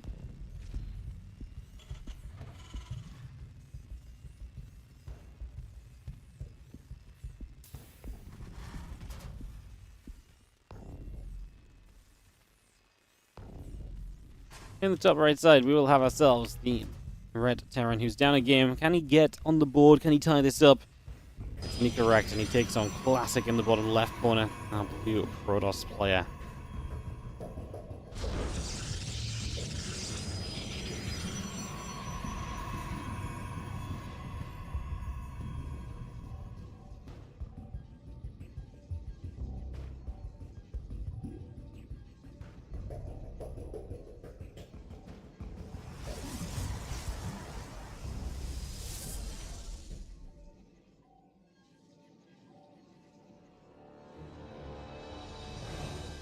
Stargate and Iraq's coming through. Just going to be seeing the probe coming over.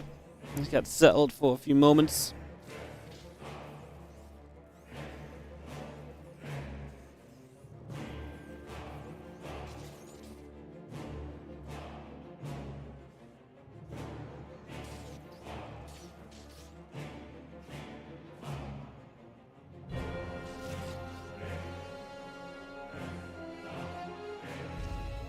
I'm just going to see that probe pulling back over.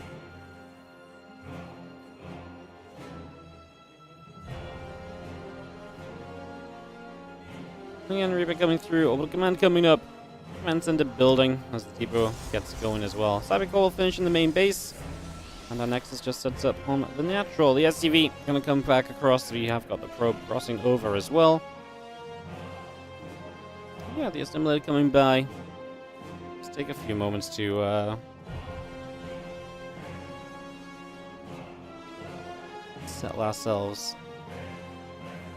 Game 2 of this best of 3. SCV pulls back, just going to drop down the bunker, the Marine hanging about as well. Reactor building the barracks, the factory coming online too, so reactor on the barracks, factory coming up. Command center will build up in the natural, and we take a few moments with the Nexus finishing, the Twilight on the way to appreciate what is fairly standard start once more in this PvT matchup. Obviously just getting to most likely a blink upgrade from Classic, gives him a good amount of control on the map. And obviously NICORACT can really, diversify his build from here as well. Bunker for safety as well, so he really does not have to deal with early units too heavily early on as the Reaper pulls back home. It's going to be Hellion and then Marines, so we'll see where this goes to. Didn't notice, but this Adept is in the mineral line over here. Not the mineral line, but the main base. It's going to get 2 SCVs so far, looking for 3. Good pullback allows NICORACT to stop this from being any further damage, but that's a lot of SCV mining time because we pulled a few SCVs over to this building starport. So you get good information on top of everything else there. The Adept trying to shade up in toward the natural. The Hellion, the Reaper, and the 2 Marines going to get rid of that Adept as well. And again, we have 2 more gateways. The Blink, the Warp Gate continue to come online. Had a Robo Facility on back at home from Classic also. And those couple of gates continuing to produce.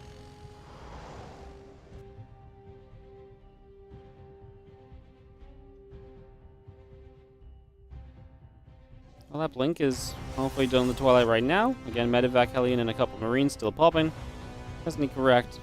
We'll just join up together. The Medevac will be here in a few moments as the Nexus drops down from Classic on the 3rd base. So we'll just see that coming into play. We drop a pylon down there too. And again, the Reaper and the Hellion just have to back away from a Stalker in the center of the map. Obviously, they would like to keep on poking and trying to find out more information, but there's only so much info to be found here. As we drop down a barracks as well, make it 2. And those barracks will have easy access to tech labs as the factory and starport can move off of these in the near future. You can probably get a tank and a Raven or so out of this, and then we can decide what we want to do from there. Like I say, probably just give up these tech labs for the barracks, get Stim and Combat Shield on the way. That gives you a nice kind of quick timing move into that as the Stalkers here are going to prioritize hitting the Marines, interestingly enough. Now they turn on to the Medevac, so it's hitting the Marines at first, turns to the Medevac in the end. With Blink finishing, we don't lose much more. We have lost 4 workers though, because the Hellions dive into the natural, and that's where NICORACT really will begin to find some damage. So 9 workers end up going down. The Stalkers blink across, they're going to grab a Hellion as well. And we have got 2 more barracks building in this main base. The engineering bay coming up behind it all. And the factory is going to swap on over to the reactor a bit further back as well. The Raven will pop. One barracks onto the tech lab, the second barracks onto a tech lab. So yeah, Stimpack and Combat Shield can both begin.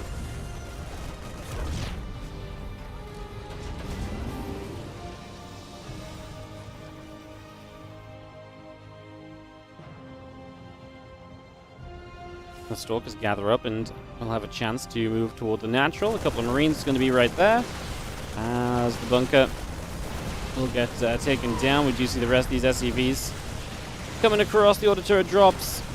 And quite a few of those Stalkers will continue to take hits. The tank will siege up on the main on the natural expansion as well. And on top of that, we've got the starport building the reactor in the main. It's a little scary. Stalker blink in the main here could get a tech lab, and that's obviously a slowdown on some of the tech, so you know, get rid of one of those upgrades could be a factor. A little scary. I mean, Observer sees this. No, there's other units coming across now. I actually don't know if this is a good blink. We're going to try and target fire down the Marauders, take those out of the equation quickly. As the Stalkers step away here, the auto turret comes down. At least now blinks off cooldown. We can just blink to the low ground once again, but yeah, I wasn't necessarily loving that at first. I mean, obviously it was a daring blink because more units were coming across. As it stands now, yeah, it feels a little bit better because it was okay, I guess. You know, we still actually managed to do a pretty decent trade. Resources loss is going to be slightly favorable for NICORACT right now, as 8 Stalkers have died this game. Not all of them right there. One died across the map earlier, right? So, as the upgrades finish, NICORACT will have successfully defended these tech labs. And I guess now the question becomes, what does he try and do next? Does he try and move across the map? Does he have something of a plan here? What is the game plan for him? As these few Stalkers step up, and they're going to go after this bunker, trying to get that kill. The SCVs will do some repairing.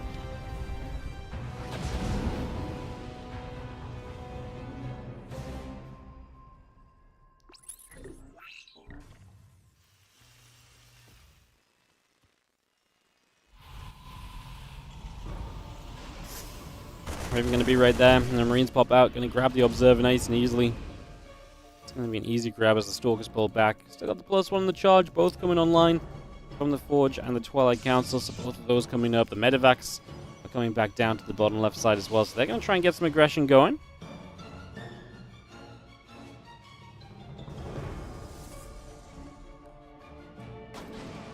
I was in the corner of the main, and to be fair, Classic should have seen this coming down. I'm not sure actually if he went over the invisible pylon. He recalls, and we'll begin to trade with this, so nice position for NICORACT to drop into, because there was definitely a dark spot of vision, but these pylons here definitely helping you to know what was coming. As, oh, we very nearly get that medevac, not quite in the end, but not a bad go of it as the medevac comes back over. 10+1 armor coming up on the engineering bay, the rest of the bioforce from NICORACT coming through as well. Medevac goes down, a couple Stalkers will not succeed in actually fighting those Marauders, and they actually got in the medevac, but they are absolutely paying for this right now. Taking some fairly serious damage as the Zealots come back over again. Stalkers, sentries stepping up, the force fields go down. Bioforce going to be kept at bay by the force fields. We actually have some Widow Mines that reach across said force fields, and they'll be able to do some damage as well.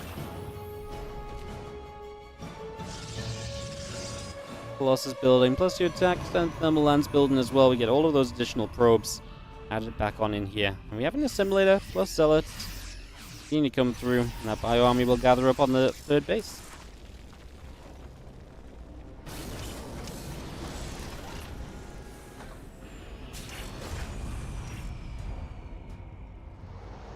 Prism and the Forge both in production then, so we see ourselves just more opportunity, especially as that Prism pops and Thermal Lance is going to be done. You see already the supply leaders there from Classic, right? So kind of expecting Classic to probably come through and to really try and capitalize on that as the Bio army steps forward. The Stalker will take some shots, will begin to be chased away.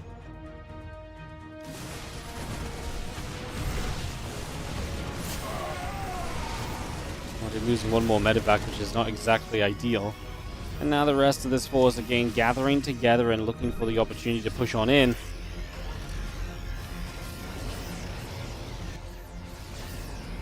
It's a tough defense. We talk about it a lot lately, but obviously 2 to 3 Colossus, just difficult to deal with. You're at a point where there's not a lot of Vikings. 2, I think, have just spawned. They're on their way over.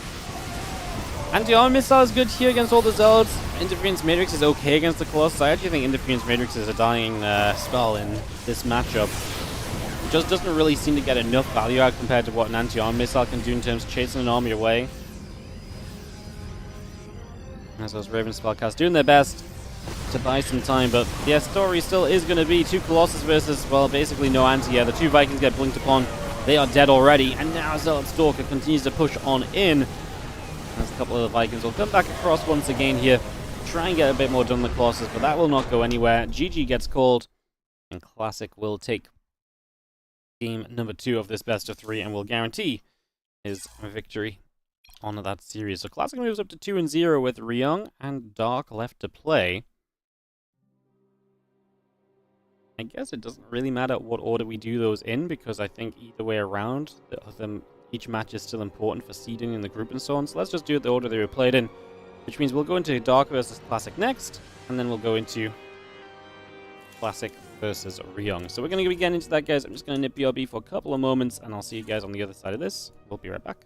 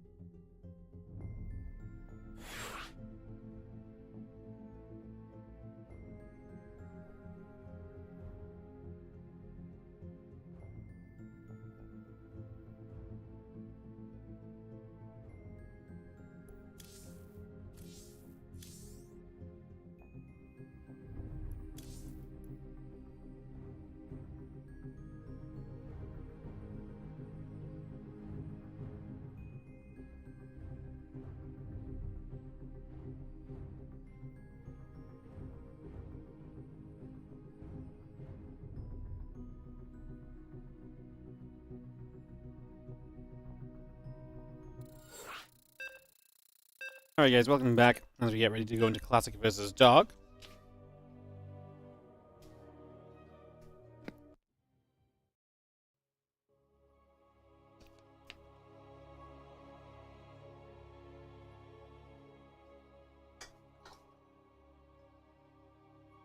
Game number One of a best of 3. Alright, let's get into this, guys. Classic versus Dark. Important matchup here. As we have ourselves in the bottom left side to start us off. The blue Zerg player is Dark.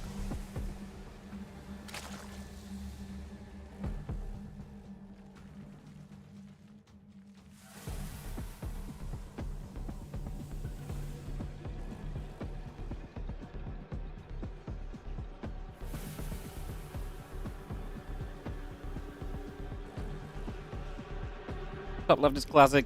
The red Protoss play as we get into this best of 3. Stay Classic 2-0, Dark 2-1, so a win here for Dark could shoot him up into the group, guarantee his advancing. Win for Classic will put him still in contention, taking first place seeding from this group.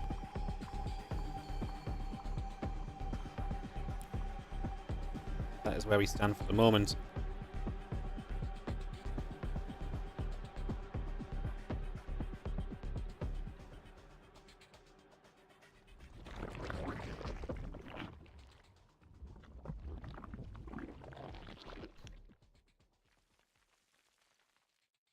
Probe has a little scout through.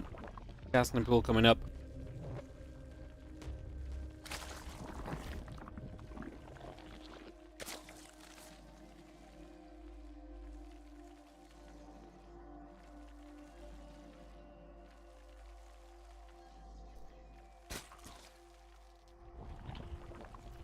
But we'll be moving around again. We got our spawning pool. Continue to come into play.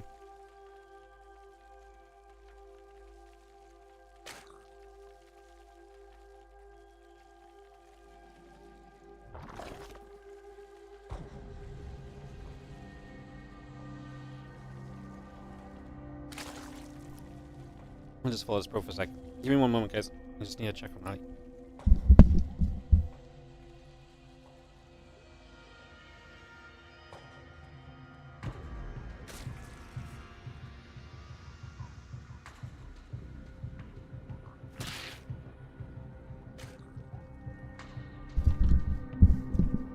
Sorry, guys. Just had to chase Ellie off downstairs. She has a bad. She ripped her claw off the other day, so she has to be supervised. She came up to see what I was snacking on. Now she went, so I just went to make sure she went back down into supervision. Dark is now safe to advance. Yeah, it happens if you're 2-1. Like, tiebreakers may already be determined for him. Like, the worst case, maybe he ties up with Ryung, and if that's the case, then he already has the head-to-head over Ryung, right? So it is very possible.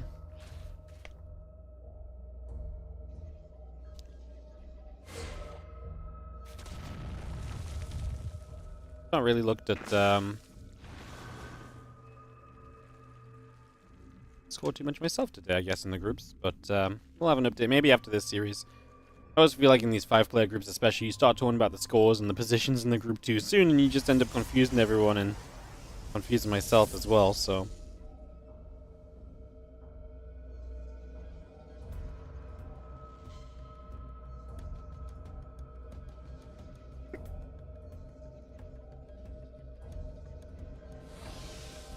alright, well, we got an Oracle coming across.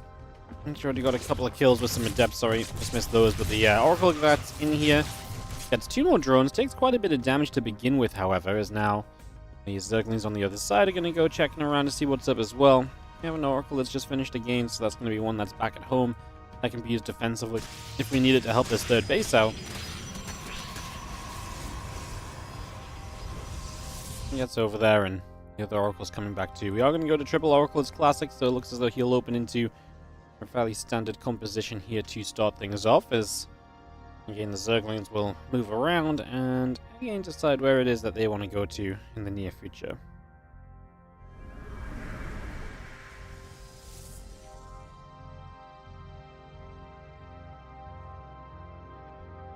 Right, coming up, Evolution Chamber building. Drones all coming through, Twilight Council Forge, the Phoenix building up as well. The units of Classic get into the center of the maps, the Oracles fly overhead, the Zerglings get up to the top.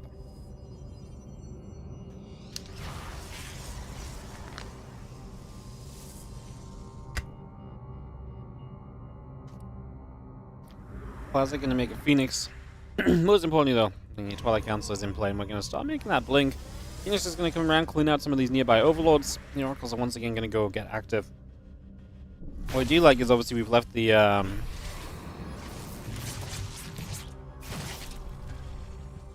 yeah, we've actually left the herd oracle back at home, so you have a little bit more life with these oracles that are over here harassing and likely to be hit by queens and put into danger.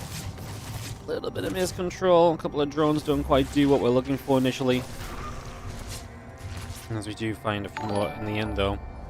As yo, Christoph Markovsky, thank you so much for the €20 super chat over on the YouTube. Some love in the chat for the generous €20 super chat donation. Thank you so much for the generosity. SC2 forever. Hell yeah. That's my motto in life as well.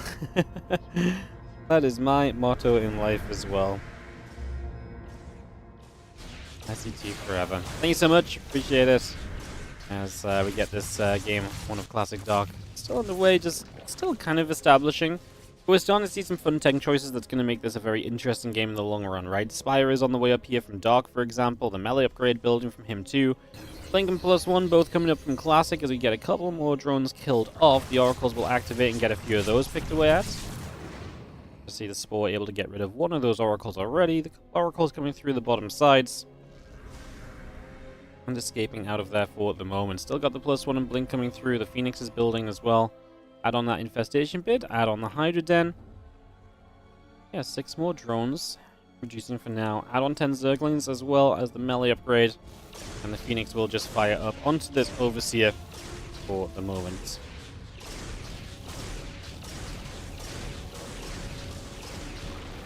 Still building Phoenix is very interesting, right? It's rare, you know, you see that, but I presume that's because we've had the Scout on the Spire.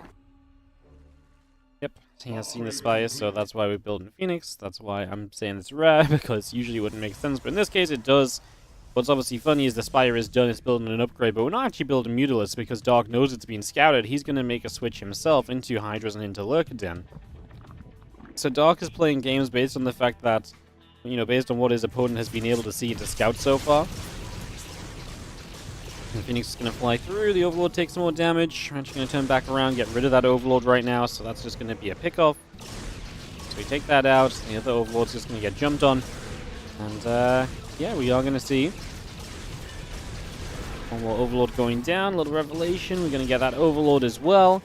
Plus 2 attack, Storm, and Charge all building up. Stargate and a couple extra gateways coming online also. You do see the Fleet Beacon building. So Classic is accelerating into the later stages of this game. He's realizing that this is likely a game that's going to go a little bit longer here. And I don't really disagree. Because Dark's switching into Hydra Lurker, Classic is probably going to be able to get away with going into Fleet Beacon. Like, Dark is not going to hit a crisp timing because he invested into a Spire and so on at first. So I don't blame Classic for taking advantage of this opportunity and moment and getting set up into that next stage. As Dark will just open up some rocks. Then here on Persephone, of course, we've seen a lot of PvZ on Persephone. This seems to be a map which the Pros versus Zerg players like to play in this matchup. It's been very cool. There's this healing shrine on this map that is heavily underutilized. We saw it starting to be utilized the other day in the Monday Cups. And yeah, it's the kind of thing that it's actually very cool. It does not allow it. It does have air blockers around it though, so the air units can't go and get healed up. But yeah, we see a lot of the time moments where that healing shrine could maybe get a little bit more use. Stay Sword is going to come in. We're going to see the Zergling out to the left side. A couple of Tempers coming up. Air Weapons is on the way in. Plus 2 attack on the Forge. Building as well. As the Phoenix Oracle pulls back up the top side. Again, High Templars, Zealots, and Stalkers will set up as Stay Swords come through. One Stays on the left side has already grabbed a couple of Zerglings here, so just trying to nullify some of the units. You don't want all of these units to be able to kind of push into you at the same time, right? It's just trying to be somewhat cautious of that. Right now is Classic, it's all about buying time. Time is definitely your friend. You're on a good work account, you are improving your army, right? Your army only gets bigger and better. Dark's army can get bigger, but I don't know if it necessarily gets better anytime soon. I mean, typically you'd have to go Corruptors here to really respond to the Tempest count growing. I mean, both players are essentially going to end up on a proper late game kind of PvZ, so that's where we head to. This one probe here gets taken out as we just have a little bit of a challenge on the 5th base. More important than anything is Dark knowing that Classic is thinking of a 5th base, so it gives him one more position to maybe try and attack into or Nidus towards, because that Nidus network is now available to Dark as well as an option. And Dark's going to add the Ultras Cavern too. That gives him the option of obviously throwing Ultras into Classic's army a few times over. Definitely give you some opportunity there and some chances there to make some things happen as the Zealots will come over. A couple things go down. Yep, those Banes finished. Those Zealots just absolutely melt away. We're going to try Nidus into the main. The Phoenix on the Overseer Warpin will deal with this. Don't think that's a major issue, but Dog is hitting in multiple places, so this multitasking is going to stretch Classic to his extent of being able to defend. The Tempest will start to get free lurker pickoffs, but yeah, I mean, free lurker pickoffs are one thing, but then you've got Banes crashing into a group of cannons over here, opening up this base to attack. We have had a lot of lurkers go down, which is my concern, is that Dog gave up a lot of tech units to actually be able to do this, and I feel like all he really achieved was cancelled a 5th and killed some static defense. Like, there's not a big win coming out of this from Dark. See, I'm left in kind of an unsure position on that regard.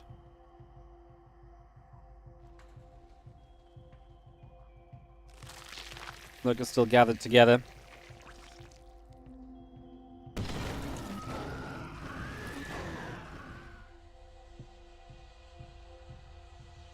I'm just going to gather up. A couple carriers, the Tempest, the Stalkers all join. See a lot of Zerglings around that left-hand side. Just going to join in together as well. I'm just going to jump through. Nexus gets killed. We're now going to see the couple of Oracles are still producing on through.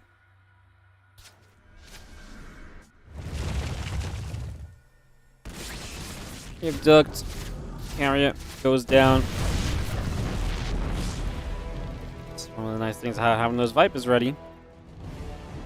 As we see the +3 attack, +2 air weapons, both coming by. The Corruptor's all on the way up as well. We still see the, again, +2 air weapons, +3 ground attack coming through. Lurkers and Hydras gathering just in the center. We're going to get a Nidus up as well. Just get that between the bases at the moment as 12 additional Corruptors come into play.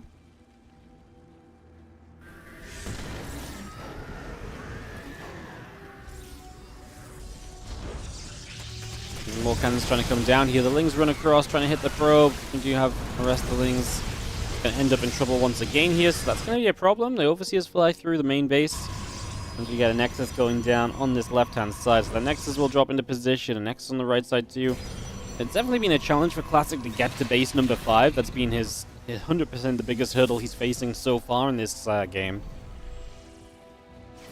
Trades have been good for him. Just needs a 5th base to kind of keep this going, you know, the way he needs it to, basically. So, trying to set up as best we can in that direction.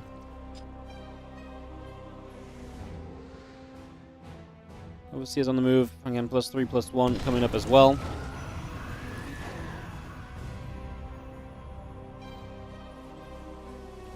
So it's going to run down that right-hand side. We're just going to see them jumping onto Nidus here. So a little bit of a denial once again.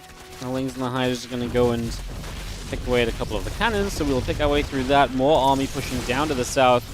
Actually have Lurker Corruptor pushing up over here as well. Those Lurkers going to unburrow, going to reburrow once more. Cannons already going down. And yes, Stalker Carrier going to come up and pick up a base. So counterattacks currently the answer from Dark here to try and solve the fact that this Protoss army is pretty powerful. Dark has 18 Corruptors on the map, and he's going to be rebuilding into even more of them. He's definitely respecting just how big their army is. He knows he needs a lot against it. The Nidus here will not come up. The Hydras will lunge away to try and escape from danger. And yeah, we can call this Persephone.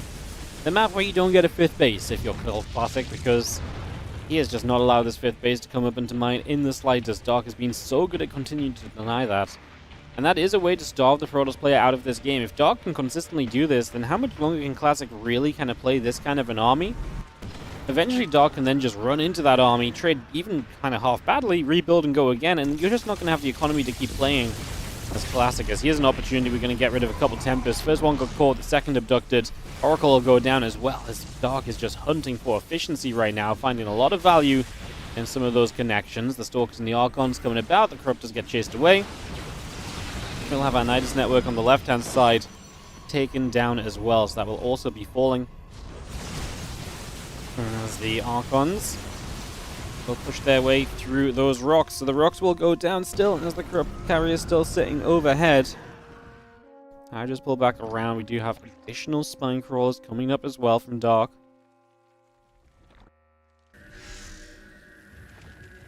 One more stasis ward placed immediately as we're having those Vipers. They're lurking. Yeah, they're lingering and they're hoping to get a catch. They get it on the Oracle. As Dark just again trying to find value. Those Vipers, it's what they're made for, right? Abducts, free value. Moments like that do so well for you. They do so much for you. And in this opening game, Dark has been very good at utilizing those Vipers so far as Classic again trying to get to base 5 over these next few moments.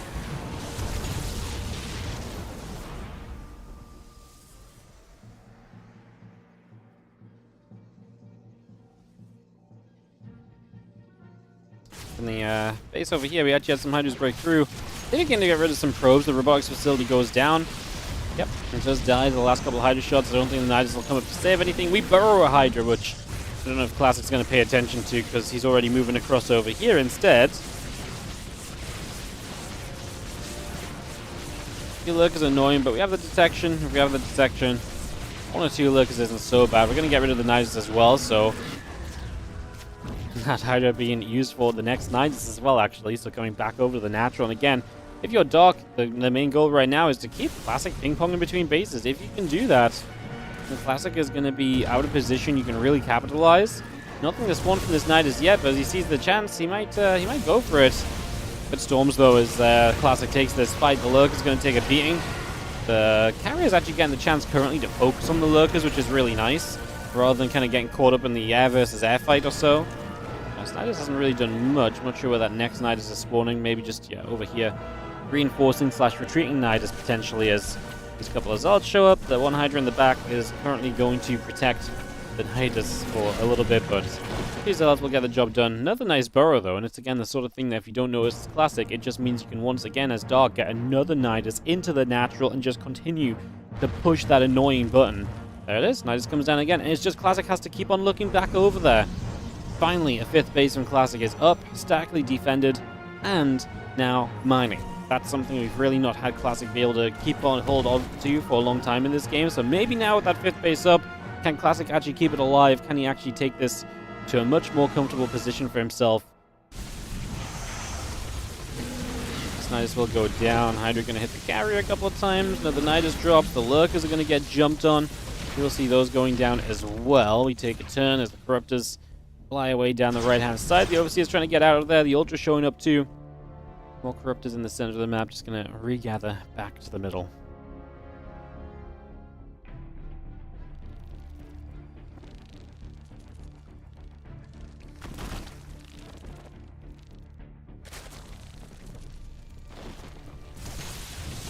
Archons just going to pull through. Just going to be seeing our Corruptors coming across.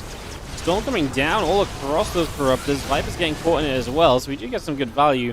The Ultras are kind of meant to give you that kind of like beefiness on the ground to kind of stand some, tank some damage, absorb a lot of damage, and then give you a chance to break through. I actually don't know if they're going to do much right now, though. They're obviously not as affected by the Storms. The Archons are pretty good at holding them off as well. Guess we'll see. Right now, the Storms are really looking to hit this Corruptor cloud. They can break through that, then obviously you get rid of all of that anti-air, and then your carriers and temps can do so well. That just goes down, the Ginger is getting picked off. I mean, this is just going to be a full commitment fight. Parasite Bomb goes down, the Corruptors fly on top of this army, so you can't storm these Corruptors without storming your own units.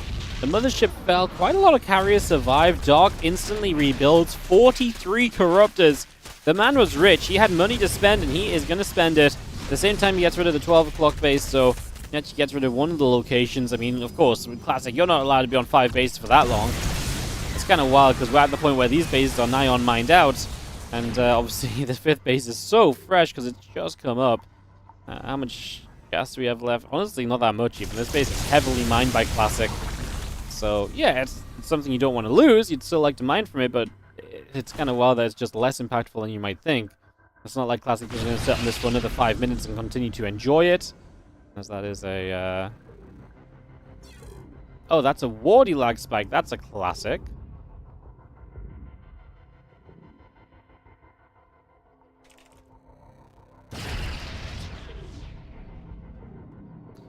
Lagging in a replay.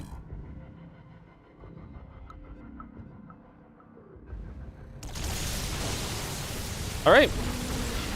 Well, the benefit of replays doesn't affect the players, as we do see this fight breaking out. Corruptors are going to come in over that right-hand side, and those carriers are going to get jumped on. High Templars trying to storm up across all of those Corruptors.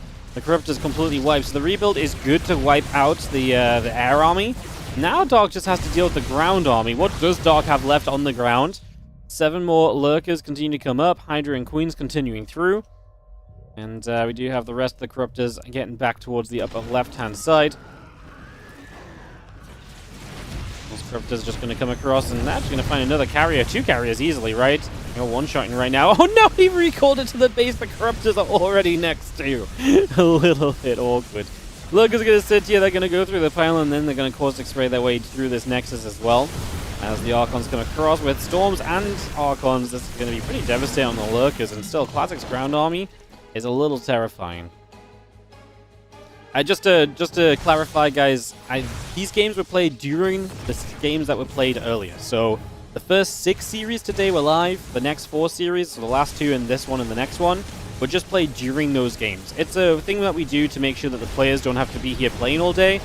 You know, the players finished an hour and a half ago, whereas we still get to cast for another hour and a half still, maybe, you know? So instead of it being a 5 to 6 hour day for the players, it's a 3 hour day, but we still get a good amount of streaming in, so yeah. This is still essentially live. No one has seen these games. The only player that people have seen these games are the people who have played them, so yeah. It's live with the slight asterisk next to it. Like I say, you don't obviously notice the difference until we start lagging out of the replay, I guess, so yeah. Few more Lings going down, like I say, for Dark. It's a challenge of dealing with that ground army. Lurkers, Lings, and Hydras coming up. It's against Zeld Archon High Temple. Like, it's genuinely still a pretty good army from Classic. And the army supply is obviously very, you know, false because you got 60 supply of Corruptors in the sky. So army supply-wise, Classic on the ground absolutely overwhelms Dark.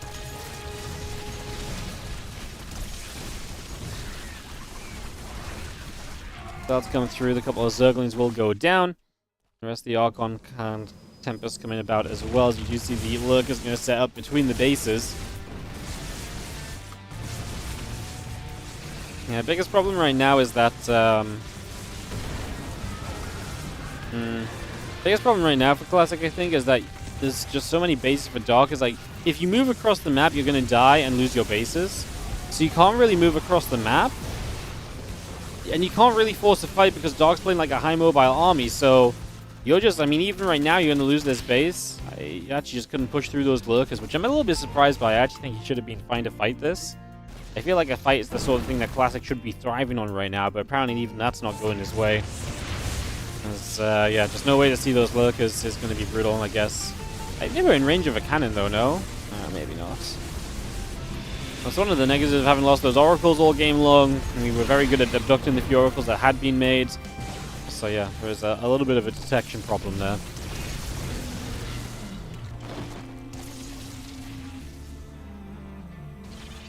That is why the Oracle is generally preferred option to the Observer. Because obviously, in a fight, if the Oracle drops the Revelation, you are guaranteed vision of those Lurkers until the Revelation phase. Whereas with an Observer, if your Observer dies mid-fight, it could happen at any point, and then you're not going to realize the point at which that's going to happen. Classic's out of options. He just has to pull the trigger and go at this stage. It's been a pretty fantastic game number 1, honestly. But it has looked to be Dark's favor for a little while. Dark did a great job of controlling this. Classic was always in there with a shot if you could take good fights. But Dark really nullified Classic's ability to take fights or to have an army to take fights, right? He overwhelmed the Sky Army, and then Classic's like, great, well, I've got a great army on the ground. And Dark said, great, you'll never get a chance to use it. So fantastic play from Dark, as Classic is on his last legs. He has 0 probes, he has only these structures, and he has taken a final fight right now. GG is called. Obviously, you're forced to kind of fight into a defensive position. It's never going to go well for you either. And so GG is called, and it's going to be Dark to take the opening game. You talk about that being important, because obviously Classic is on on rate to potentially just go and win this group if he is able to. Yeah, big if he's able to win out, it would be a guarantee. Losing a Dark makes it a little bit more complicated. I mean, obviously Classic is 2-0, so he's still in a good position to advance from this group. Realistically, if Classic lost to Dark and then lost to Ryung, he could be eliminated. But even if he lost here, he would still have that chance against Ryung, if nothing else, so there is a benefit there.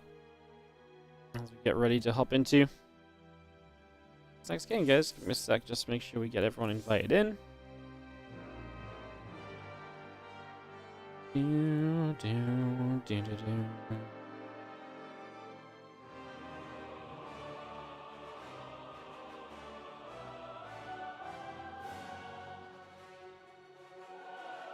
One, two, three, four, five, six, seven, eight. I swear we had 9 people earlier, but I don't know where they went. Alright, let's get into game number 2, guys. Keep this rolling. You're watching Classic and Dark. In this best of 3 in the WardiTV Spring Championship. If you're enjoying the stream, again, hit that follow button, like and subscribe on the YouTube.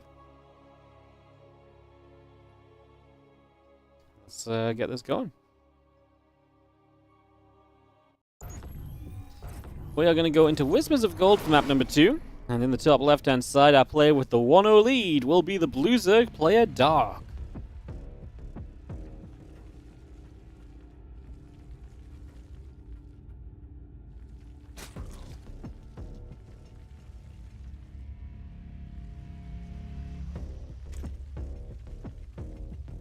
And in the bottom right, our red Protoss is going to be Classic.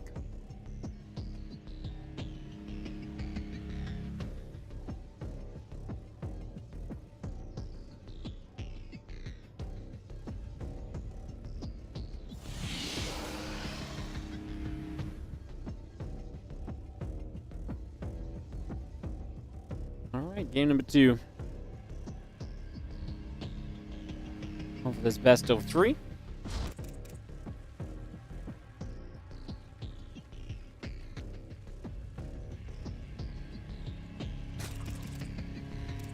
As we get this going. Classic feels like he never got back to his former skill level post-military service. I mean, very few people do, to be fair. Even Hero, I feel like it's taken Hero an extremely long period of time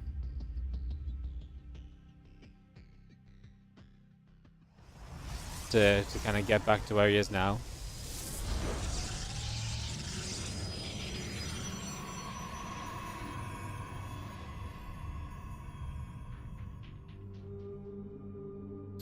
Next coming down, Hatch Gas and Pool coming about, Cybercore coming in.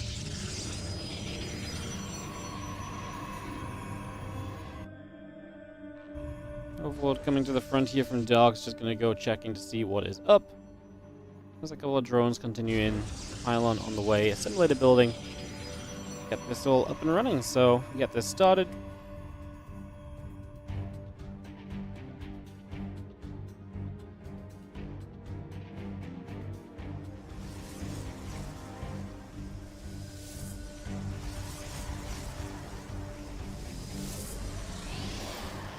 Depth's going to start running, boosting along, just going to be getting that out. We do have our Stargate building from Classic in the main base. The Link Speed and drones coming through, a couple of Queens on the way.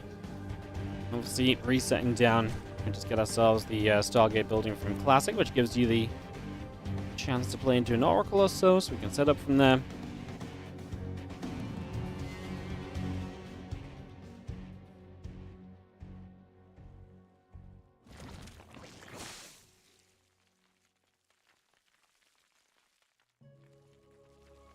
A couple of things just pulled back. Our Stargate is still coming up in the main base, so we get that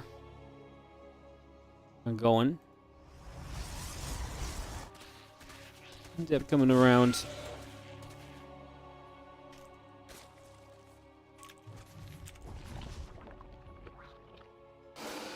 Voidray will produce on the Stargate. Just going to be seeing the Adept, Queen, stare each other down a little bit.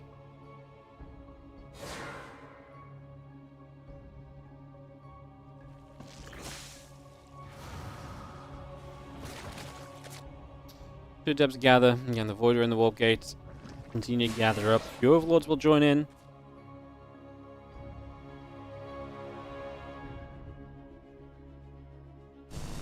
Voider will get an Overlord. Just going to get that grab.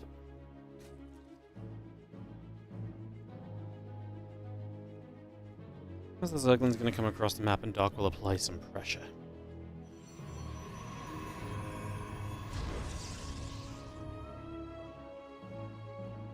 What makes mana better than Classic and PvZ against Dark? I think the way Dark played really played into mana. Like, mana dealt very well with the...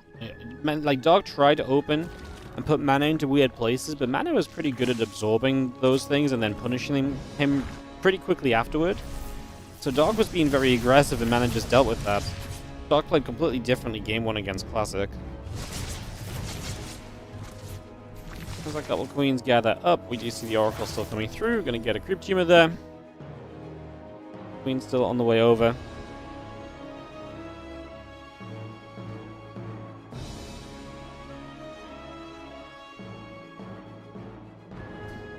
Oracles and the Void Ray coming over. Classic gonna get moving. Circle's gonna take some damage. We do have our Rotoron and Evolution Chamber both coming up. Put that lair on the way as well. Bringing that straight through.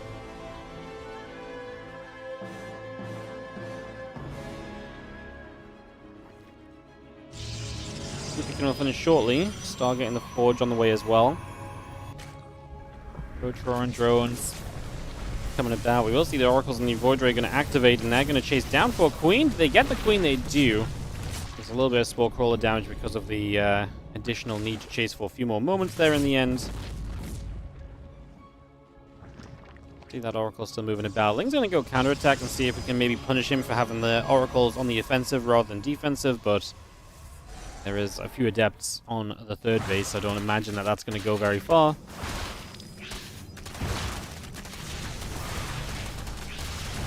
Things wrap around. Adepts will go down. Void Ray will go after the Zerglings. The Adept going to push the Lings back as well for the moment.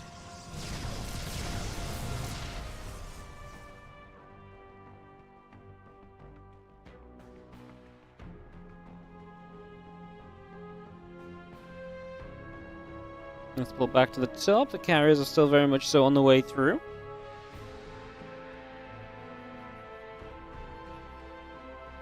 Yeah, I've got a Hydro Den coming online. Twilight Council and Carrier being built as well. Wings coming through once more.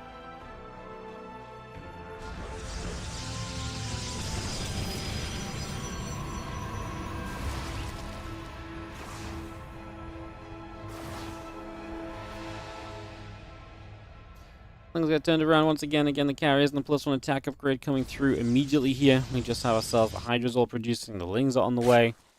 Again, +1 missiles, Groove Spines, and Roach Speed building for the moment.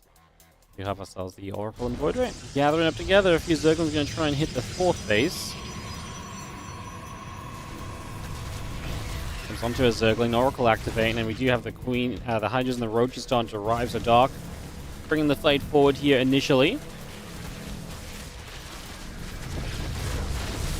Seen a couple of structures go down. That Nexus will follow. The Zergling's still streaming forward. So the Nexus goes down. The Pylon goes down. Add a probe onto that. And the Lings are going to go nibbling at the Adept as we now turn our attention to the 3rd base.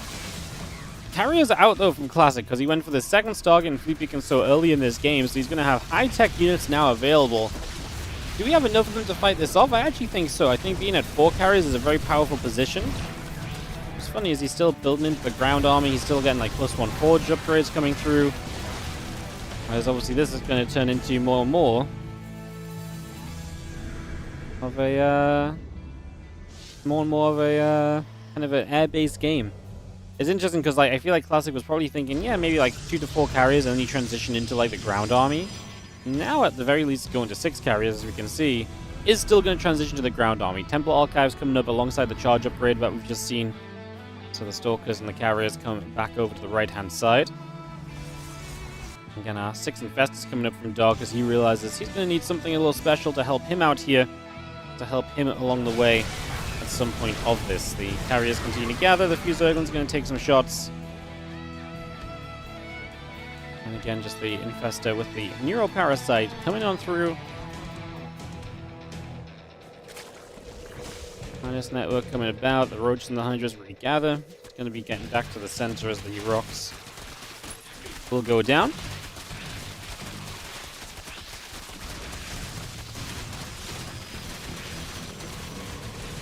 Carriers show up. A few Hydras get chased away. 1, 2, 3 Hydras going down already. Nice for the carriers to get some jobs work done initially. I like this recall as well. It was quick enough he doesn't get punished as the infestors showed up.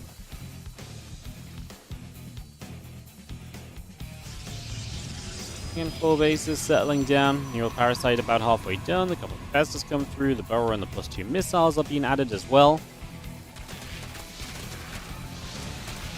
Those Lings will come straight in here and get rid of a few of the probes, as Dog being pretty good on the kind of harassment, but his bigger attacks are not going to go anywhere. Just running into carriers is not exactly beautiful.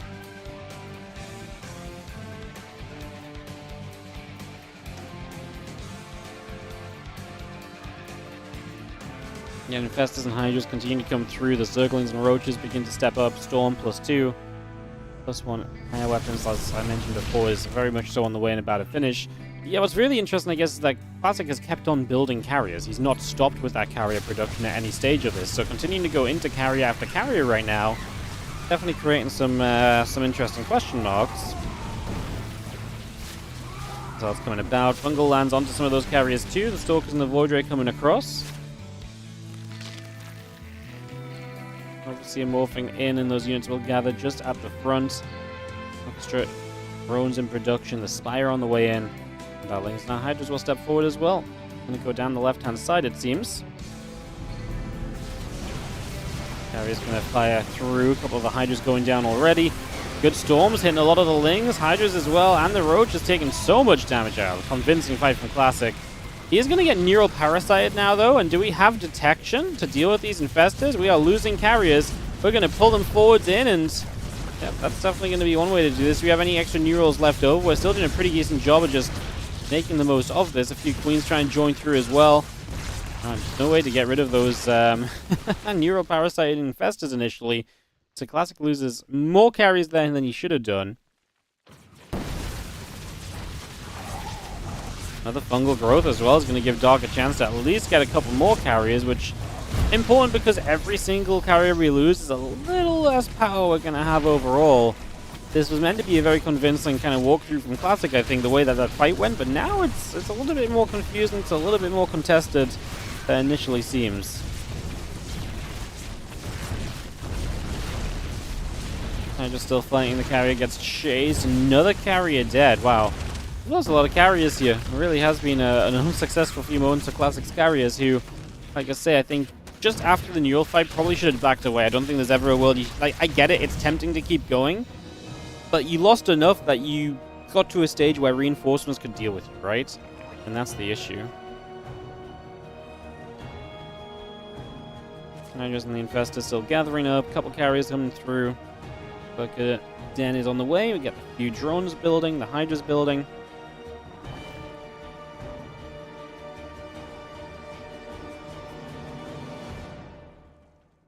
And that look at Den is still about halfway done here with a few extra Vipers coming about, +3 missiles coming over as well.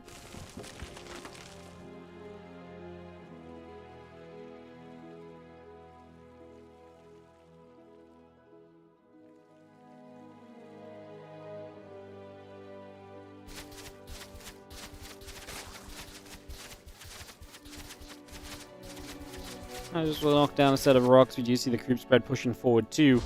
Couple of cannons coming down. Battery also had some lurkers on. The Viper's just going to go consuming up through the hatchery as well. Get some energy off of that. Feasting on it.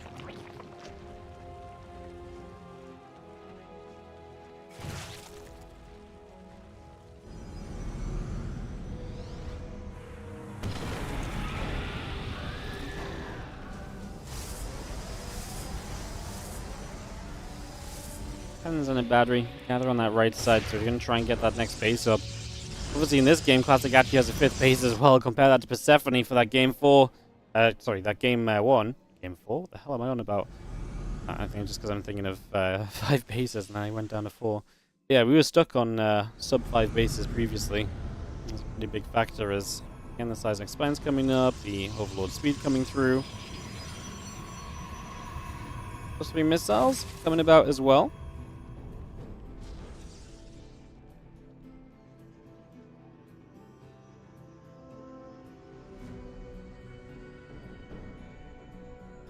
I mean, I like that Classic takes this a lot more calmly now, but it is now Dark who gets to be aggressive, so... Did I really just say that Classic gets to have the 5th base, and now he might lose both of the bases that are beyond base 4? He's going to save the right side easily. It's the bottom left that's the problem. And we've seen the Lurkers will get rid of this Nexus that will fall. Let's see overhead, going to drop down the Changeling. The few Hydras pop through. They're going to get rid of a few workers as well. So we're actually going to go and boost underneath carriers, but once again going to realize that that's not going to really give us much of anything. So we do end up pulling back. Nidus denied. Actually going to build a new one though, so second Nidus here in a second. I don't know if Classic really caught on to the fact that that was coming in, so looks as though this Nidus will indeed get to finish up, and Dark can apply a bit more pressure from this. Some Hydra's going to leak into the main base. And this opportunity arises as we get our way through a bunch more probes. So Dark dealing damage well for the moment. The Archons in the center of the map got eaten up by the Fungal for a second, so they're going to get slowed down trying to advance through. Lurkers in the main base as well, but the problem is we've got ourselves a bunch of carriers that are not going to care about Lurkers, so these Lurkers do not get anywhere near the value that Dark was wanting from them. The only benefit he's really getting from this is that the carrier's out of position, right? Like, they're not here pushing the middle of the map right now. I don't think Classic really minds. He's already looking pretty okay in the middle of the map. And I just think Dark's getting to a point where his army is not really scaled well enough into the state of the game that Classic's... I don't think Dark's army's ever really been there, to be honest. I mean, it's only... Well, maybe when he had many more Infestors, but now he's only got one Infestor, he's got 2 Vipers. Like, that is not a spellcaster count that you need. Or well, you need more of a spellcaster count to deal with an army like this, is what it comes down to. You need more. You need a lot more than what we currently have as we step up. Nidus goes down. Let's have ourselves the drones going down there as well. So it's a nice pick off. I mean, Dark is correct in just counter-attacking. He knows he can't fight the army. So he's going to try and make the game weird. He's going to try and make Classic make mistakes, overcommit units in one position or another. That is the MO of Dark at this point in time. Try and make your opponent make mistakes and take bad fights. Try and capitalize, catch some units here that are, split up from the rest of the army moving away. Create chaos and try and benefit from said chaos is the plan at the moment as the Archons continue through. The Nidus network will be going down as well, so that's another denial there as we move on forward into the natural. Lurker and the Lings continue through, and a couple of probes going down also. Hydras will get a kill. As these Lurkers get cleaned up, another Nidus going down. Classic just needs to do what he couldn't do in the last game, which is to get across the map and to take a fight. He did not manage to do that at all in that previous round.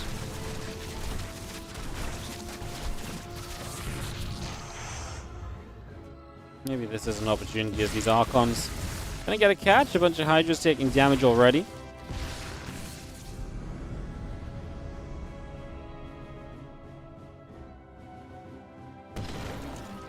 Head to the upper left, that hatchery gonna fall. What else we got going on? Some Hydras and Lurkers popping out of the Nidus, and these High Templars get caught. More forced move into Archons. But Classic's actually across the map, and I don't think there's going to be a reasonable way for him to need to turn around. And if Dark base trades, Classic has enough bases that he can actually do significant damage himself, recall home, and then still defend a base or two, and then go from there. So the base trade is not as much of a catch-22 going to be okay scenario as it was last time. We recall onto this base, the few Hydras are already going down, and these Hydras are going to be difficult to get home. We actually stopped moving with them already, as Lurkers do get the natural. I can say Dark is definitely causing chaos, and he's not making Classic's life easy. Classic having to work his butt off for a GG to tie up this series right now.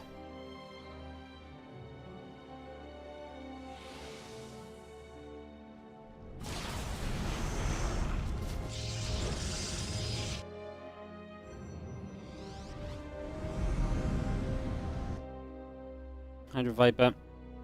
Again, you look at the army of Dark, it's getting worse and worse. It's actually like Hydra Viper now as well. Like, there are only 2 Lurkers. At least once upon a time there was a decent Lurker count. Like, once upon a time there was a decent Infestor count. There were reasons to believe. I don't think those reasons exist any longer, as we are going to get feedbacks on the Vipers. We do need a Parasitic Bomb, but I mean, the Hydras are going to be lunging forwards into just more and more reinforcements, and Dark is going to recognize that is his final army, and he will say GG's to give us a 1-1 series here between himself and Classic. So Dark and Classic will go 1-1, and we will head into a game 3 of this series going into Killer's Mile. Alrighty. I will just give you a little heads up, guys. So, I actually have to leave in like half an hour-ish, 30 to 40 minutes, more like 35 really. So, just a heads up that just because the first couple games have been long, if this game's long and if Ryung Classic is a little long, there's a very realistic shot that I'm going to have to leave before we are done with all the games today. So just letting you guys know, I don't really have much of a choice. Why am I leaving? I have a wedding thing I have to do. We're going to like a little event at our wedding venue. Yeah, I forgot these 5-player best-of-3 groups can take a little while, you know. We scheduled the wedding. Good thinking. Good thinking. Fancy day. But not super fancy. Just chilling.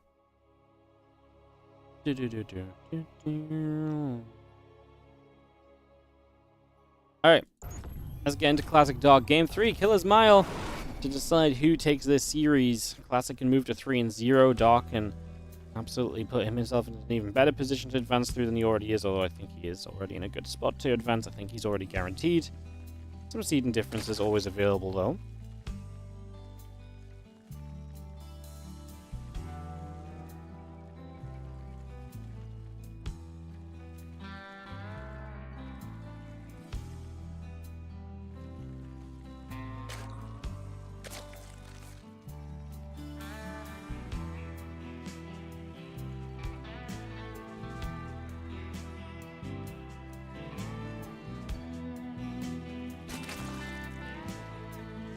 Top right side, our blue Zergy is going to be Dark. And he takes on Classic in the bottom left, our red Protoss.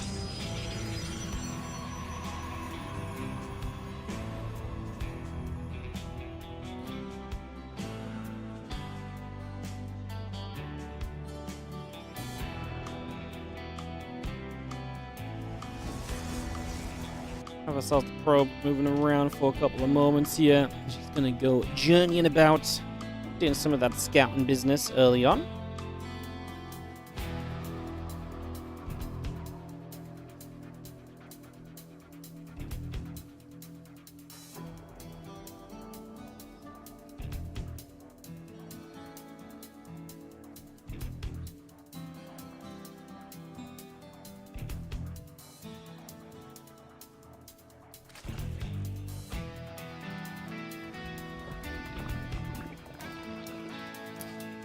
Probably coming through. I'm just going to get behind that mineral line. Obviously the Overlord scouting as well. And it's pretty much where this game gets to for these early stages.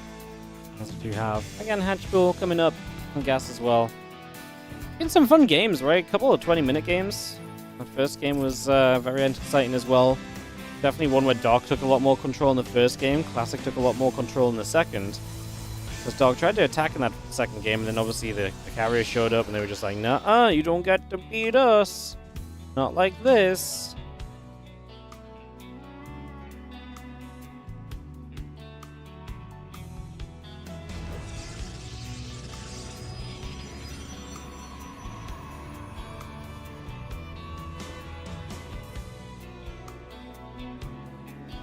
As a Stargate has the choice of tech from Classic, so he's not going to mix it too much yet. He could still mix it up from the Stargate. He could maybe go Stargate into Glaives. That's something that we see a fair amount.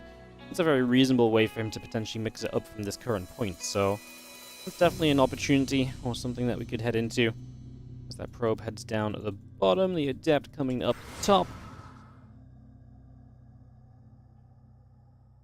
Heading up top side against Stargate, going to finish from Classic in the next few moments, and that's going to give us a little bit of vision here. We go Void Drake, kill the Overlords. Like I said, then go Resonating Glaives or something. Could be a fun choice. This Ling got in and actually is going to go and hit the probe a little. It's just going to be an Oracle though. So we actually lose 2 probes to the little Ling. Wasn't expecting that to do damage. So wasn't really watching it initially, as the Adept is also taking a bit of a beating trying to get into the third base here. Looks like it had a little bit of a duel with some Lings and a drone. A couple of Queens. It didn't kill anything and it ended up pushed away. Obviously with the Oracle first, we'll not get the Void Race. This Overlord can run for safety. just in case a Stalker shows up anytime soon. This will shade one way. The Oracle now coming across, so again, the opportunity for Classic to deal damage is beginning to get set here over these next few moments.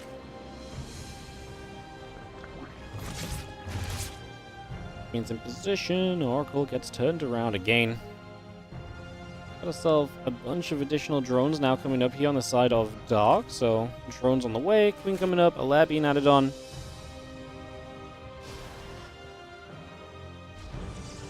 Lings out that left-hand side, as we do see the third Nexus coming down as well. So the third Nexus will drop into place. The pylon coming up, at that lair in, halfway done already. You just see the few Zerglings will continue to move around. The Oracles are going to be there. The Lings go the other direction.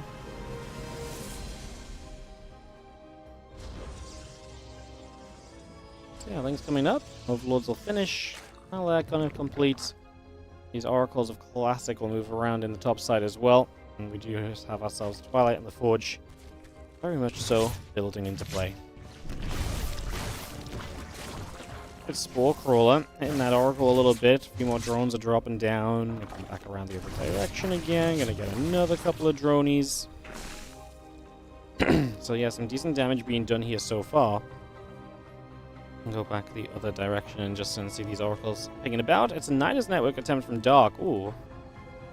These Oracles have had pretty good vision of the base. They've seen the gases, right? You've seen this has just been one gas this entire time, so maybe a little bit of a tell sign from Classic is obviously Dark. Just what can you do off of, you know, a lack of gas? Blink Queen Nidus is a pretty reasonable take, right? Classic just going into +1 and Blink. So much of this is denying the Nidus. We do have a dark spot, I imagine, in the corner here. He sees the Nidus and can get rid of it. And it's going to be much tougher for Dark to do anything significant, especially because it's Link Queen. Who he's going to go for on the third, but Classic sees that instantly. I don't think Dark realized that he had that vision on it. It doesn't make sense to put it in vision, right? The Lings are going to come streaming across the map, but the Queens need a Nidus network because they haven't started walking because they're presuming they're going to get a Nidus. So right now it's just Zerglings, and just Zerglings are going to struggle. Plain and simple. The Queens are needed to kind of push the Oracles back, otherwise these Lings can not do much, although they do break into the main base. There is the Nidus popping, so the Queens will come out, so we are going to start to see some success. A little bit of a decision on what to focus here. Going to decide to go after the Lings in the main base rather than focus on that Nidus, but the Nidus is a scare. I think it's a good call, because now you can turn back onto this Nidus. Energy overcharge available, so you can give some more energy to one of these Oracles. The Lings slip into the mineral line again. Depth and Stalker's just going to fight. The first Queen going down. These Queens do not have creep up this ramp, by the way, so they're missing the potential to transfuse. They're getting a lot of shots already. Nidus now in the main base, as Dark will make this a chaotic affair with, you know, units just basically being anywhere and everywhere at this current point in time. And we keep on pushing through. The Lings keep streaming on forwards. The Adepts and the Stalkers will keep on trading. The other Stalkers going the other way. I mean, again, just Lings trying to run into any mineral line where Classic may not be looking at. Same story over on the third base as the battery goes down, but there's a cannon nearby too. These Oracles do not have much else to do. Energy overcharge is on cooldown. We're running out of Lings, however, and I think Classic is going to find himself a hold and a defense in this, because it's really only these few Queens left. We blink forward to get the Nidus. That stops the Queens from getting into that Nidus. They could still run to the top Nidus, but that's a bit more of a runaway. I mean, did this do enough? We killed some probes, sure. Oh, nice body blocking with the Stalkers as well. No access to that Nidus network allowed in the slightest. Very good shutdown. Yeah, I mean, did Dark do enough? No. He's down in workers coming out of this attack. I mean, he's still building Lings, so he's going to try and go again. Hydroden is up because he's getting the Groove Spine upgrade. Not exactly ideal, though, to say the least. The Oracle count is great, and that could be used to help us with some aggression here already, as Hydras will begin to build, and it is desperation time, no doubt, at the moment for Dark, as the Oracles are going to commit in for multiple Queens. We lose one Oracle so far. We don't lose the next one, though, and we are going to blink forward. That's scary, because obviously the Lings can get a wraparound now on these Stalkers if Blink's on cooldown. Still some Oracles in the sky to help. A few Adepts in the back are helping. And GG has to be called. Classic will get the win, and he'll improve to 3-0 here on the day. And that's huge for him. In fact, that's pretty big overall, because he's going to be 3-0. I guess Ryung... No, Ryung can never finish ahead of Dark. Even if he 2-0s, he doesn't have good enough map score. So it just doesn't matter. Actually, Classic is going to advance with Mana and Dark. Positioning exactly to be determined from this next series. But Ryung will be out no matter what this upcoming result turns out to be. Alright guys, we're going to give it a go. I'm going to try and get through this upcoming best of 3 between Classic and Ryung. Yeah,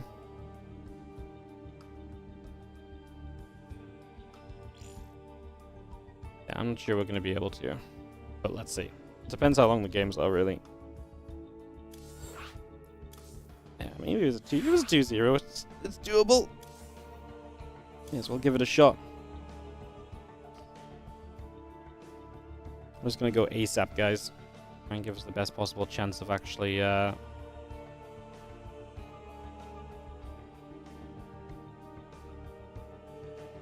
getting to cast all of this.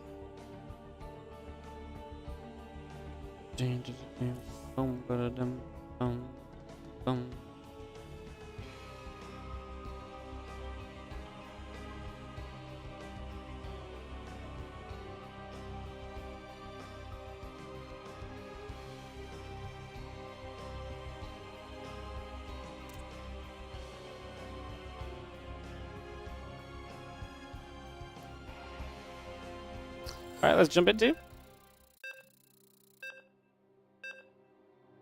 Let's jump into this Classic versus Ryung series. Game number 1 coming up on Amygdala. Let's see if we can squeeze this in before I gotta go.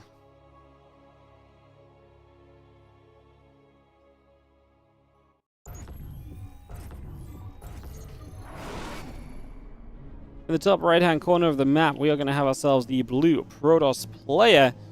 He's 3-0 in the group. It is Classic. While in the bottom left, our red Terran is Ryung. Unfortunately, the way this works is in the end, I guess. Maybe we should have done Classic Ryung first, because now Classic is through and Ryung is just eliminated, so that's not exactly ideal. That's where we stand.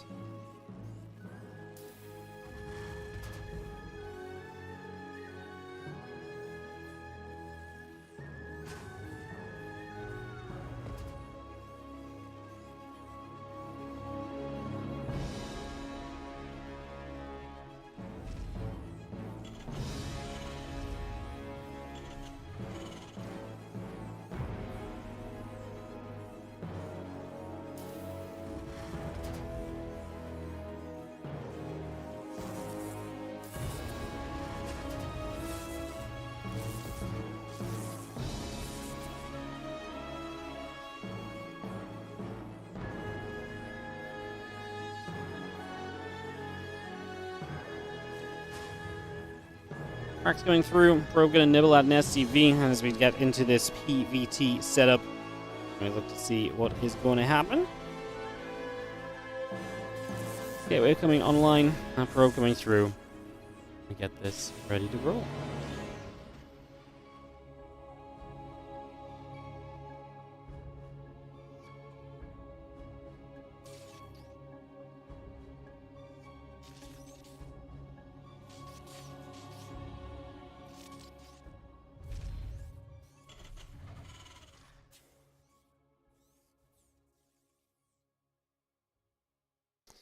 I'll throw this back away. Nothing too crazy just yet. As yo, what's up, Zelane89? Thank you so much for the sub. 7 months.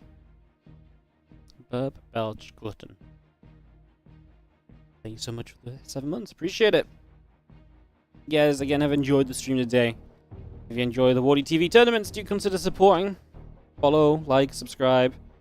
Of course, if you've got a Prime sub available, you can use that to help support as well. These tournaments do not happen without you guys. We have the Patreon page as well. Patreon.com/WardiTV.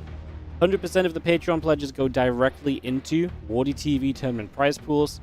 It's a great way to consistently support StarCraft 2 tournaments. As we head into this game, one of the best of 3, and the Twilight Council coming down. Probes coming up, Stalker and the Warp Gate getting going as well.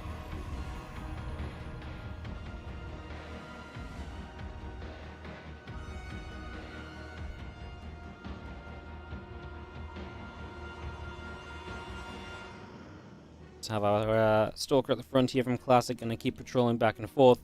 And we will have the hallucination going out across the map as well. It's just going to go straight down to the bottom left-hand side. Away we go. try and put on some pressure.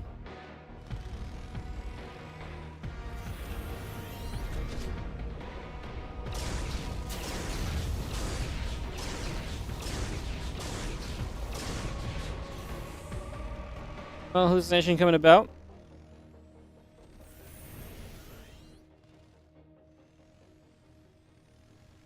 You actually have the Raven and Interference Matrix on the way, interesting from Ryung. I was going to say, I think the Interference Matrix is just a fake out to try and make this look like Cloak Banshees, when in reality it is just going to be a Raven on the way in these early stages.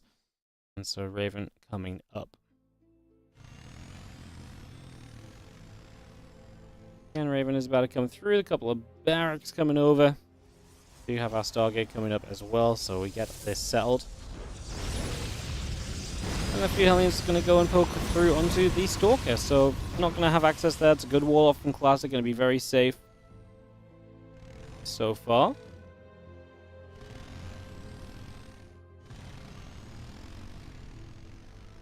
Hellions pull back around, the third Nexus goes down. Phoenix and the charge continue about, a couple of barracks coming over. Siege tank coming through.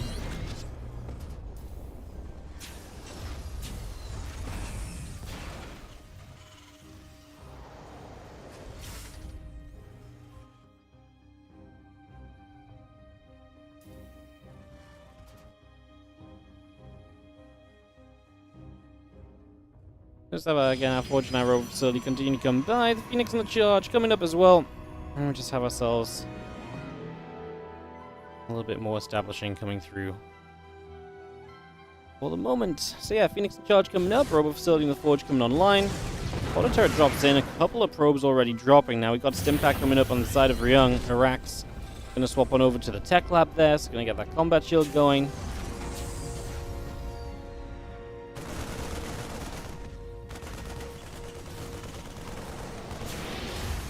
Destination going down. Phoenix going to go out down to the bottom left-hand side.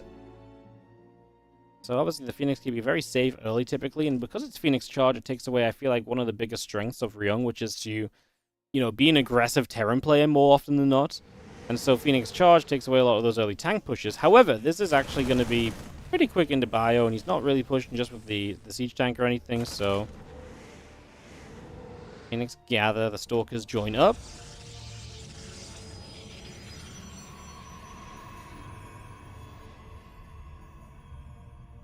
Against impact combat +1. Continue to come through. Marine Marauder Medevac all coming up as well.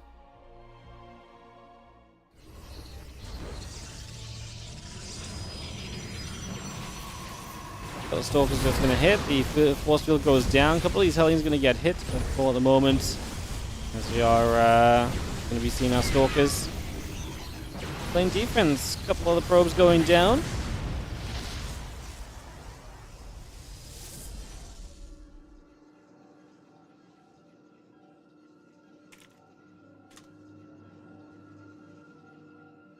So 7 probes full. I'm just going to see a couple of medevacs. I'm just going to escape up the left-hand side. Again, the +1 and the Colossus come through. The Phoenix is going to go and try and intercept this. And that is going to be a nice shutdown. Stops the drop. And you have other units nearby. Can we actually fire double drop worth of units with this? I'm not super sure. I'm just going to go diving through. Sentry going to go down. The Zealot will fall. The Stalkers get jumped on. We'll just have ourselves a couple of those Stalkers continue to be picked away at for the moment as Phoenix will go down too. Don't love that for Classic, right? That's a lot of losses. 2 Phoenix dead. I mean, this part's very good for him, though. Ryung ended up actually moving out, which can only be seen as a mistake against this many Zealots. I mean, those tanks are never going to get a chance to siege, and even worse because the medevacs were on the left. And in fact, he even sent his reinforced medevacs left, so he just sent this across here with no escape plan. That's an extremely risky move, and he gets punished for it, right? Units being lost straight away. Really not ideal early on here as the medevacs regather, and they're going to come back through once again. Stepping back over.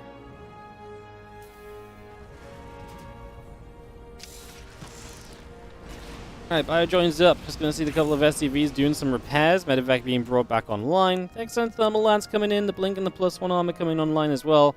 We had a Prism on, and we will just see our command center and about dropping down to the third base. A couple of Widow Mines setting up as well. Armory builds. Add on an engineering bay behind that as well. And Ryung tries to recover from these losses.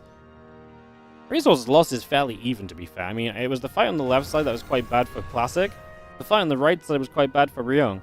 So kind of a, a mix and match of, like, pick a fight and pick which one does okay for you, because not all of them were exactly great. Stalker, Sentry, Zealot, Colossus coming down the right side, the Bioforce coming across as well. Just going to be setting up here. We will have our armory about to complete, as we do have just the Zealots setting up to charge into this natural. There's not a lot of units here, just a bunker, but a bunker doesn't really matter when it's only a couple of units as well. Classic decides to back away. He'd rather back away than anything else, as I like it maybe more now. Maybe you run those Zealots, and again, when this army's pressuring the third, then you can't send as many units back to go and deal with that.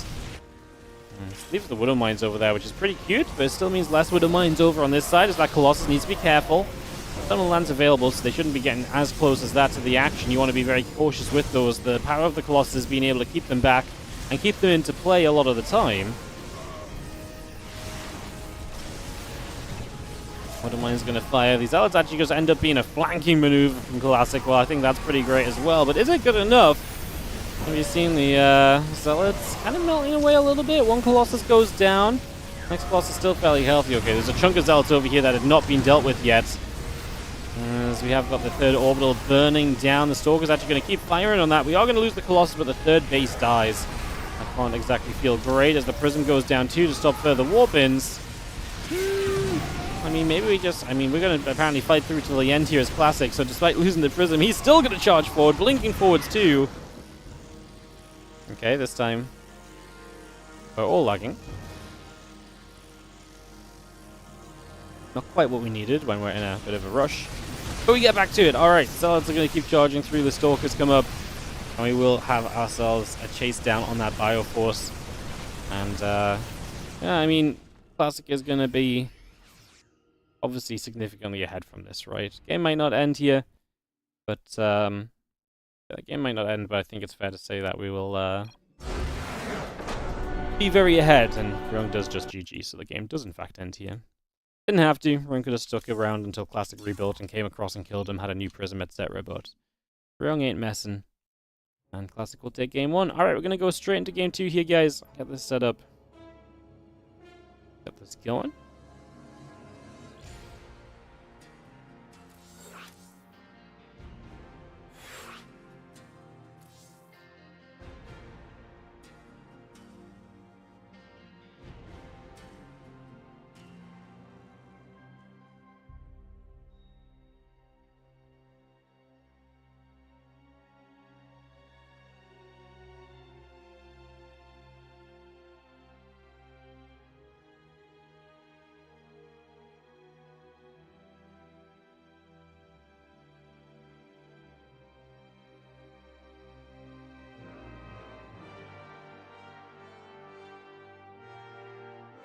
Alright, let's get into this. Game number 2 of this TVP. Classic versus Ryung. Let's jump into Sandworm.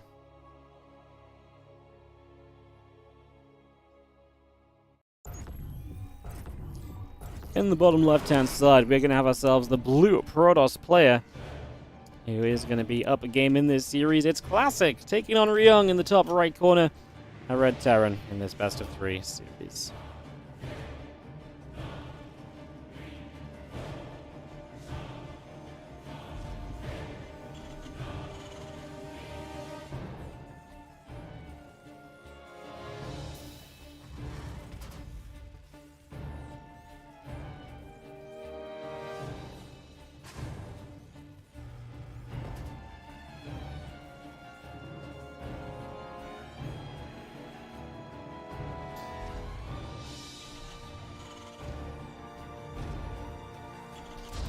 So, Classic, a little bit back and forth. I do feel like Classic was kind of controlling. It was just that fight on the left side was a bit bad from him initially. But brought it back for the most part. Let's just have the probe heading across. Gateway and the assimilator coming up. Rax and the gas coming through. And again, we have ourselves the probe just journeying to the upper right-hand side for the next little bit. Try and set up and see what else may happen here for a little while.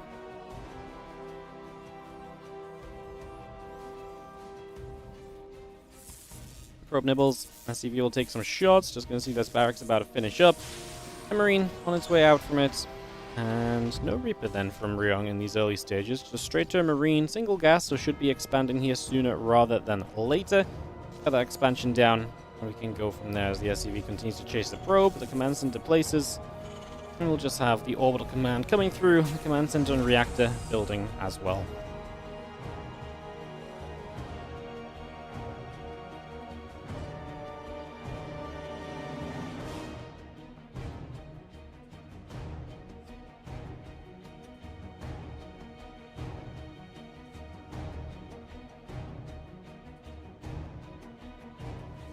Finally, Adept coming through.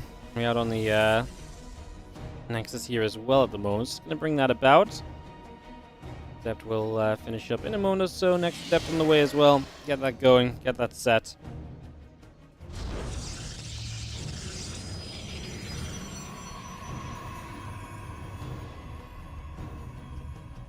Yo, what's up, Noogie? Thank you so much for the $5 over on the YouTube. Thank you so much for the super chat. 2 super chats in a day. Crazy. Thank you so much. Appreciate it. Hello.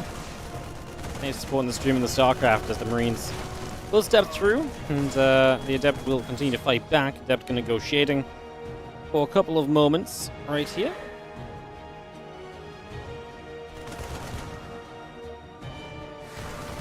Adept comes back over. Marines still taking some damage, so a few shots coming out for the moment. Adept really trying to put on the pressure as the other couple of Marines come through, and that Adept continues to get chased for now. So a little bit of a pushback for the moment, like I say.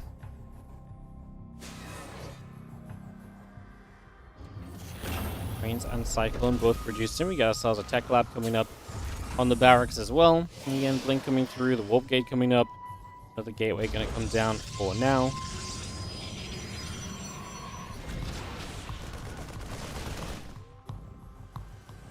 The Stalker just poking with the Adept. Obviously, against Marines, the Stalker can kind of poke all day, so the Cyclone will be the thing to kind of say no to that, doing anything more. And actually, that's a dead Stalker now, so that will fall.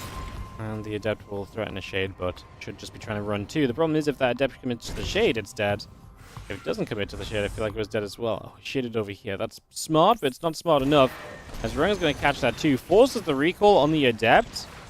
Just about gets away before the Cyclone gets a kill, so it is worth recalling, but still not ideal as Classic wants to take a third base. Waiting on Blink to be done.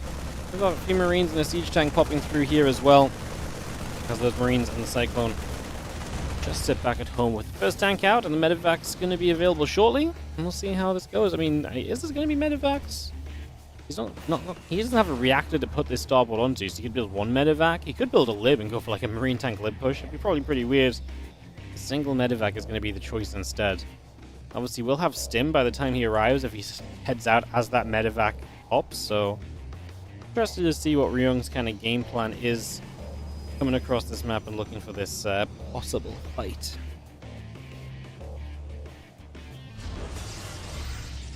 Stalkers will blink forward. The Observer of Classic moving toward the main base, so just going to be getting overhead and sitting overhead for a few moments right now. The Observer will get scanned actually, and the Observer is denied. A little annoying because now you can't be as aggressive with these Stalkers as we lose one of those straight away too. And this push starts to move over. Again, those few Marines just going to get some more damage dealt. And our Immortal building up here on the side of Classic, so that's going to come through as well. So we've got that bio down the right side. The Observer is going to be seen. When we scan it, what we're going to do? Not too much, apparently. Observer just going to be keeping an eye on this, as we are killing a lot of these Stalkers. It gets messy in the middle of this map because of the way they move through these teeth, or don't move through these teeth, they've got the Stalkers. And Classic is just bleeding out units here early on. Going to be seeing our Stalkers. We'll blink in for the medevac. The Immortal going to try for the siege tank, but the tank can just kite back, and the Immortal will not even get a kill. And these tanks are still going to be able to siege up on the natural. Next Immortal is not close to being done. Tanks will begin to siege, and that's going to be a problem. As, yeah, this genuinely is going to be a problem. Liberate shows up too. Oh my god, so much zoning power here from Ryung. As he sieges up, the tanks are going to fire. The Stalkers do not kill anything there. That's just going to be an instant GG from Classic, apparently. And that will be that. So, Ryung actually ties it up 1-1 against Classic. Unfortunately, I can't stick around to cast a game 3. I'm not going to have time, guys. So, I really apologize. I'm going to have to dip. But, yeah. I just don't have time for us to cast a game 3, unfortunately. So, I will just have to leave you guys. Indy is casting it, so if you guys would like to watch the last game, you guys can go and check Indy's stream.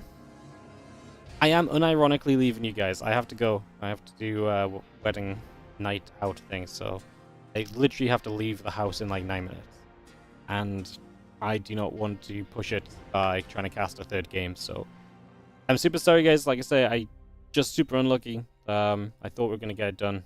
A little bit of downtime during the day kind of killed us, so apologies. So yeah, if you guys want to check it out, it's on Indie's stream. I'm super sorry. I would love to catch the last game, but I'm not going to be able to. So yeah, I have to go, guys. You guys have a great rest of your day. I'll be here tomorrow with the Rex April Madness Tournament, Group B. It's Clem, Shin, Nice, and somebody else. So that should be fun. So I'll see you guys tomorrow for more StarCraft 2. Super sorry we're missing the last game of the day, and I'll just run some ads while I get ready to leave, and then I'll turn the stream off. Thank you so much, guys. I'll see you guys later. Bye.